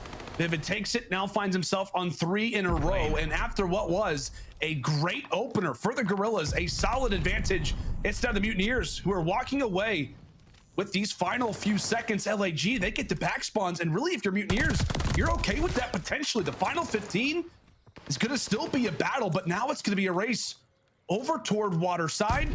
First player that's going to be there is Gunless. LAG still nearby. It looked like a spawn flip was going to be in, but the Mutineers now on the disadvantageous side for this next hill. We'll see what the Guerrillas can do with it, but take a look at Big Wig. Some great numbers so far, trying to be also clever over toward the tank. He wins the fight versus Slasher, instantly gets brought back down. First person on the hill will be a Florida player. As LAG, they've got to be careful with the time. They've got to be careful in getting these seconds in their favor and not allowing for the Mutineers to control hard point time as Gunless takes down Dave. And right now, Florida, they're just doing a great job of just keeping them off this time. They're putting so much pressure in towards back tower. Before Vivid dropped, he was able to pick up a two-piece in their spawn as well. So finally, LAG are able to slow down the game, pick up a couple kills, and able to get on towards this point. They will not be able to take this lead here. Their main focus is on definitely trying to flip these spawns just in case it gets towards that P2 hard point. But 2 minutes left in this game, we would definitely see that 250 mark be breached. As Dave Patty off the rotation, he's able to flip those spawns for his team. Down 15 points are going to be LAG. They just need to at least put together a couple kills because look at number 3. Skies is so far pushed up in Grandma's. He's going to be able to influence these spawns to just continuously spawn them at tower. Well, this is a great setup. This is a great setup right now for the Mutineers. They know exactly where LAG are going to be coming from as Vivid. Nice turn on for the third. 25 left before the Mutineers can call this game one theirs. Some big fights going down over at the water side as Dave is thinking long-term, winning the fights versus Gunless to try and secure spawns for next, but it may not even get there. We may not even have to have that P2 hill. LAG have got to try and contest this, but every single time they get an opportunity, the door shuts right in their face. 2 down as Slasher is able to find a double, as they will stall the game, and the Guerrillas will hop on the time exactly when they need to. Take a look at player 7. Asim trying to make his way around the back. Mutineers are going to be aware of it. A big 1v1 to take an Awakening, winning the fights toward the back while LAG trying to establish themselves almost a checkpoint, if you will, inside a barn. A 15-point game. And right now, it's so mixed. These spawns are coming in from Florida, back stables, low trenches. But look at number 6. He's trying to make the game-winning play, which is going to be Gunless. Works his way around the back. Who finds one? Gunless finds 2. Asum finds the 3rd as well. They're able to flip these spawns on their head. And now LAG, 220 and counting, are going to be able to flip these spawns. They just had to shut down this player in number 1, Awakening. Going to be the player that spawns low trenches. He's going to be try to be the guy that flips these spawns or cause havoc. And that's exactly what's going to happen. You have two Florida players spawning towards back stables. They're eventually able to break on in. They should be able to close it out here. It looks like they could. It looks like they could. Vivid catching him off spawn. That's going to be 1. At least put some shots into Slasher. The farthest 2 pushed up players are going to drop. Only a few more seconds. Hook is going to slide on in. Hook is in. He stops the time. 2:49 to 2:30. And Florida are dying. They're dying off of the hill. It's going to be a race toward our next hard point. It's a 2 versus 2 inside of next, but LAG are here. Florida 1 point away, and they get the second. They win the team fight. They find the second that they were looking for. But boy, was it a test. LAG gave it everything they had, but Mutineers halted at field. They get the 1 second at bottom Grandma's. And somehow, some way, they walk away with the opening Bocage hardpoint. We talked about how important the opener was, and Florida are able to grab it with Vivid, dropping 36, and Awakening dropping 34. What an insane first hardpoint to start this series. It was back and forth, came down to that final P3 bottom Grandma's Hill. But I feel like at the end of that P2, like that is where the game changed, because LAG, they were set up for it beautifully. They were able to pick up that kill on the flank. They were able to find another 2 kills, but then that one player who stays alive towards the middle of the map, he influences those spawns to continuously allow his teammates to spawn low trenches. Once Awakening was able to work his way to the back, he allows his teammates to eventually spawn on him, and then they set up on the pinch. So LAG, they put themselves in a position where on P2, we gotta contest or we're gonna be able to lose this first map. They were able to find all 3 kills. And now, if you're LAG, the only thing you're thinking about is that rotation. They were able to find a couple kills going back and forth, but then eventually, Florida Mutineers just had a couple more players set up on that rotation. A player pitches through the front door, a player pitches through the back window. All they needed is 1 second to close out such an insane mixy map number 1 between both of these teams. What a great hardpoint to start this series, man. Yeah, that's what we want to see. It's what we want to see, man. The cage is crazy. And there you see the final little moments, right, where Hook's able to stay alive. It felt like LAG with the rotation, with these plays. It could have been different. A few 1v1s go differently. I mean, what if Slasher wins that fight? I mean, there's so many different little situations that occur on a map like Bocage, but as you said, partner, the plays over at P2, the player for the Mutineers who got spawns, allowed for field to be that much more difficult for the Guerrillas, makes one of the more defining plays on this map, and that is how it will go. Bocage hardpoint continues to be a strong one for the Mutineers. As we said, they played it in their last 6 series. I mean, what, Jay? This was a team that nobody thought was going to be playing Bocage with the amount of AR talent that they've got, but it appears that it's the exact opposite. A 1 point down, 145 to 93. They bring it back. They grab game 1. And now who knows what's going to happen in this next Tuscan Search Destroy. Yeah, this next Tuscan Search and Destroy is going to be up in the air for both of these teams, as they're both sitting at 0-2, have yet to find any success for both of these rosters. But just based on that map number 1, if you go back to that Bocage and just watch the way that Florida have been playing it throughout this entire year, they have 2 losses on it. So right now they're sitting at 4-2. The 2 losses that they do have is a 20-point loss and a 1-second loss that went to Toronto Ultra. Yeah. So I'm pretty sure if I'm any team going forward, I would not want to play Florida on a Bocage hardpoint. When you take a look at our top performers in Search and Destroy, none other than Hoop and Skies. Obviously for LAG, Hoop is the guy when it comes to this mode. He's their playmaker in S&D, sitting at a 1.06 in this game mode. But like I said, just based off what we saw at the Major, they were able to clutch up in that game to Search and Destroy versus London. But then when it gets to the game 5, that is where they really struggled. Yeah. And then in the very next series versus Minnesota, they lost that initial hard point. And then once they lose that Search and Destroy, Minnesota were able to control the control that they were going to play and ended up dropping there as well. So this is the main focus point for LAG.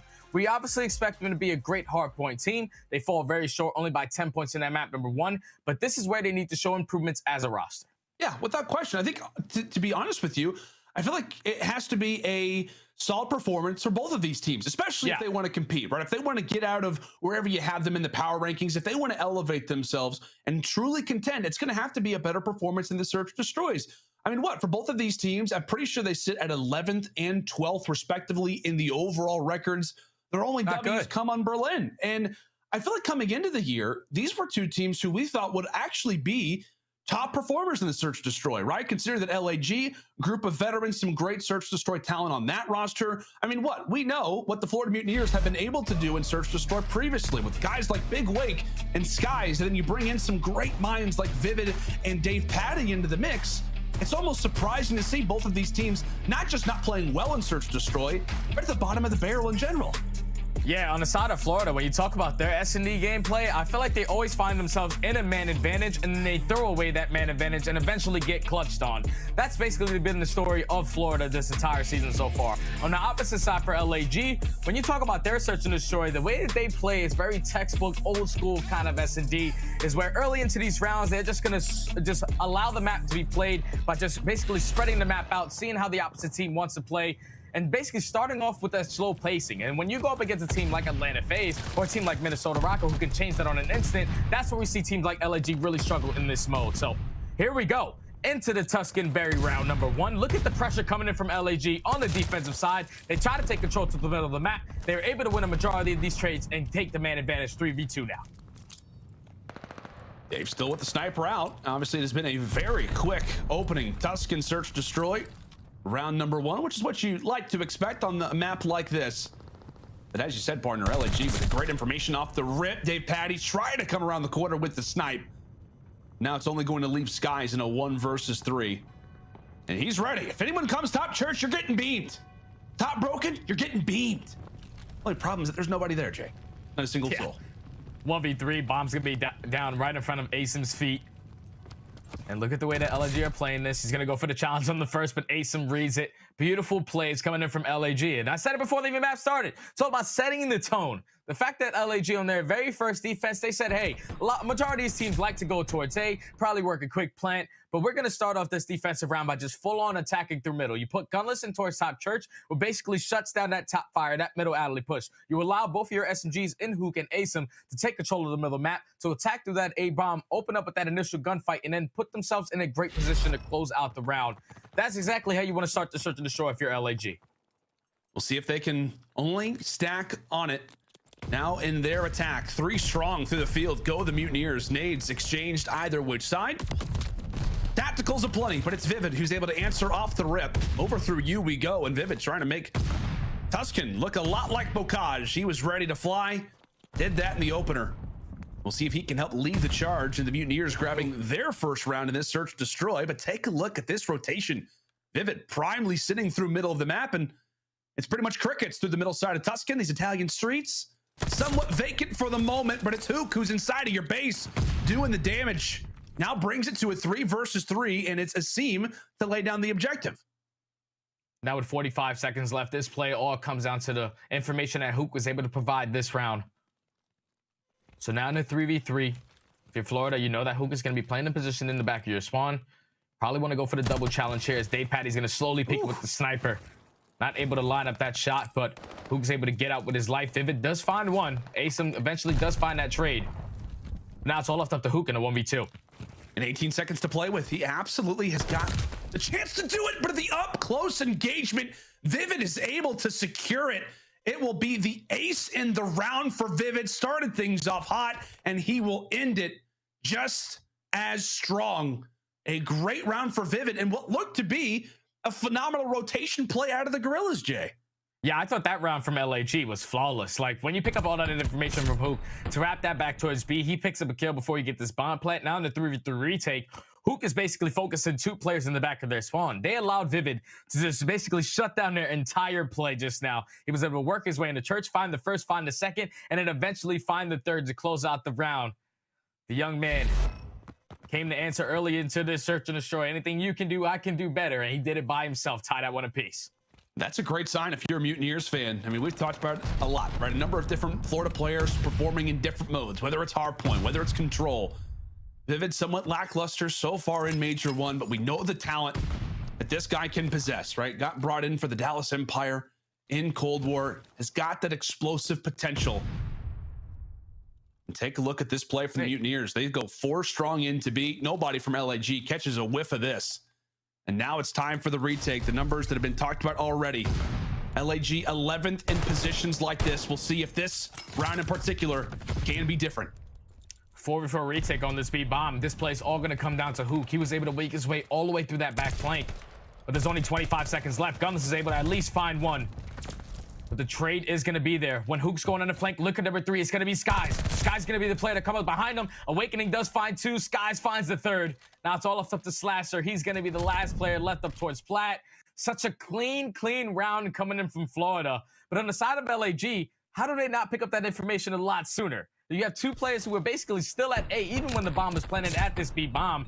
You do not see any action, at least towards the middle of the map, towards that A site. You gotta know that they're going towards B. They just wasted way too much time on the 4v4 retake to allow eventually a couple Florida players to make plays. Skies, with that repinch, was able to close out that round for Florida. Beautiful offensive round. Like, hey, Slasher, you hear anything? No. Douglas, you hear anything? No, I don't hear anything either. I think they went B, guys. Yeah, I think they went to B, and by that time, it's not necessarily over, but obviously sets up the Mutineers for some success. Go for the off play, and it works out for Mutineers now up 2-1, as we'll see what LAG elect to do on this attack. It is Hook established in P5, and somewhat uncontested. A lot of the time, you're going to see 2 players battling it out over at the command center. Vivid, though, going to lean into hanging out inside a middle, and that strategy not going to work out well for him. Met with the first blood, but Awakening is at least able to even things on out. And Hook, despite not getting pressured, as we said, Vivid's not there. Hook realizes that there could be an opening, pressures through the back, takes down Awakening, and with that, it is LAG with numbers. Now in a 3v2, making a 2v2 as Skies. This is a huge one-on-one versus Slasher. Now with 35 seconds left, you have to worry about a player in your base, and they still do not have any information of where DavePatty is going to be located. Let's see, with 25 seconds left, LAG, they say, hey, A is going to be way too hard to try to get this down. Let's try to rotate this over towards that B bomb, and DavePatty might put himself in a great position to stop this plan. Oh, he's got the sniper as well. Cheeky. He's going to catch the foot. Okay, how about the head instead? Better solidify it. Hook is going to have to, be on to him, but Sky's up close and personal. AR or SMG. Bow down to Caesar, as he'll win the 1v1 and keep the Mutineers rolling. And that's just great plays coming in from Skies. Like, in that 3v2 situation, once Awakening gets taken down, you saw that he was that player in towards top church. Once Vivid got taken down towards middle, he immediately fills his gap, drops down in towards bottom mid. Even though when the Awakening drops in the man advantage, he wins a huge one-on-one versus that player towards the middle alley, forces it to be a 2v2. And then now in this 2v2 situation, they had the clock on their side. They know that they're not going to be at A as long as we wrap back towards B, even if they get this bomb planner. Even if they get the bomb planted down, if we make the man advantage in our favor, we should be able to close it out. Skies has another huge round, picks up 3. LG in much need of an answer. They send 2 through B, so that's going to be 2 at the command center. Expect to see at least one of those go in through well, especially if they get that information early. But how about Vivid, the aggressiveness again? And he can have 2 more. He's got at least 2 more in his sights. He goes for 1, knows that Ace is here, but it doesn't matter. Vivid for 3 already. In position for what could be the ace. It'd be his second one so far in this search and destroy, and he will get it. The pacing that the young man is playing at, the confidence that has to be going through your veins to be that player on an offensive round, to jump in towards top church. He finds that first kill, but then you see LAG's game plan. All right, we got first blooded. Let's go for a late flank. He fully commits towards that push and catches both players pushing through P5.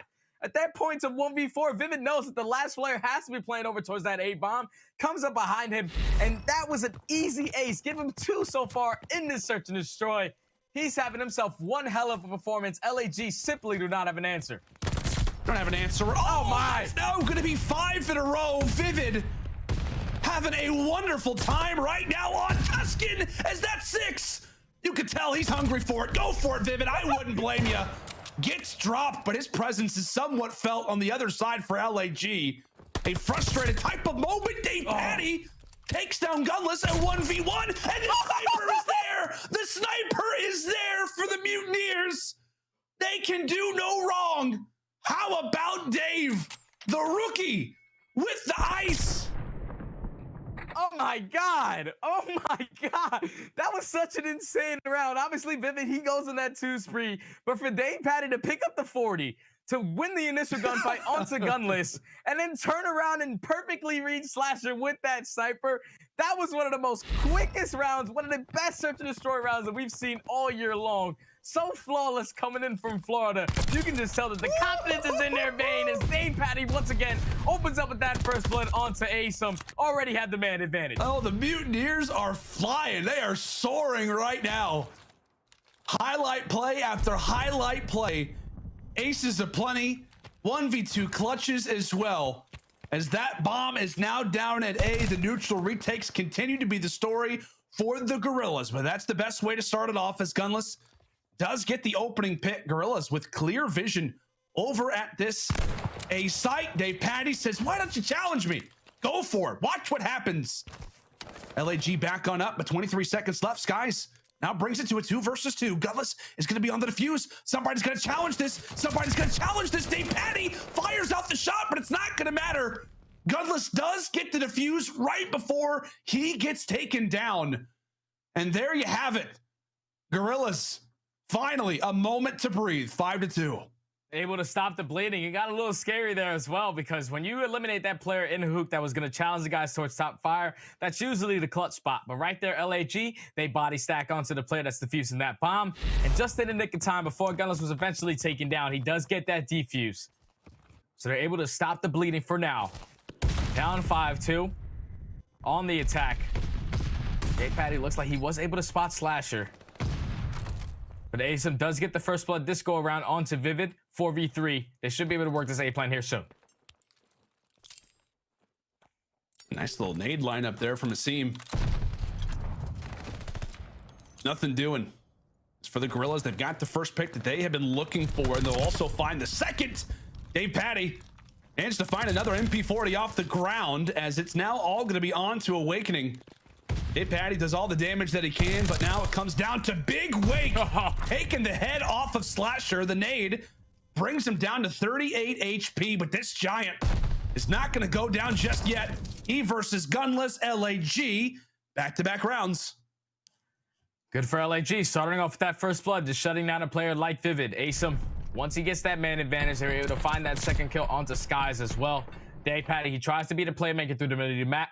On a 5 spree, unfortunately, he does get taken down. So LAG are trying to climb back into this game.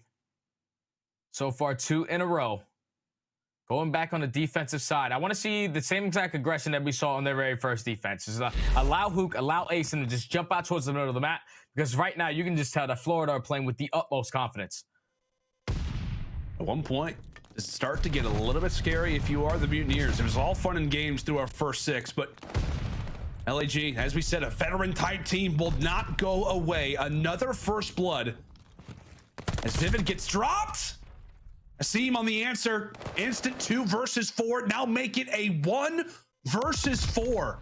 Okay. Down 5 rounds to 1, and LAG have brought this back to 5-4. As we said, Jay, the vets not going down. It's Asim who has been so good at the start of these rounds as well. It is Hook who ends it out. As I said coming into this one, when does it start to get scary? What are the nerves like for the Mutineers?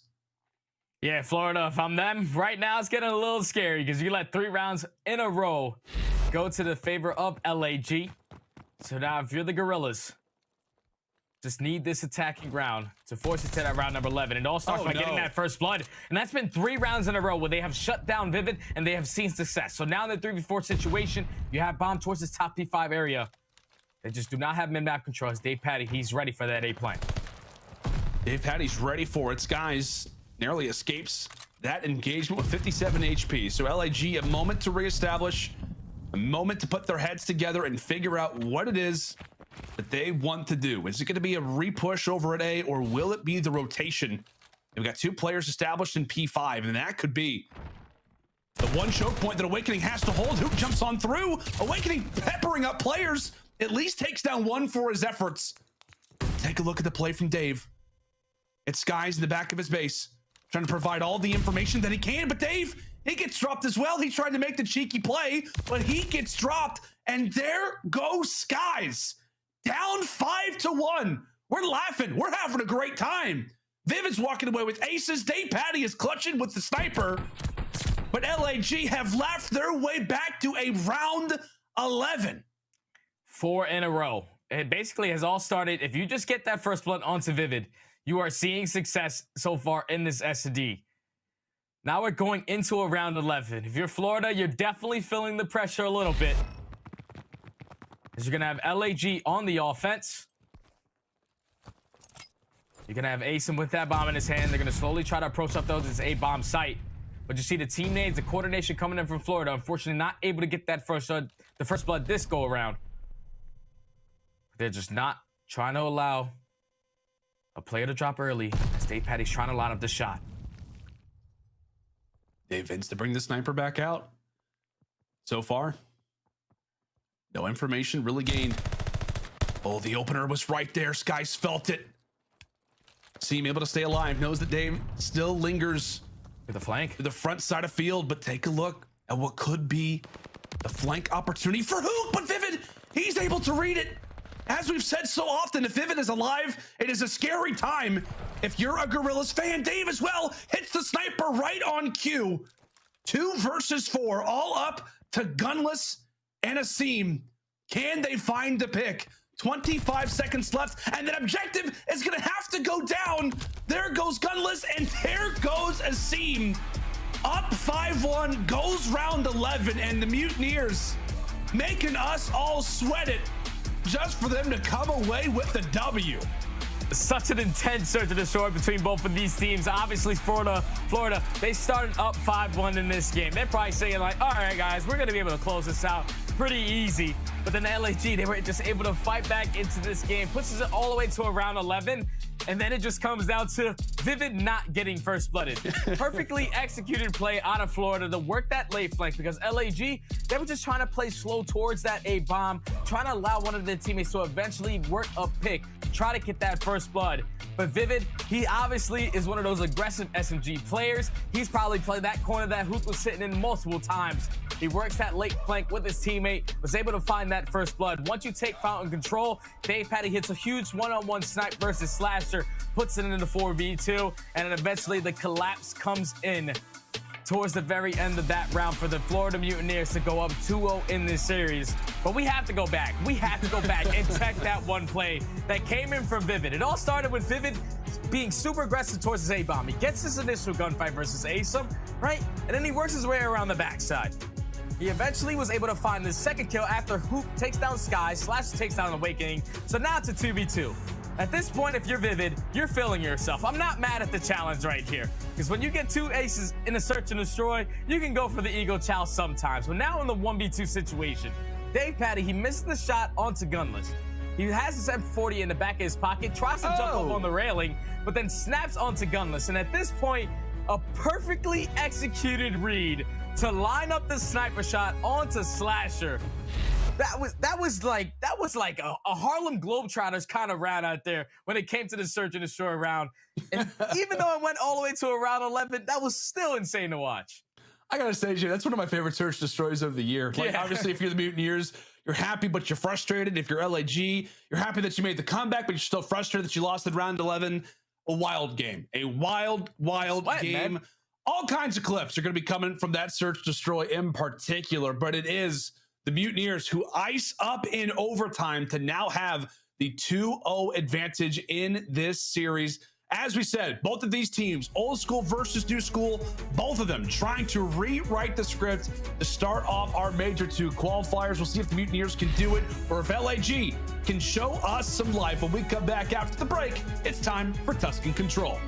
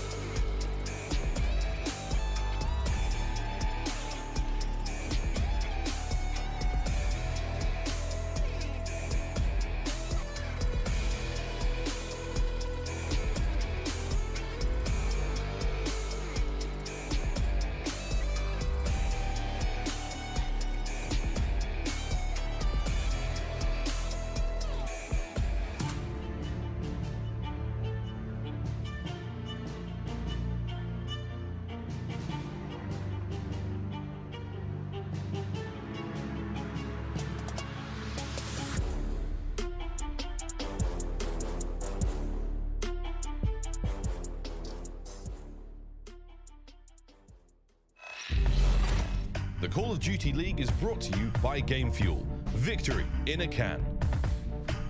The Call of Duty League is brought to you by TeamSpeak, the official broadcast communication partner of the Call of Duty League.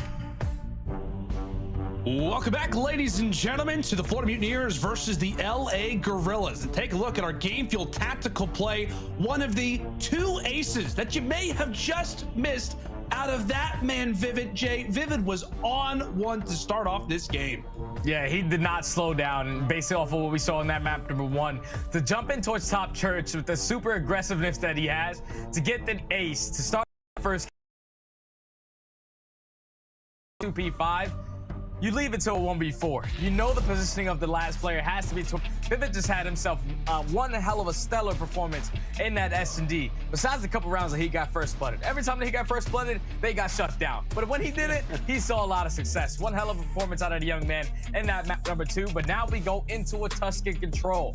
And on the side of Florida, they really enjoyed this map. You see the stats so far in this series. Sky's leading the way with a 1.2 KD. Awakening and Vivid both answering 1.17s. And even with Dave Patty dropping a 0.9, he put on an absolute clinic with that sniper in that map number 2. And when you take a look at our map records in between both of these teams, obviously Florida, they're sitting at 3-1. LAG are 0-2. So you can just tell right off the rip that Florida did win the coin toss. They were able to choose the control that they decide to play.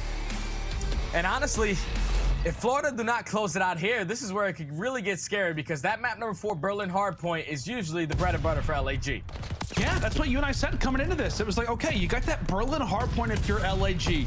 Don't go down 0-2, and you've got a really good chance of at least seeing a game 5. Well, it's not able to happen, despite forcing OT after being down 5-1 on this very map in Search Destroy.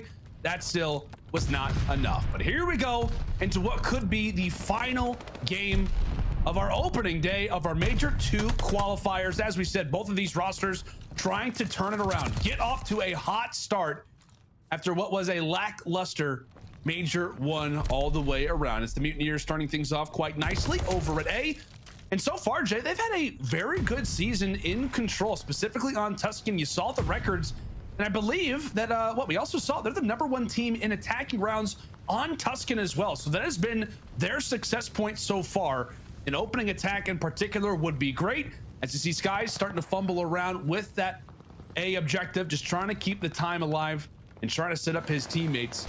As that A point will be in, it's now to the Mutineers. 2 minutes on the clock. And we'll see if they can live up to that #1 attacking record as they will push in toward B. Oh, well, they're able to find 2 kills right off the rip. So they're eventually able to get on towards this point. Vivid trying to work his way through the back. He's able to eliminate 2 players from that side of the map. But right now, Florida trying to complete this first tick of progression. Gunless is going to slide in just in the nick of time. Skies finds 1. A teammate unfortunately comes in for LAG. First tick of progression is going to be there, but Simp and Slash are able to find 2 to slow down that pressure for the time being. Oh, nice shot there from Vivid. Does not want to let this one go empty-handed. He and Dave right there in coordination with each other. It's Dave who wins the fight up close, but again, the team nades will continue to be the problem. Despite the nades coming in from either end, Slasher has got some words for Skies. 2 ticks are in for the Mutineers, and we still have 1:48 in this round. A lot of time to work with if you are the Mutineers. You're also sitting quite nicely in the life count as well. You can add on another one toward the Mutineers camp as it's Awakening, now sitting in the back of the base of LAG. They'll sit firmly on the tank and allow for the Guerrillas' lives to be that much more difficult. So Awakening in the back, nobody pressuring him yet. And so wait for a few of his teammates to come off spawn and hopefully join him here at some point. Yeah, all of LAG, they're just focused on the players that are spawning all the way across the map. They said, Awakening, you can sit in the back of our spawn, looking nice and dandy. We're not even going to worry about you. We're going to try to set up for these spawn kills as they're only going to be down 2 lives. Simp trying to do everything he can to hold down B5, but unfortunately he's going to drop. But look at #6 in Gunless. Sets up on the repitch, is able to take down one before he eventually gets taken down. And now Awakening, it's your turn to get into play. He's able to hop on the point. He's eventually going to get taken down by Hook at the nade. So now with a minute left, LAG are able to hold the line for the time being, down 2 lives. And Awakening at the very least gets the final laugh at that engagement. He eventually gets involved in the fight, takes one down from the back. So LAG down by 2 in lives. They absolutely can do this, but take a look at player number 4. It's Vivid again on the flank, pressuring in toward the backside of Church. 3 fall, and a moment's notice. Guerrillas with no respawns left as the time will halt at 38 seconds. It's going to be a temporary stack. Nobody from LAG looks to be here in time. As we said, the Mutineers with the #1 record in attacks on Tuscan, and they live up to it, walking away with the opener. That was so good out of Florida, especially to start off with that A point the way that they did. We've been seeing a lot of these teams. The only team we've actually seen do it was Atlanta FaZe, where you're just jiggling that first time to allow your teammates to eventually get pushed up closer on the map. Once eventually they were able to secure that A point, you already see that they had top green control. They had top radio. They almost had top plat until the very last seconds where LAG were able to hold it. But there was just so much pressure coming in from Florida through Middle Church. You had Skies of Vivid popping 2 pieces left and right, just being nuisances in the spawns of LAG to eventually secure that offensive round. So now if you're LAG, you need to try to respond with an offensive of their own, as they're already putting early pressure on towards A. First second progression is going to be there. A lot of the trades going back and forth, but Florida, they're going to put on the pressure to this A point. They're not going to try to give this up easy. Oh, and a great play from Big Wake, finding 2. 1 off of spawn and 1 in the objective. Mutineers trying to halt any of that early gain that it feels like the attacking team is just guaranteed to get over at that A objective. So 2 at A and 1 over at B as Simp gets dealt with again. Nice shots coming through from Dave Patty, stopping what would have been a nice little sequence granted for Guerrillas as Hook drops inside a church. Meanwhile, that A objective will continue to fly. Mutineers outside of that 1 lane over at A seem to be dominating most parts of the map, at least in a few of the engagements that we've got to see. But 2 minutes, LAG will see what they can try to come up with. I know we've talked about it a lot, partner. As the game might have froze. Maybe not. Maybe for us. What's happening? What's happening, Jay? There we go. All right, we're back. We're back. We're back in the game. I thought I did that. I might have unplugged something. Yeah, it's all good. Don't worry. We're back in the game. It's all my fault. So that right now, LAG, they are just on the attack, just trying to set up for this control around P5. You have a couple players who are here. 1 player in Dave Patty who eventually is going to get stiffed out. So now this opens up top plat. It opens up top radio for LAG to try to find the opening to get off towards this B point. Oh, way that Florida set up, unfortunate teammate comes in to slow down that pressure. Asim's looking at Hooks and what's going on, brother? What are we doing? Happening? What are we doing right now? We're in P5 and Hook takes down 2. He and Slasher are at least able to drop half of the Mutineers team. By the way, that little glitch that we had, it was just for us, not on the players. So don't worry, folks. Don't be tweeting at us. Nothing happened. It's all good. But here we go. 50 seconds left. Lives currently tied as Awakening soaring in toward radio. And take a look at player number 4, Vivid, is going to be given all of this information. Knows they're spawning at the roofs. And oh boy, this could be the play. This could be what ruins this round. Great trigger discipline for 2. Wipes away most of the Guerrillas. And now they will have to halt this push and prepare for 1 final one. As here comes the opener. Nice job there from Asim as Dave Patty's there for the trade. Oh, Dave Patty goes so big to find every single kill of the pressure coming in from LAG toward top plat. 1 last push from the Guerrillas was there, and Dave Patty just says, nuh-uh, not on my watch. So with 5 seconds left, if you're LAG, you do not want to go down even more in the kill department, as Vivid, still holding down P5, is able to find another 2 kills. And right now, Florida, they are just clicking on all cylinders, man. Right there, Vivid, perfectly timed execution on that late flank to find those 2 kills. But then all comes down to Dave Patty. He shuts down that final push on towards plat, finds every single kill to eventually close out the round right now for Florida. This looks like a completely different team. They win the first hard point by 10 points. They clutch up in the search and destroy for the very first time on Tuscan S&D. Put themselves up 2-0 in this series, and so far they have just been in control of this control map, up to a 1 round away from closing out this series. And what's been the biggest difference maker? I mean, I feel like it's been Vivid, right? Yeah, I mean, the guys it has to. It hasn't been the greatest Major 1 form. I mean, what, kind of in the 0.9 range, maybe still trying to get a feel for this new Mutineers team. And so far, he has been electric. A great bocage. We talk about the aces that he's able to have. Also has a great round 11 as well. Vivid has turned up and given this Mutineers team something else to work with. I thought for a moment there was going to be some disrespect at the top of the church. Meanwhile, Everything's somewhat calm for the time as the Mutineers continue to trade out, but overall are walking away with these engagements over at A. Luke will try to pause things for the time, able to wipe away one. Gets away with his life, but only for a second. Awakening there for the trade as the Mutineers just moments away from capturing that objective and getting another minute added to the clock in what could be the final round of this series. And just look at the minimap. Already, number 4 in Vivid is thinking about the big picture. He takes control of P5, should be able to open up that initial gunfight onto Hoop. Now it's time to put on the pressure. He is going to get red, though. Eventually does. This opens up so many lanes for his teammates to try to push through bottom church. Awakening on the chase. Able to pick up that kill onto Slasher. Now your focus point has to be on aBeZy, who's just roaming around the middle of the map. But right now, Florida do have plat control. They can just full send it if they can win a couple of these gunfights. Got plenty of time to work with. Down in lives, but as we said, this team's so great and attacking so far on Tuscan. We'll see if they can give us another one. Awakening looking to lead the way. Currently sits on a spree, but it doesn't matter as that's going to be 5 nearly turns for the 6th, but it's guys to pick up from where Big Wake leaves off.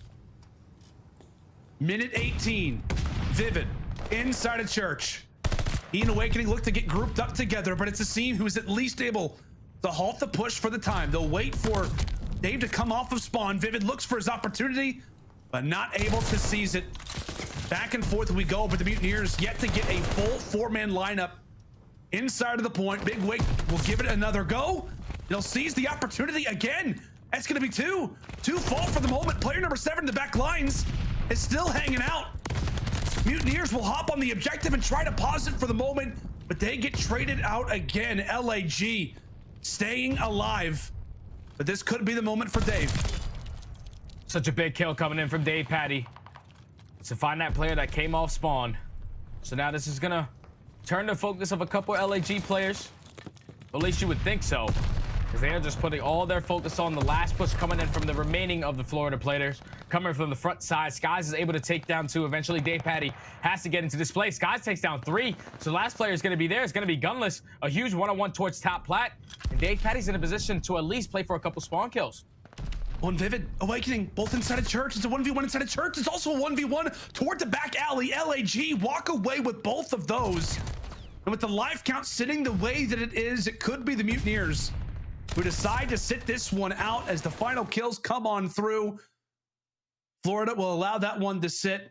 Not going to go for the challenges, at least at the objective. They do lose a few fights in P5, but the Guerrillas will halt another attacking victory from Florida.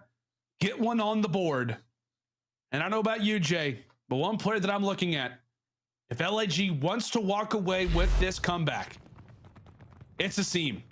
It's got to be a seam, I feel like. I mean, what the amount of plays that he's been able to make on this control map in particular has been the reason why LAG have gotten to round 5s. The reason why they have won controls.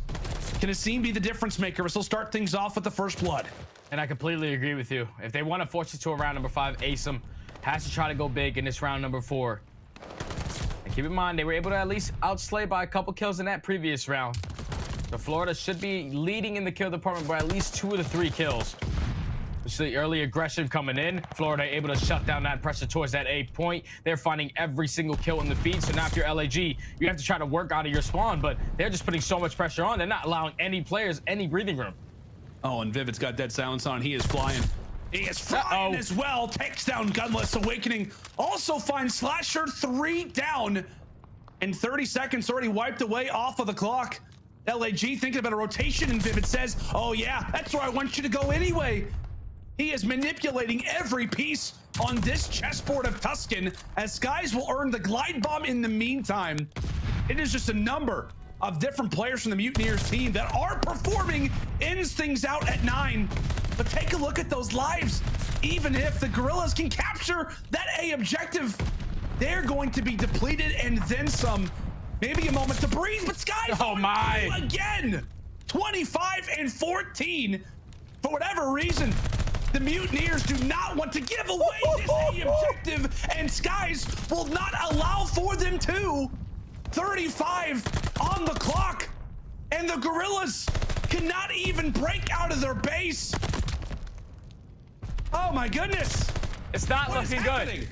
It's not looking good. 29 lives remaining as 24 seconds is eventually going to come to a stop as LAG, with 6 lives remaining, are able to get onto a safe point. But this is where the glide comes in. If you are Skies, you want to try to invest this. They're going to take that player down towards the middle of the alley because that opens up the late flank coming in from Dave Patty. He takes down 1. Only 4 lives remaining for LAG. Florida are dominating so far, trying to close it out here.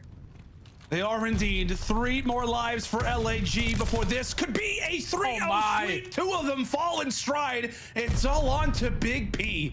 A 1 versus 17, and you can kiss this series good night.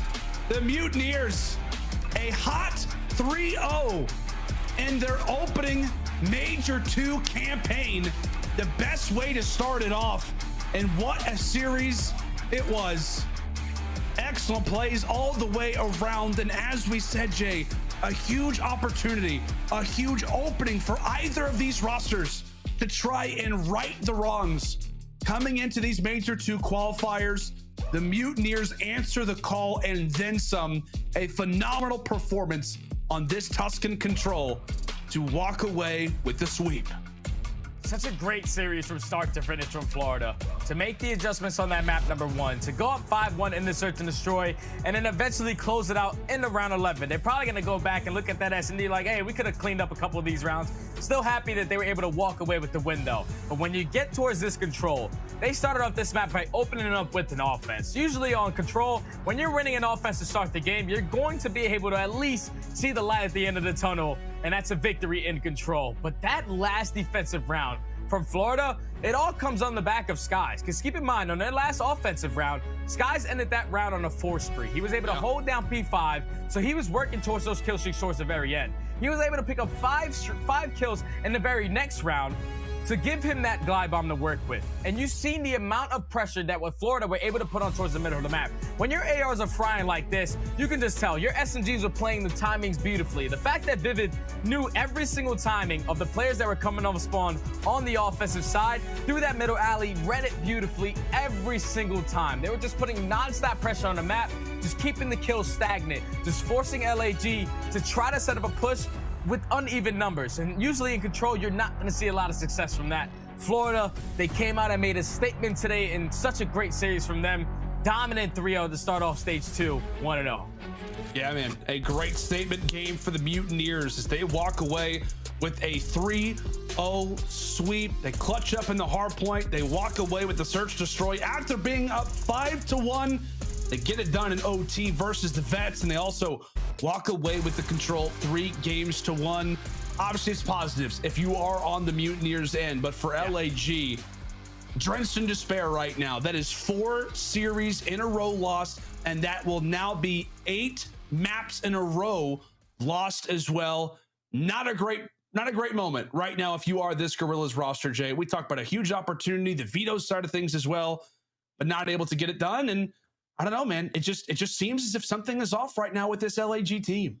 Yeah, it's tough for LAG because this is a series that definitely could have went either way. 10-point hard point in that map number 1. For them to fight back in that game number 2, 5 rounds straight to force it all the way to around 11. It tells that they just started off early into that game just not using their strategies to the best of their ability, not getting those first bloods. And once they started getting a little more comfortable in that S&D, they were starting to chain a couple rounds together, but they still lose the game 5 search and the game round 11 search and destroy. And now when you go to the Control, this is where they need to show a big improvement because obviously they see a lot of success on Gavutu, but Tuscan is definitely going to be on the opposite side of the Control map. And just the way that they came out and lose their opening defense, you could not allow that to happen. They just allowed the SMGs to basically do whatever they wanted. You need to allow your SMGs in ASIM and Hook to basically do what Vivid was doing. Just run around with your head cut off, blocking these spawns, getting great timings, and that's not what happened so far. LAG starting off stage 2, not the way they wanted to, but like you said, as they go down throughout the rest of this stage, they should have a couple easier matches to try to get underneath their belt. Yeah, we'll see how it goes. Obviously, it is still early so far at our Major II qualifiers, but let's bring back in the desk.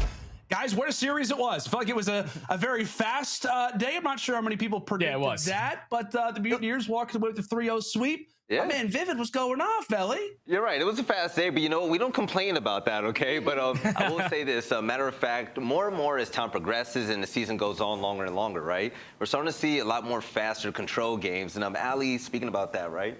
You actually said, you know, I got to get something off my chest right now when it comes to Tuscan.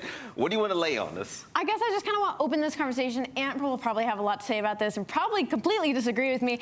But I want to know, why are players so afraid of back aLLeY on B side? If you're going to send a player over to contest B to try and pull some sort of presence from the enemy squad, usually a player makes it by, right? And the corner they always play is near back aLLeY, where you have free real estate to get shot from radio, to get shot from long. The only gunfight you're playing for is the close one when they push up from spawn, or you're going to get shot in the back. Why not send a player bottom from staircase, pre-aiming back of spawn? That way, top radio player, he's searching corners to see where you're at, or he's going to jump over your head.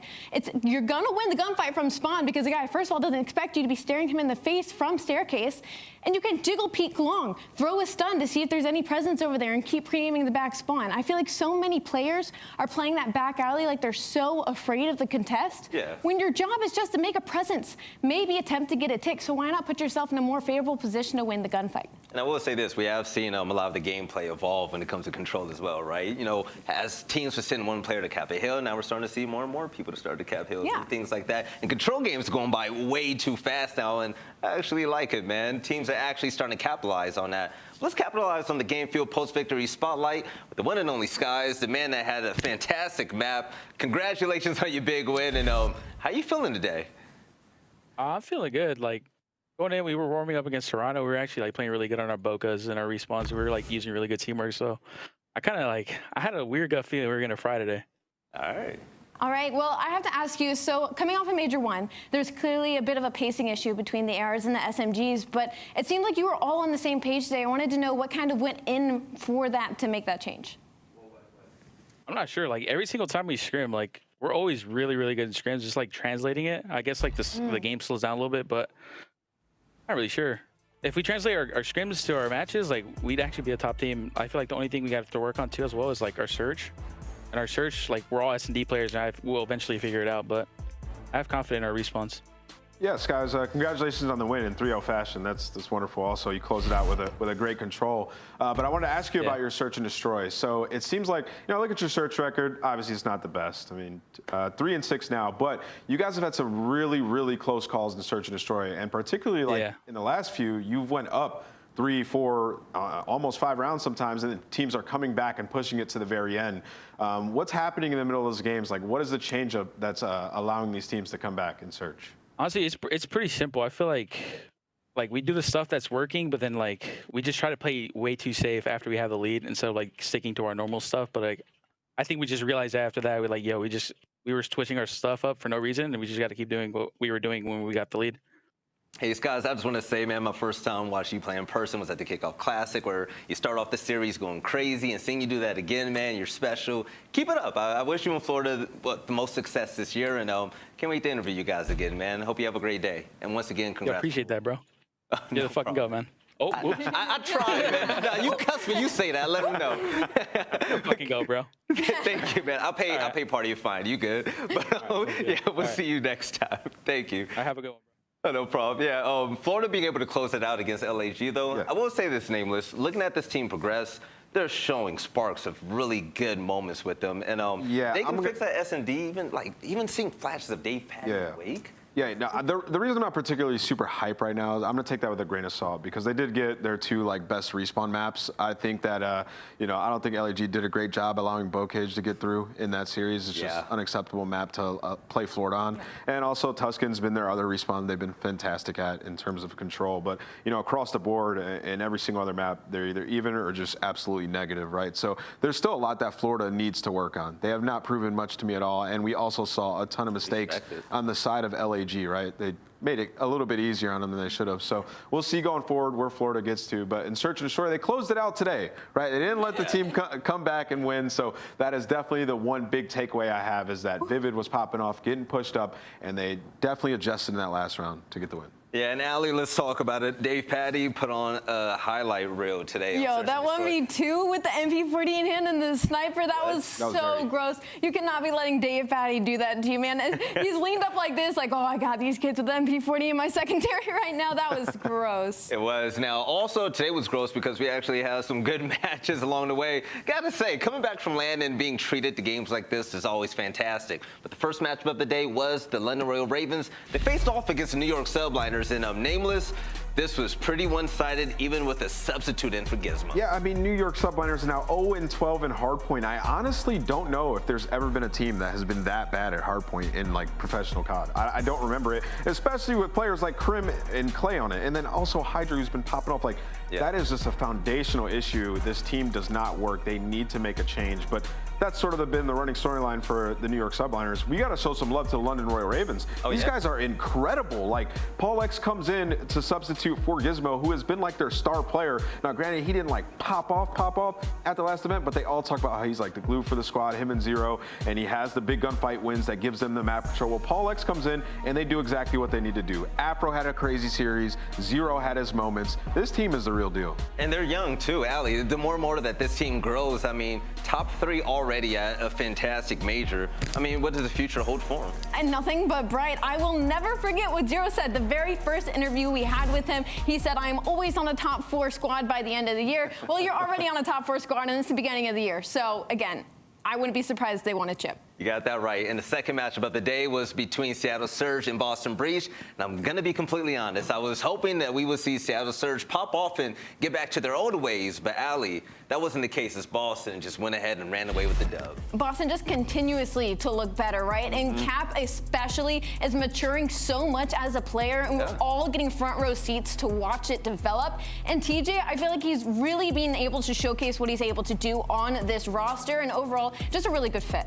Yeah, you know, what we highlighted prior to the match was Seattle Surge, when they're in a bad position on the map, how they regain map control, and it was not improved in this series whatsoever. I mean, you look back at to the first map, and Pred started off incredibly slow, and they did not have a single rotation for like 4 or 5 hills. That's unacceptable on the side of Seattle Surge. They have so much talent on this team, but to talk a little bit about the Boston Breach, I think this event was perfect for them. They got so many reps, and coming home, we saw everybody play even better than what we expected, right? TJ had some great moments. You're talking about Capsidal. He breaks the kill record. Bokaji's playing so confident, and then also their search and destroy. Remember, it started off so hot during Stage 1 qualifiers, sort of tapered off towards the end. Then they went 3-3 at the event. Well, today, it was flawless execution in search and destroy. Like, they were so much more confident. Capsidal to play by himself on that island, flank around. Like, he was making the plays, dude. And then also Methodz in that clutch 1v1 against Accuracy. That was a huge 1v1 win. Like, versus Accuracy, a lot of people get shook in those 1v1s. He had the position of power. Methodz guns him down, charges him, gets the timing on the bomb. Like, that's confidence. That's what it comes down to. You got that right. Speaking of confidence, I hope Seattle finds theirs, because with this roster, I mean, usually when teams struggle like this, we all say, hey, team change, team change. This team is perfect, man. They just have to get it together. The IGL and also Sam have to get together and make that thing work. But also, let's go ahead and make this ending work. Let's take a look at the standings and also the points right now. Atlanta FaZe are on top, obviously, aLLeY, with 100 points. But they're not too far about OpTic Texas, excuse me, at 95 points. Absolutely, and one that's going to stand out to me is going to be Toronto Ultra. They're sitting right below Boston Breach, a little bit lower than we would have had them sitting in the beginning of the year, but we're heading into Major 2, so things are going to get shaken up just a bit. And taking a look at the bottom side of the screen, Paris Legion, New York Subliners sitting there with 10 points each, and LAG right in front of them, barely.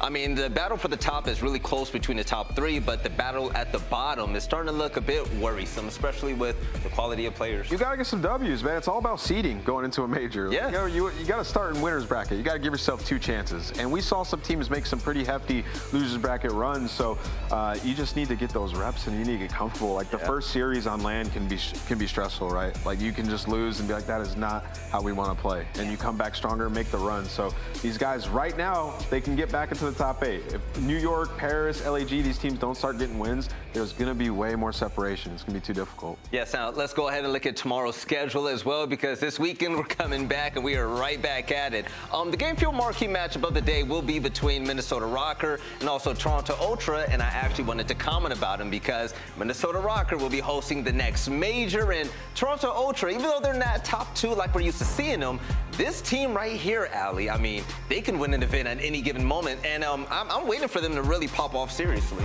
Top 4 without winning a hard point. I mean, that's all you really have to say for this squad is you know they're nasty, and you know they'll figure out hard point by at the end of the day. But the team I'm really excited to see has to be Paris Legion and all of the roster moves that they've been making.